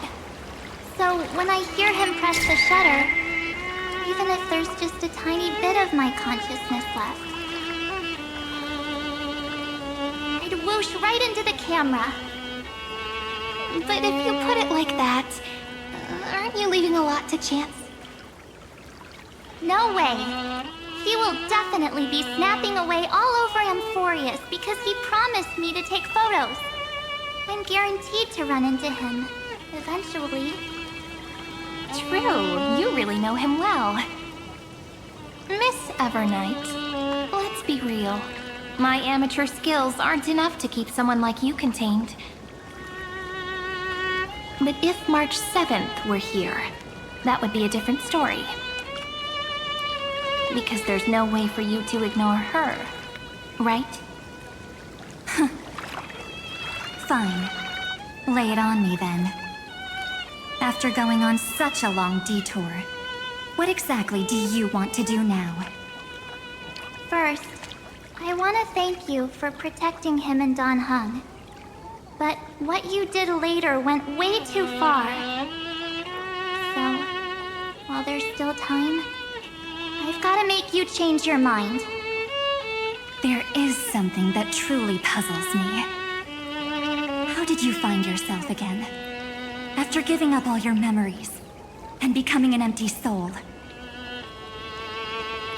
Looks like you aren't so omnipotent or omniscient after all, huh? The answer is simple. I have been dozing inside the camera all along, and I accompanied him during his entire journey. So, when he told Cyrene in this cycle about his interstellar travels, those memories of journeying with the Express entered my mind as well. I may still be far from the complete Mark 7th, but these memories were more than enough to fight you. So, you know what led up to this, and what followed, right? Go ahead. Tell me. Let's hear why you're so confident you can sway me. Why? Isn't the reason super obvious? Even through a camera lens, I know that the love, hate, and struggles that happened in Amphorius were the same as what real living people experience. Same old topic. I already got him to make a choice. The weights on each side of the scale are far too unequal. When destruction looms, trying to preserve everything only means sacrificing everything. Well, take a step back. Before we ask this question, have you ever really thought about it? What right do we really have to make choices for others? If the cosmos were nothing more than a bigger Akama, ruled by a so-called Imperator, maybe then she'd have the right to weigh both sides and decide for us all. But the truth is, we're just a bunch of nameless. Even with everyone calling him Deliverer, I believe that he hasn't forgotten. That the meaning of Trailblaze is to explore, understand, establish, and connect. It's not about standing above the cosmos as some kind of savior. It's about walking alongside every world within it. So don't try to guilt trip me with stuff like necessary sacrifices. The Express crew is immune to these baseless accusations. Besides, and this is just an example, if Madame Herta wanted to, she could have whipped out her imaginary weapon any time and blasted this scepter to bits. Because, according to your logic, the lives of a few nameless are nothing compared to a Lord Ravager's potential threat. But that's not what she did. You wouldn't have liked it either, would you? I figured you out a long time ago. You've got a fatal flaw. A weakness. In the shape of me. You've got such incredible powers. But you still kept your promise to me. That only means the sole motivation behind everything you do was just so I can keep traveling. You're not as naive as you seem, are you? In that case, I can prove it to you. I won't answer for someone else, but for myself. Here, hold this. An empty spirit. If you want to seriously think about it, this thing actually counts as my body right now. Its memories are all drawn from the camera's photos. In other words, from my journey of trailblazing. While I was awake, you were always sleeping. So talking about this probably doesn't feel real to you. So, why don't I walk you through these memories all over again? The spirit turned into a journal? Yep, that's what memories are. You don't know where they are, and you don't know what you actually remember. But when you need them most, the forces that have once changed your soul are guaranteed to appear again.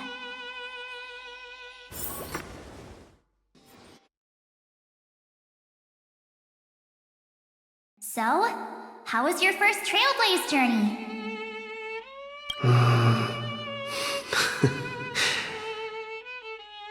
It was very fun. We should still be careful in the future. Oh, come on, Don Hung. We're here to celebrate for him tonight. Don't be such a buzzkill. Don't listen to him. Listen, I am practically a Trailblaze expert. Stick with me, and you'll be just fine. You call this trip fine? Well, that's because we could only find 700-year-old guides online. So, you've been to a lot of places before? You bet! Capital of Passion, Calcis, Tychean. If I count on my hand, it looks like this is my 6th stop. All my souvenirs are in my room, but they're just a bit of a mess right now. I'll tidy up later and give you the grand tour. Oh, look at this. A Bellabogian notebook. A special souvenir I asked Branya for. She prepared quite a few gifts for us. Raw Geomarrow, Supreme Guardian medals. But I only asked for this little notebook. What's so special about it? The previous Trailblaze missions were all on super high-tech worlds. Forget about paper books. Even holographic projections were ancient relics there. Eurillo is completely different.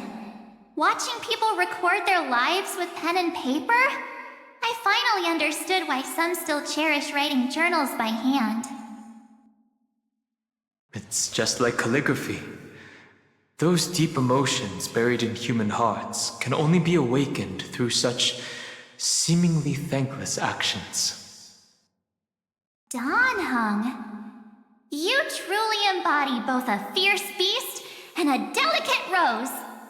Anyways, that's what I thought too. A camera can only capture fleeting moments, but stitching those moments into a story, you've got to use your own hands. In other words, just taking photos isn't enough. They need a place to be displayed.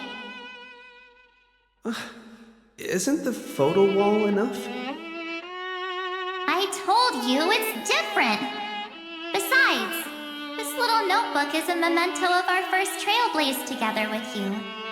That makes it even more special. Anyways, the next stop is the legendary planet of festivities, Penacony. So, when we get there, I'll make sure we take tons of pictures together, until the memory card's bursting.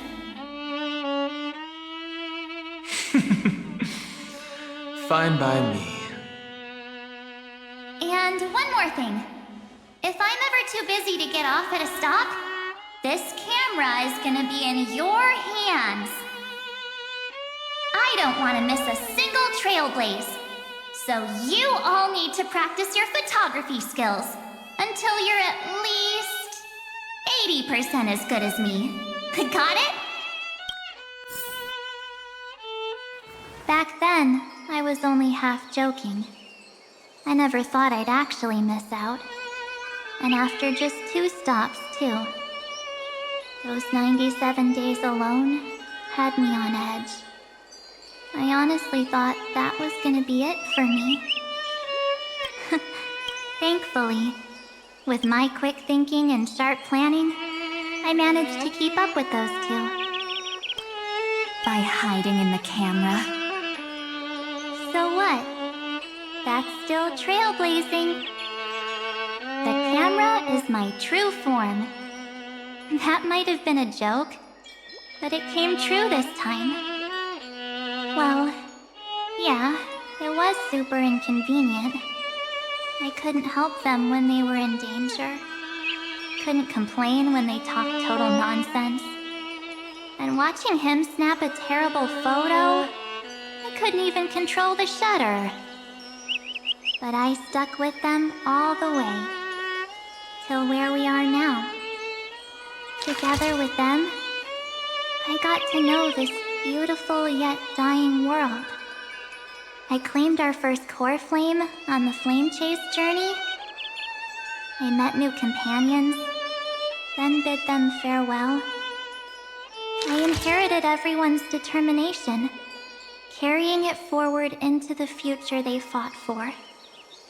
One they can never see.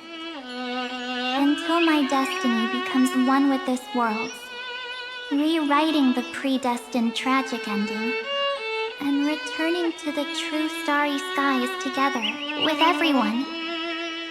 Only then can I pen the name March 7th. Into this hero's journey called Amphorius. Into this unprecedented trailblaze.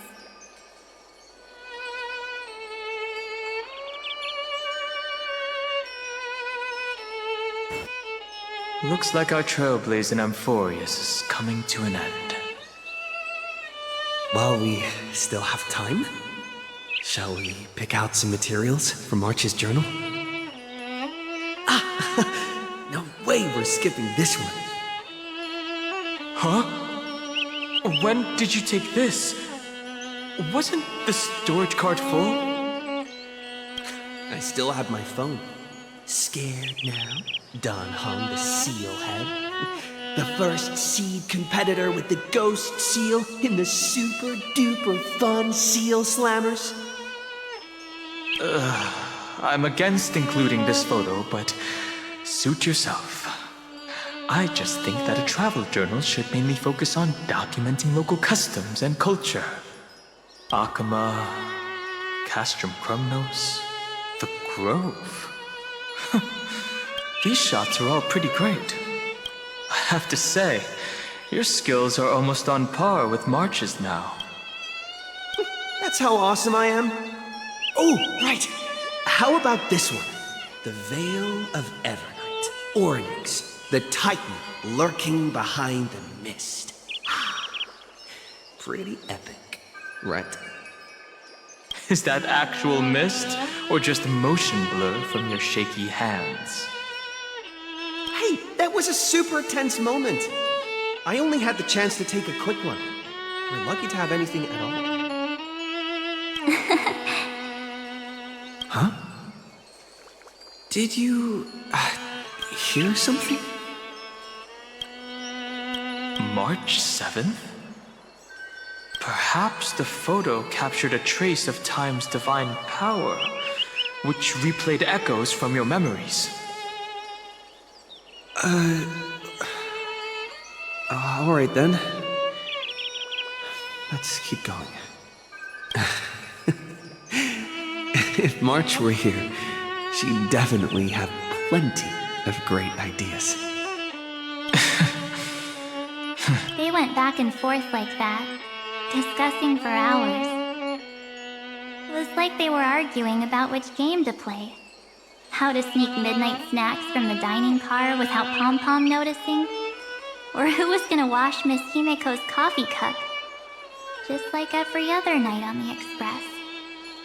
They've always been by my side. No one knows about my forgotten past. But no one holds it against me.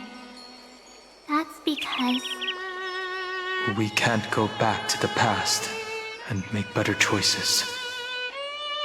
But at least we can do better in the future. Isn't that right?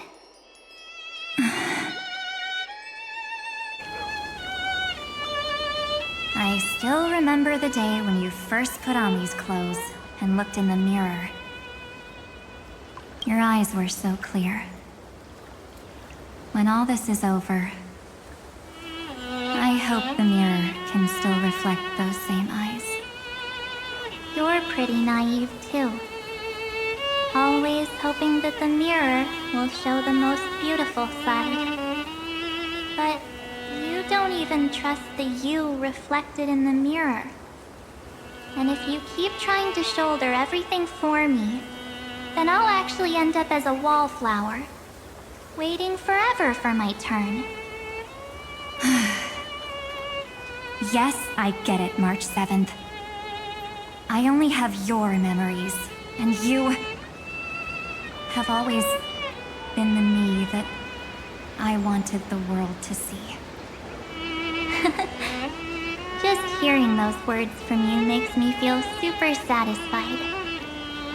Well, I've appealed to your emotions. As for reasoning with logic, could you help us out here, Cyrene? I'm here. Finally my turn to shine, isn't it? Miss Evernight, you've been so fixated on your targets that you probably haven't even realized that a massive variable has emerged in Amphorius in this cycle. Amphorius is about to be destroyed. There's no time left for pointless debates. There is only one law I want to overturn to aid the final battle of deliverance. So I will only offer the life of one demigod.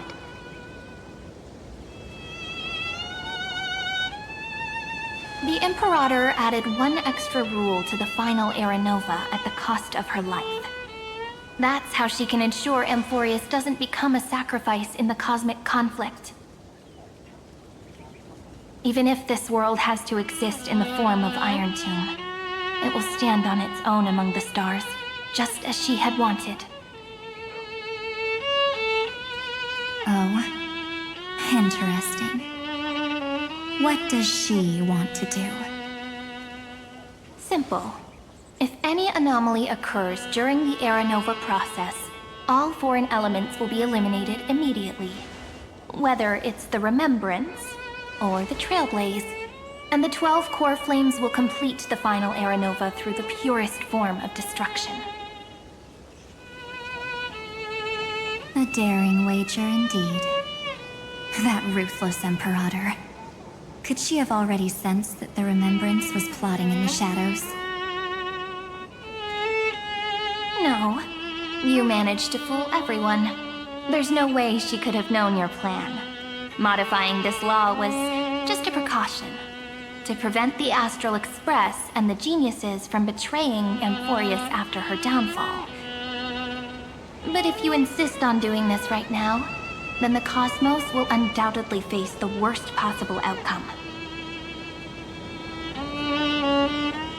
My friend, Dan Heng, and March 7th will all merge with the Scepter and become a victim of the destruction.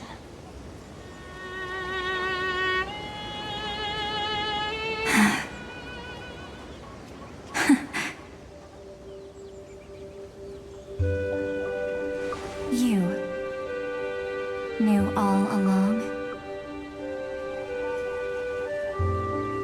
Yep. But I decided I needed to have a heart-to-heart with you first. I won't be afraid. Even if my inner world is nothing but an Evernight. That's because my journey's destination lies among the stars. I believe what lies ahead will be bright enough to illuminate my past.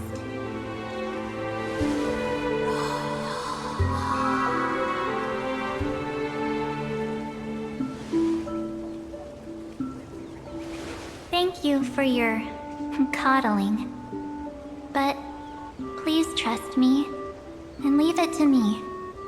Both my past and that obsessive oblivion will help me become even stronger than him and Dan Heng.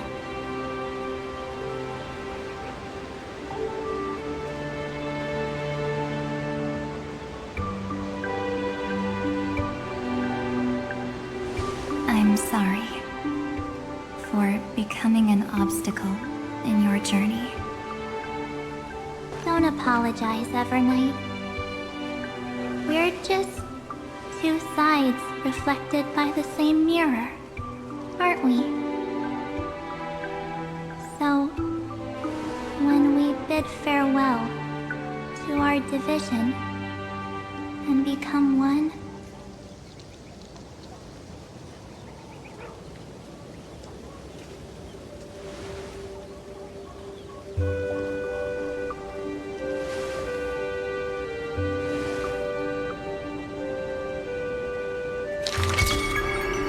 our memories will only grow more beautiful. Many thanks, Mr. Sunday. Are they in this memory zone? Yes, but we can't let our guard down. Let's go find them.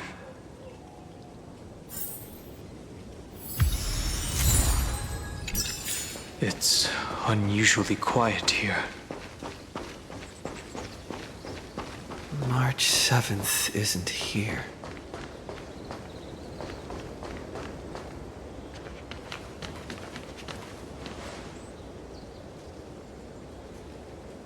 Get ready. We can't give her any chance this time. 3 of a kind. 2 pair. Ace.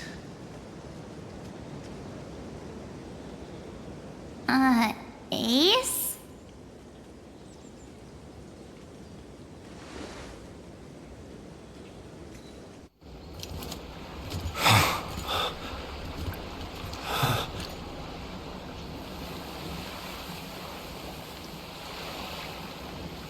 March?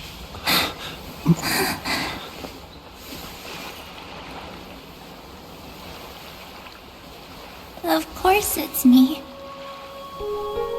It's been a while.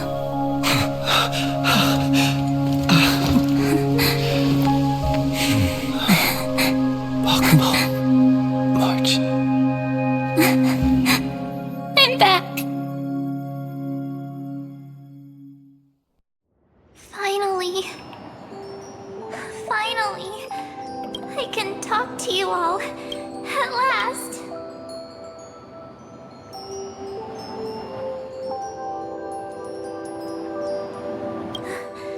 How can I possibly hold back my tears at a time like this? You protected us, March. I had so many ideas for our reunion. I was gonna sneak up from behind you when you weren't looking, tap you both on the shoulder, and then flick you each on the head.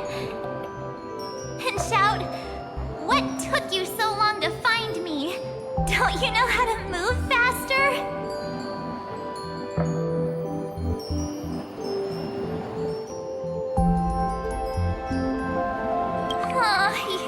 You too?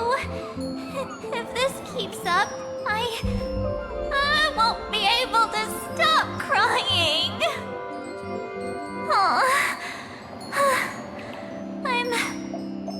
I'm just so happy. We both know that you've been by our side this whole time. This Trailblaze journey wouldn't be complete without you. We'll not only trailblaze into the future together and save the world, we'll also return to the Express together and head towards our next destination. After we complete this Trailblaze, let's hold hands and head home together. If a new life is to be born, its seed has to be dead. March 7th. When you bid farewell to your past and are born from the 6-phased ice, have you thought about the version of yourself you want to see in the mirror? As of now, I have no intention of making choices for you. You've already decided on your next destination. So, let me exercise oblivion one last time, and wipe the name Pure Child of Anasrava from your mind. I am an obsession whose purpose it is to protect you. The only memories I have are yours. Therefore, the only one thing I can be sure of. The Garden of Recollection is your enemy. The Path of Remembrance is far more than what people observe on its surface. And I will not allow you to become this broken conspiracy's next sacrifice. If you ever need me again, feel free to awaken my power. And when the time comes, don't hesitate to devour or burn away anything that stands in your way. Then trailblaze through the darkness in my stead. As always, oblivion shall keep watch over your past, veiled in the hush of the Evernight, silent and serene.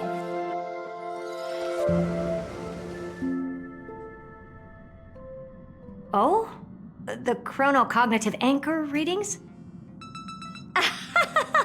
They actually pulled it off! Not too shabby at all. They got the first genius, then they put the garden in its place. This chapter in trailblazing history may not be the last of its kind, but it's certainly the first of its kind. We couldn't have made it this far without the wholehearted support of the two geniuses.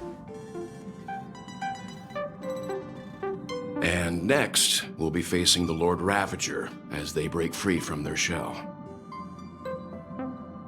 Let me give you a warning. The backdoor screwy setup in the Earh Nova system can only get you as far as breaching the core of the scepter, nothing more. As for those nastier malware programs lurking inside Iron Tomb's belly, you'll have to deal with them as they come. That's more than enough to help us. By the way, how are Mr. Screwlum's preparations coming along? I'll give him a bit more time. Those screwheads at the Imperial Advisory Council need to understand what the concept of war means first. The worst case scenario would be them having already dismantled all the fortresses in Screwy's collection while he was away. I've heard Mr. Screwlum's fleet includes planet-class mechs. Hyacinth, Poppy, Oleander. Which one will answer the call, I wonder? You sure know your stuff. I'd rather none of them show up and let my space station save some face. The memory of this decisive battle is bound to be absolutely magnificent, isn't it? Sorry to keep you waiting, everyone. I also have some news to share. The Xianzhou Alliance has replied that they are willing to offer what modest support they can in the campaign against Iron Tomb. The Alliance? Not just the Luofu? This is really good news. With this, our odds of victory just went up another notch. Whether this news is good or bad remains to be seen. What do you mean? Something has happened that even General Jing Yuan couldn't understand.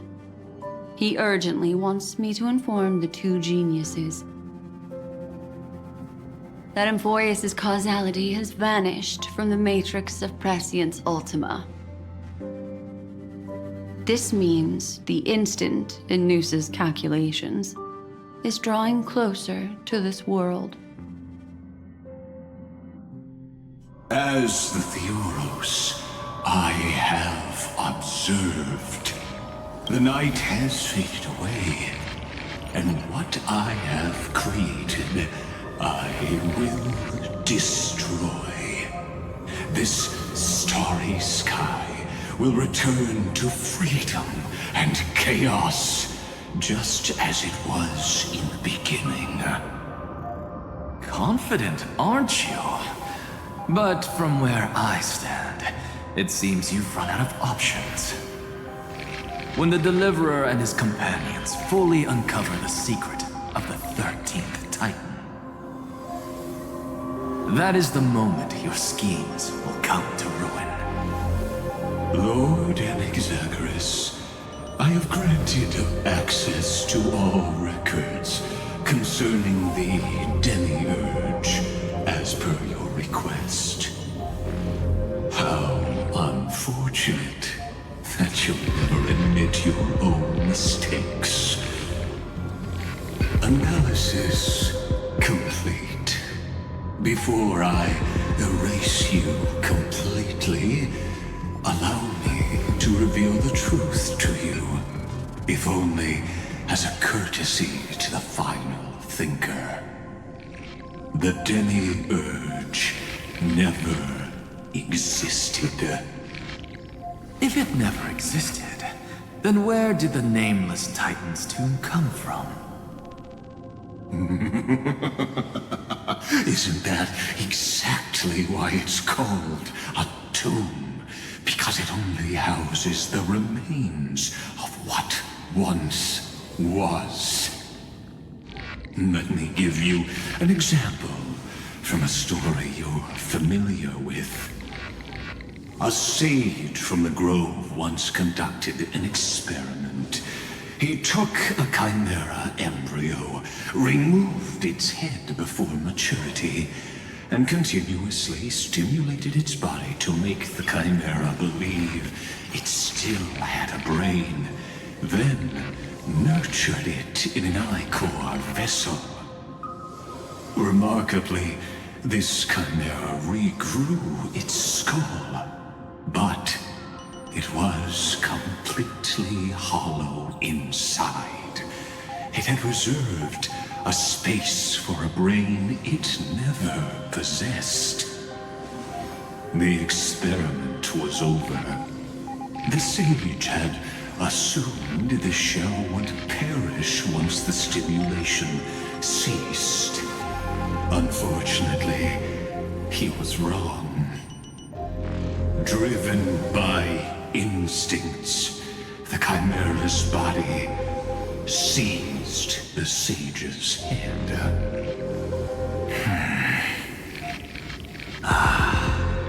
So that's it. I was stuck in a flawed line of thinking. You've got it. I knew you'd understand.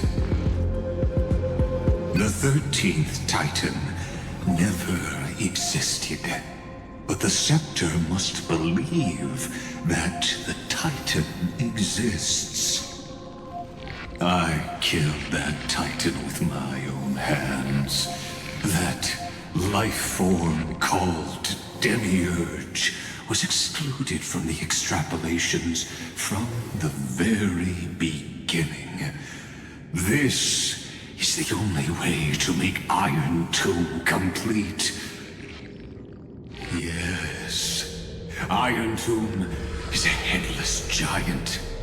And to become whole, instinct will drive it to seize another head. Noose, the erudition. Your Titan, the Eon of Erudition. I see. So you were afraid after all. Afraid of history repeating itself. Of losing control over your creation yet again. You had to resort to turning it into a mere puppet. I shall shackle God with my own hands.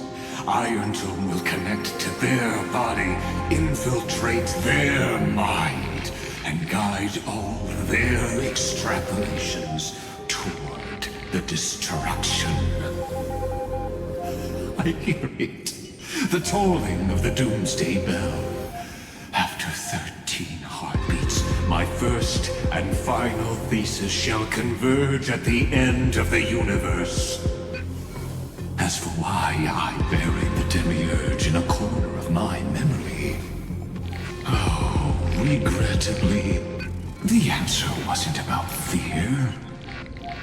I simply forgot long ago. Nothing more.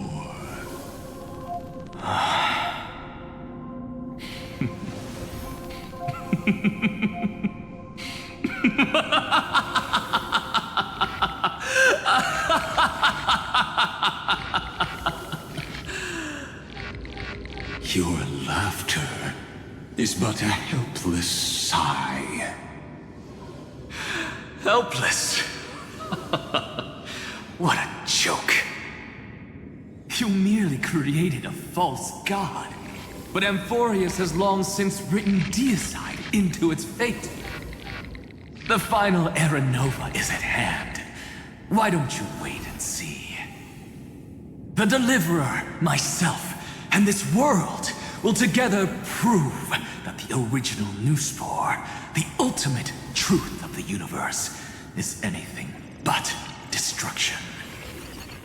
See you in the next life, Sage. If there's even a 1 in 10,000 chance your conjecture is correct, then, in the name of genius, I shall most certainly witness its failure. All shall bid farewell to one, and that person alone will witness the miracle. Such is the will of fate. But this time, it will be the final flame chase journey. The epic with endless cycles is about to end. The extrapolations of the erudition, the core flames of the destruction, and the textures of the remembrance. The three paths converge once again at the world's end. And the Trailblaze will write a new beginning for this world. Not only that, we'll also carry the history of all 30 million recurrences into the new world with us. It wouldn't be an exaggeration to call it a miracle. This miracle wasn't created by just one person. Feynman would have long been consumed by the core flames if he hadn't chiseled his companion's dying wishes into his soul. And if the hero's resolve to chase the flames had wavered, Cyrene's journey would never have begun. The heroes never yielded and never fell during Amphorius' 30 million cycles. It was fate that fell instead.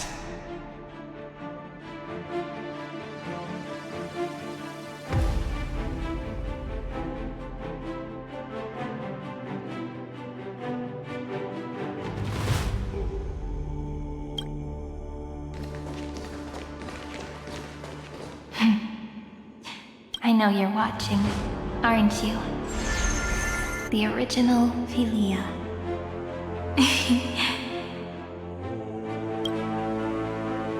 Weird.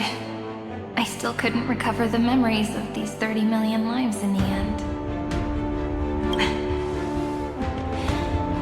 But that doesn't matter anymore, right? I will make the same choice as you, because that's just who I am, and I will always have my charm. Losses are a constant on the flame chase journey, but even if everything fades away with the wind, there's one feeling that will remain.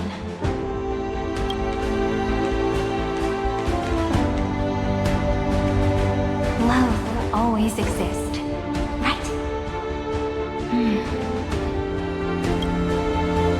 Let's write an ending unlike any before. For this world we so deeply love.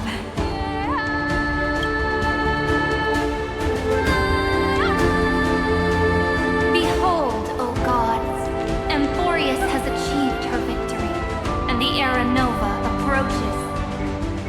The radiant soul has arrived, having walked through the bustling night, bearing the golden fire and blood, stepping with pride into daylight.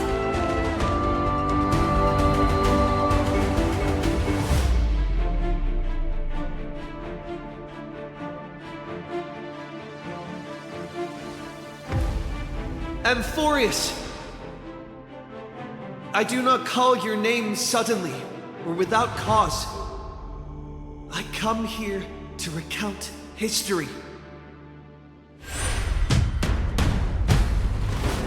In this world, they fused burning golden ichor into their bodies. Will destiny remember their names in days to come?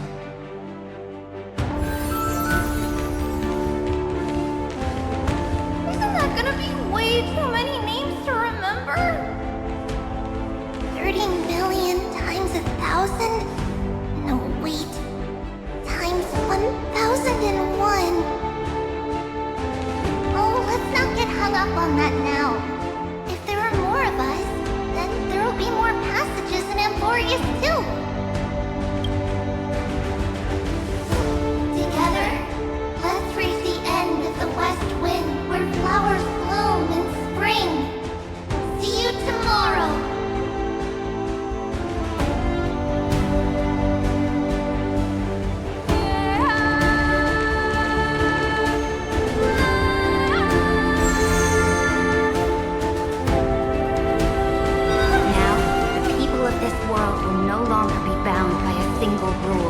But will make their own laws. Though the Imperator's figure may seem rather small against the stars beyond, she will suffice as the cornerstone of the world and become the foundation of the greatest empire. Looks like this will be a feast that never comes to a close.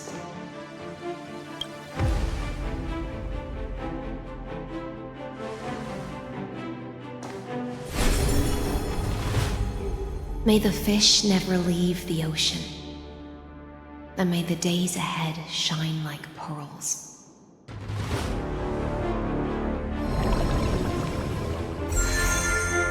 May the gentle sky watch over all beings.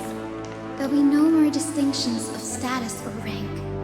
Only you, me, and everyone's shared hopes. Reason or defects, they will all be sown by my own hands. If there's anything else to say, I urge future scholars not to put me on a pedestal. Just make use of what I leave behind. May the newborn dawn keep the world's eyes ever bright. Their defiance may be bitter. Romance shall never perish.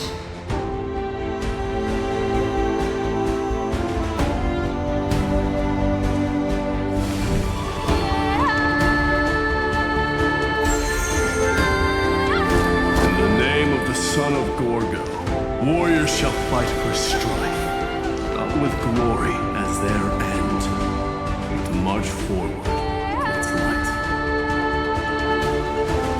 Even though death shall eventually separate us, let every embrace we share be without regret. Why are you guys all so serious? Fine. Then I'll wish for there always to be water in deserts, and gold in fertile soil, and for everything in this mortal realm to be attainable through trickery.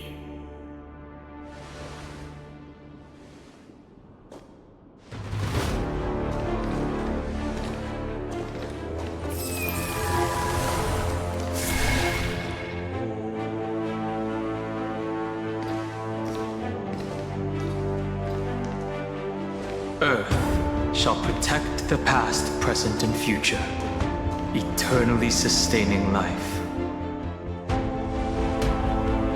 Is it my turn? Then let time watch over the past and guide us to the future.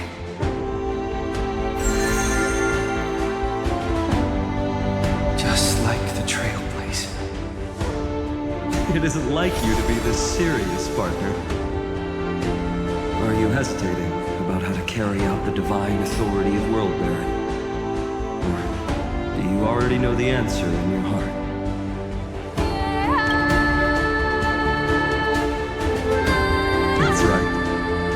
keep moving forward. In your own way. Bring a true dawn to Emporians.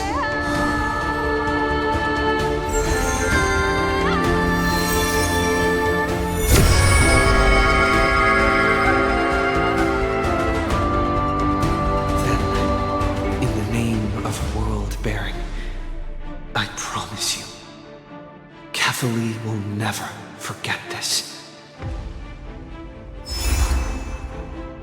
And now, let us all embark on this final grand journey. Stand with me and become heroes.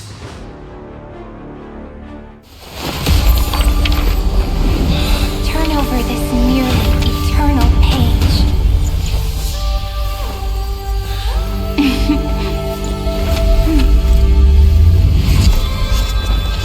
Let the Trailblaze stand on the canyon of the west.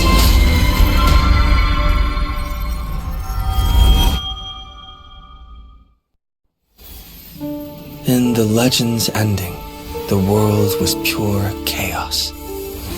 Then the gods cast down the core flames, and the titans were born within. The destruction's black tide fell to the ground as Doomsday's distant reckoning resounded. Yet still, there were giants who chased the flames, leading the way in the grand undertaking of Trailblaze. Flow, golden blood, flow.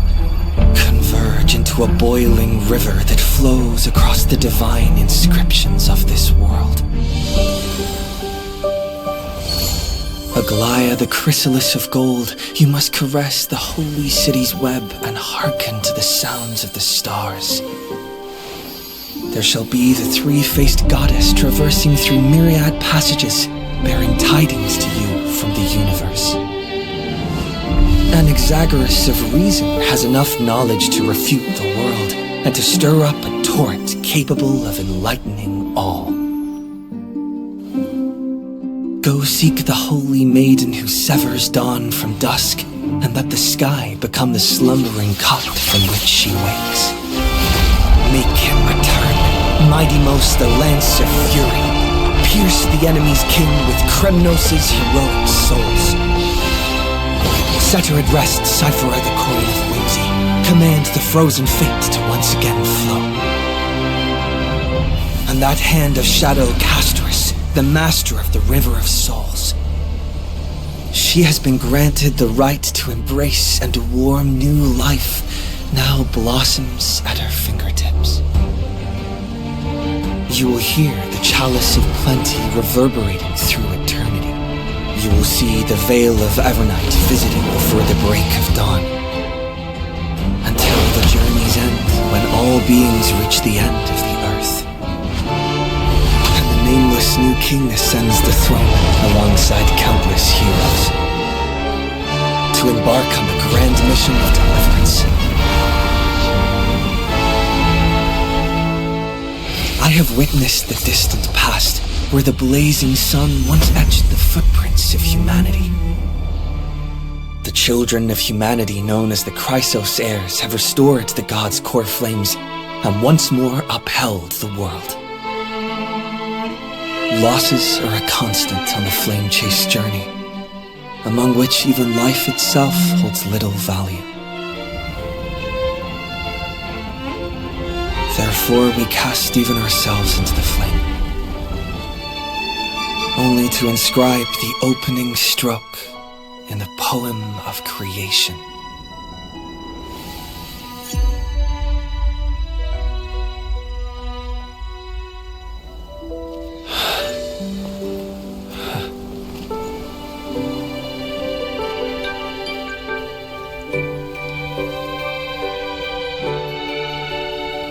Of course, this will be a romantic story like none that has come before. You think so too, right?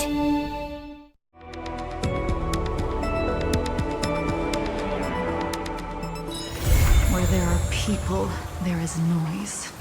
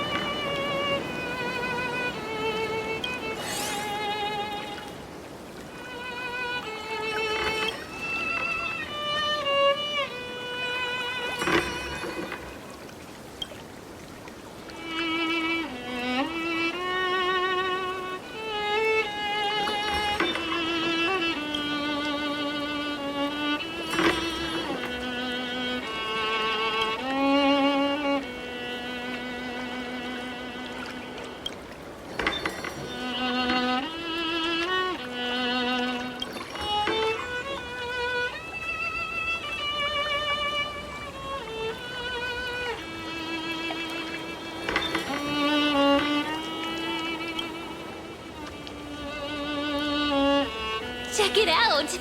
Doesn't this scarecrow look just like you? I spent ages observing just to get it right.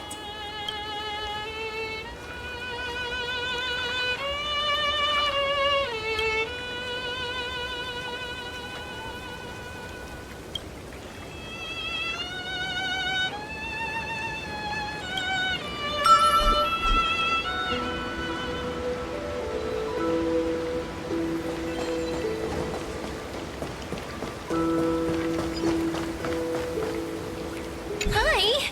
I'm so happy to see you. Are you here to play with me?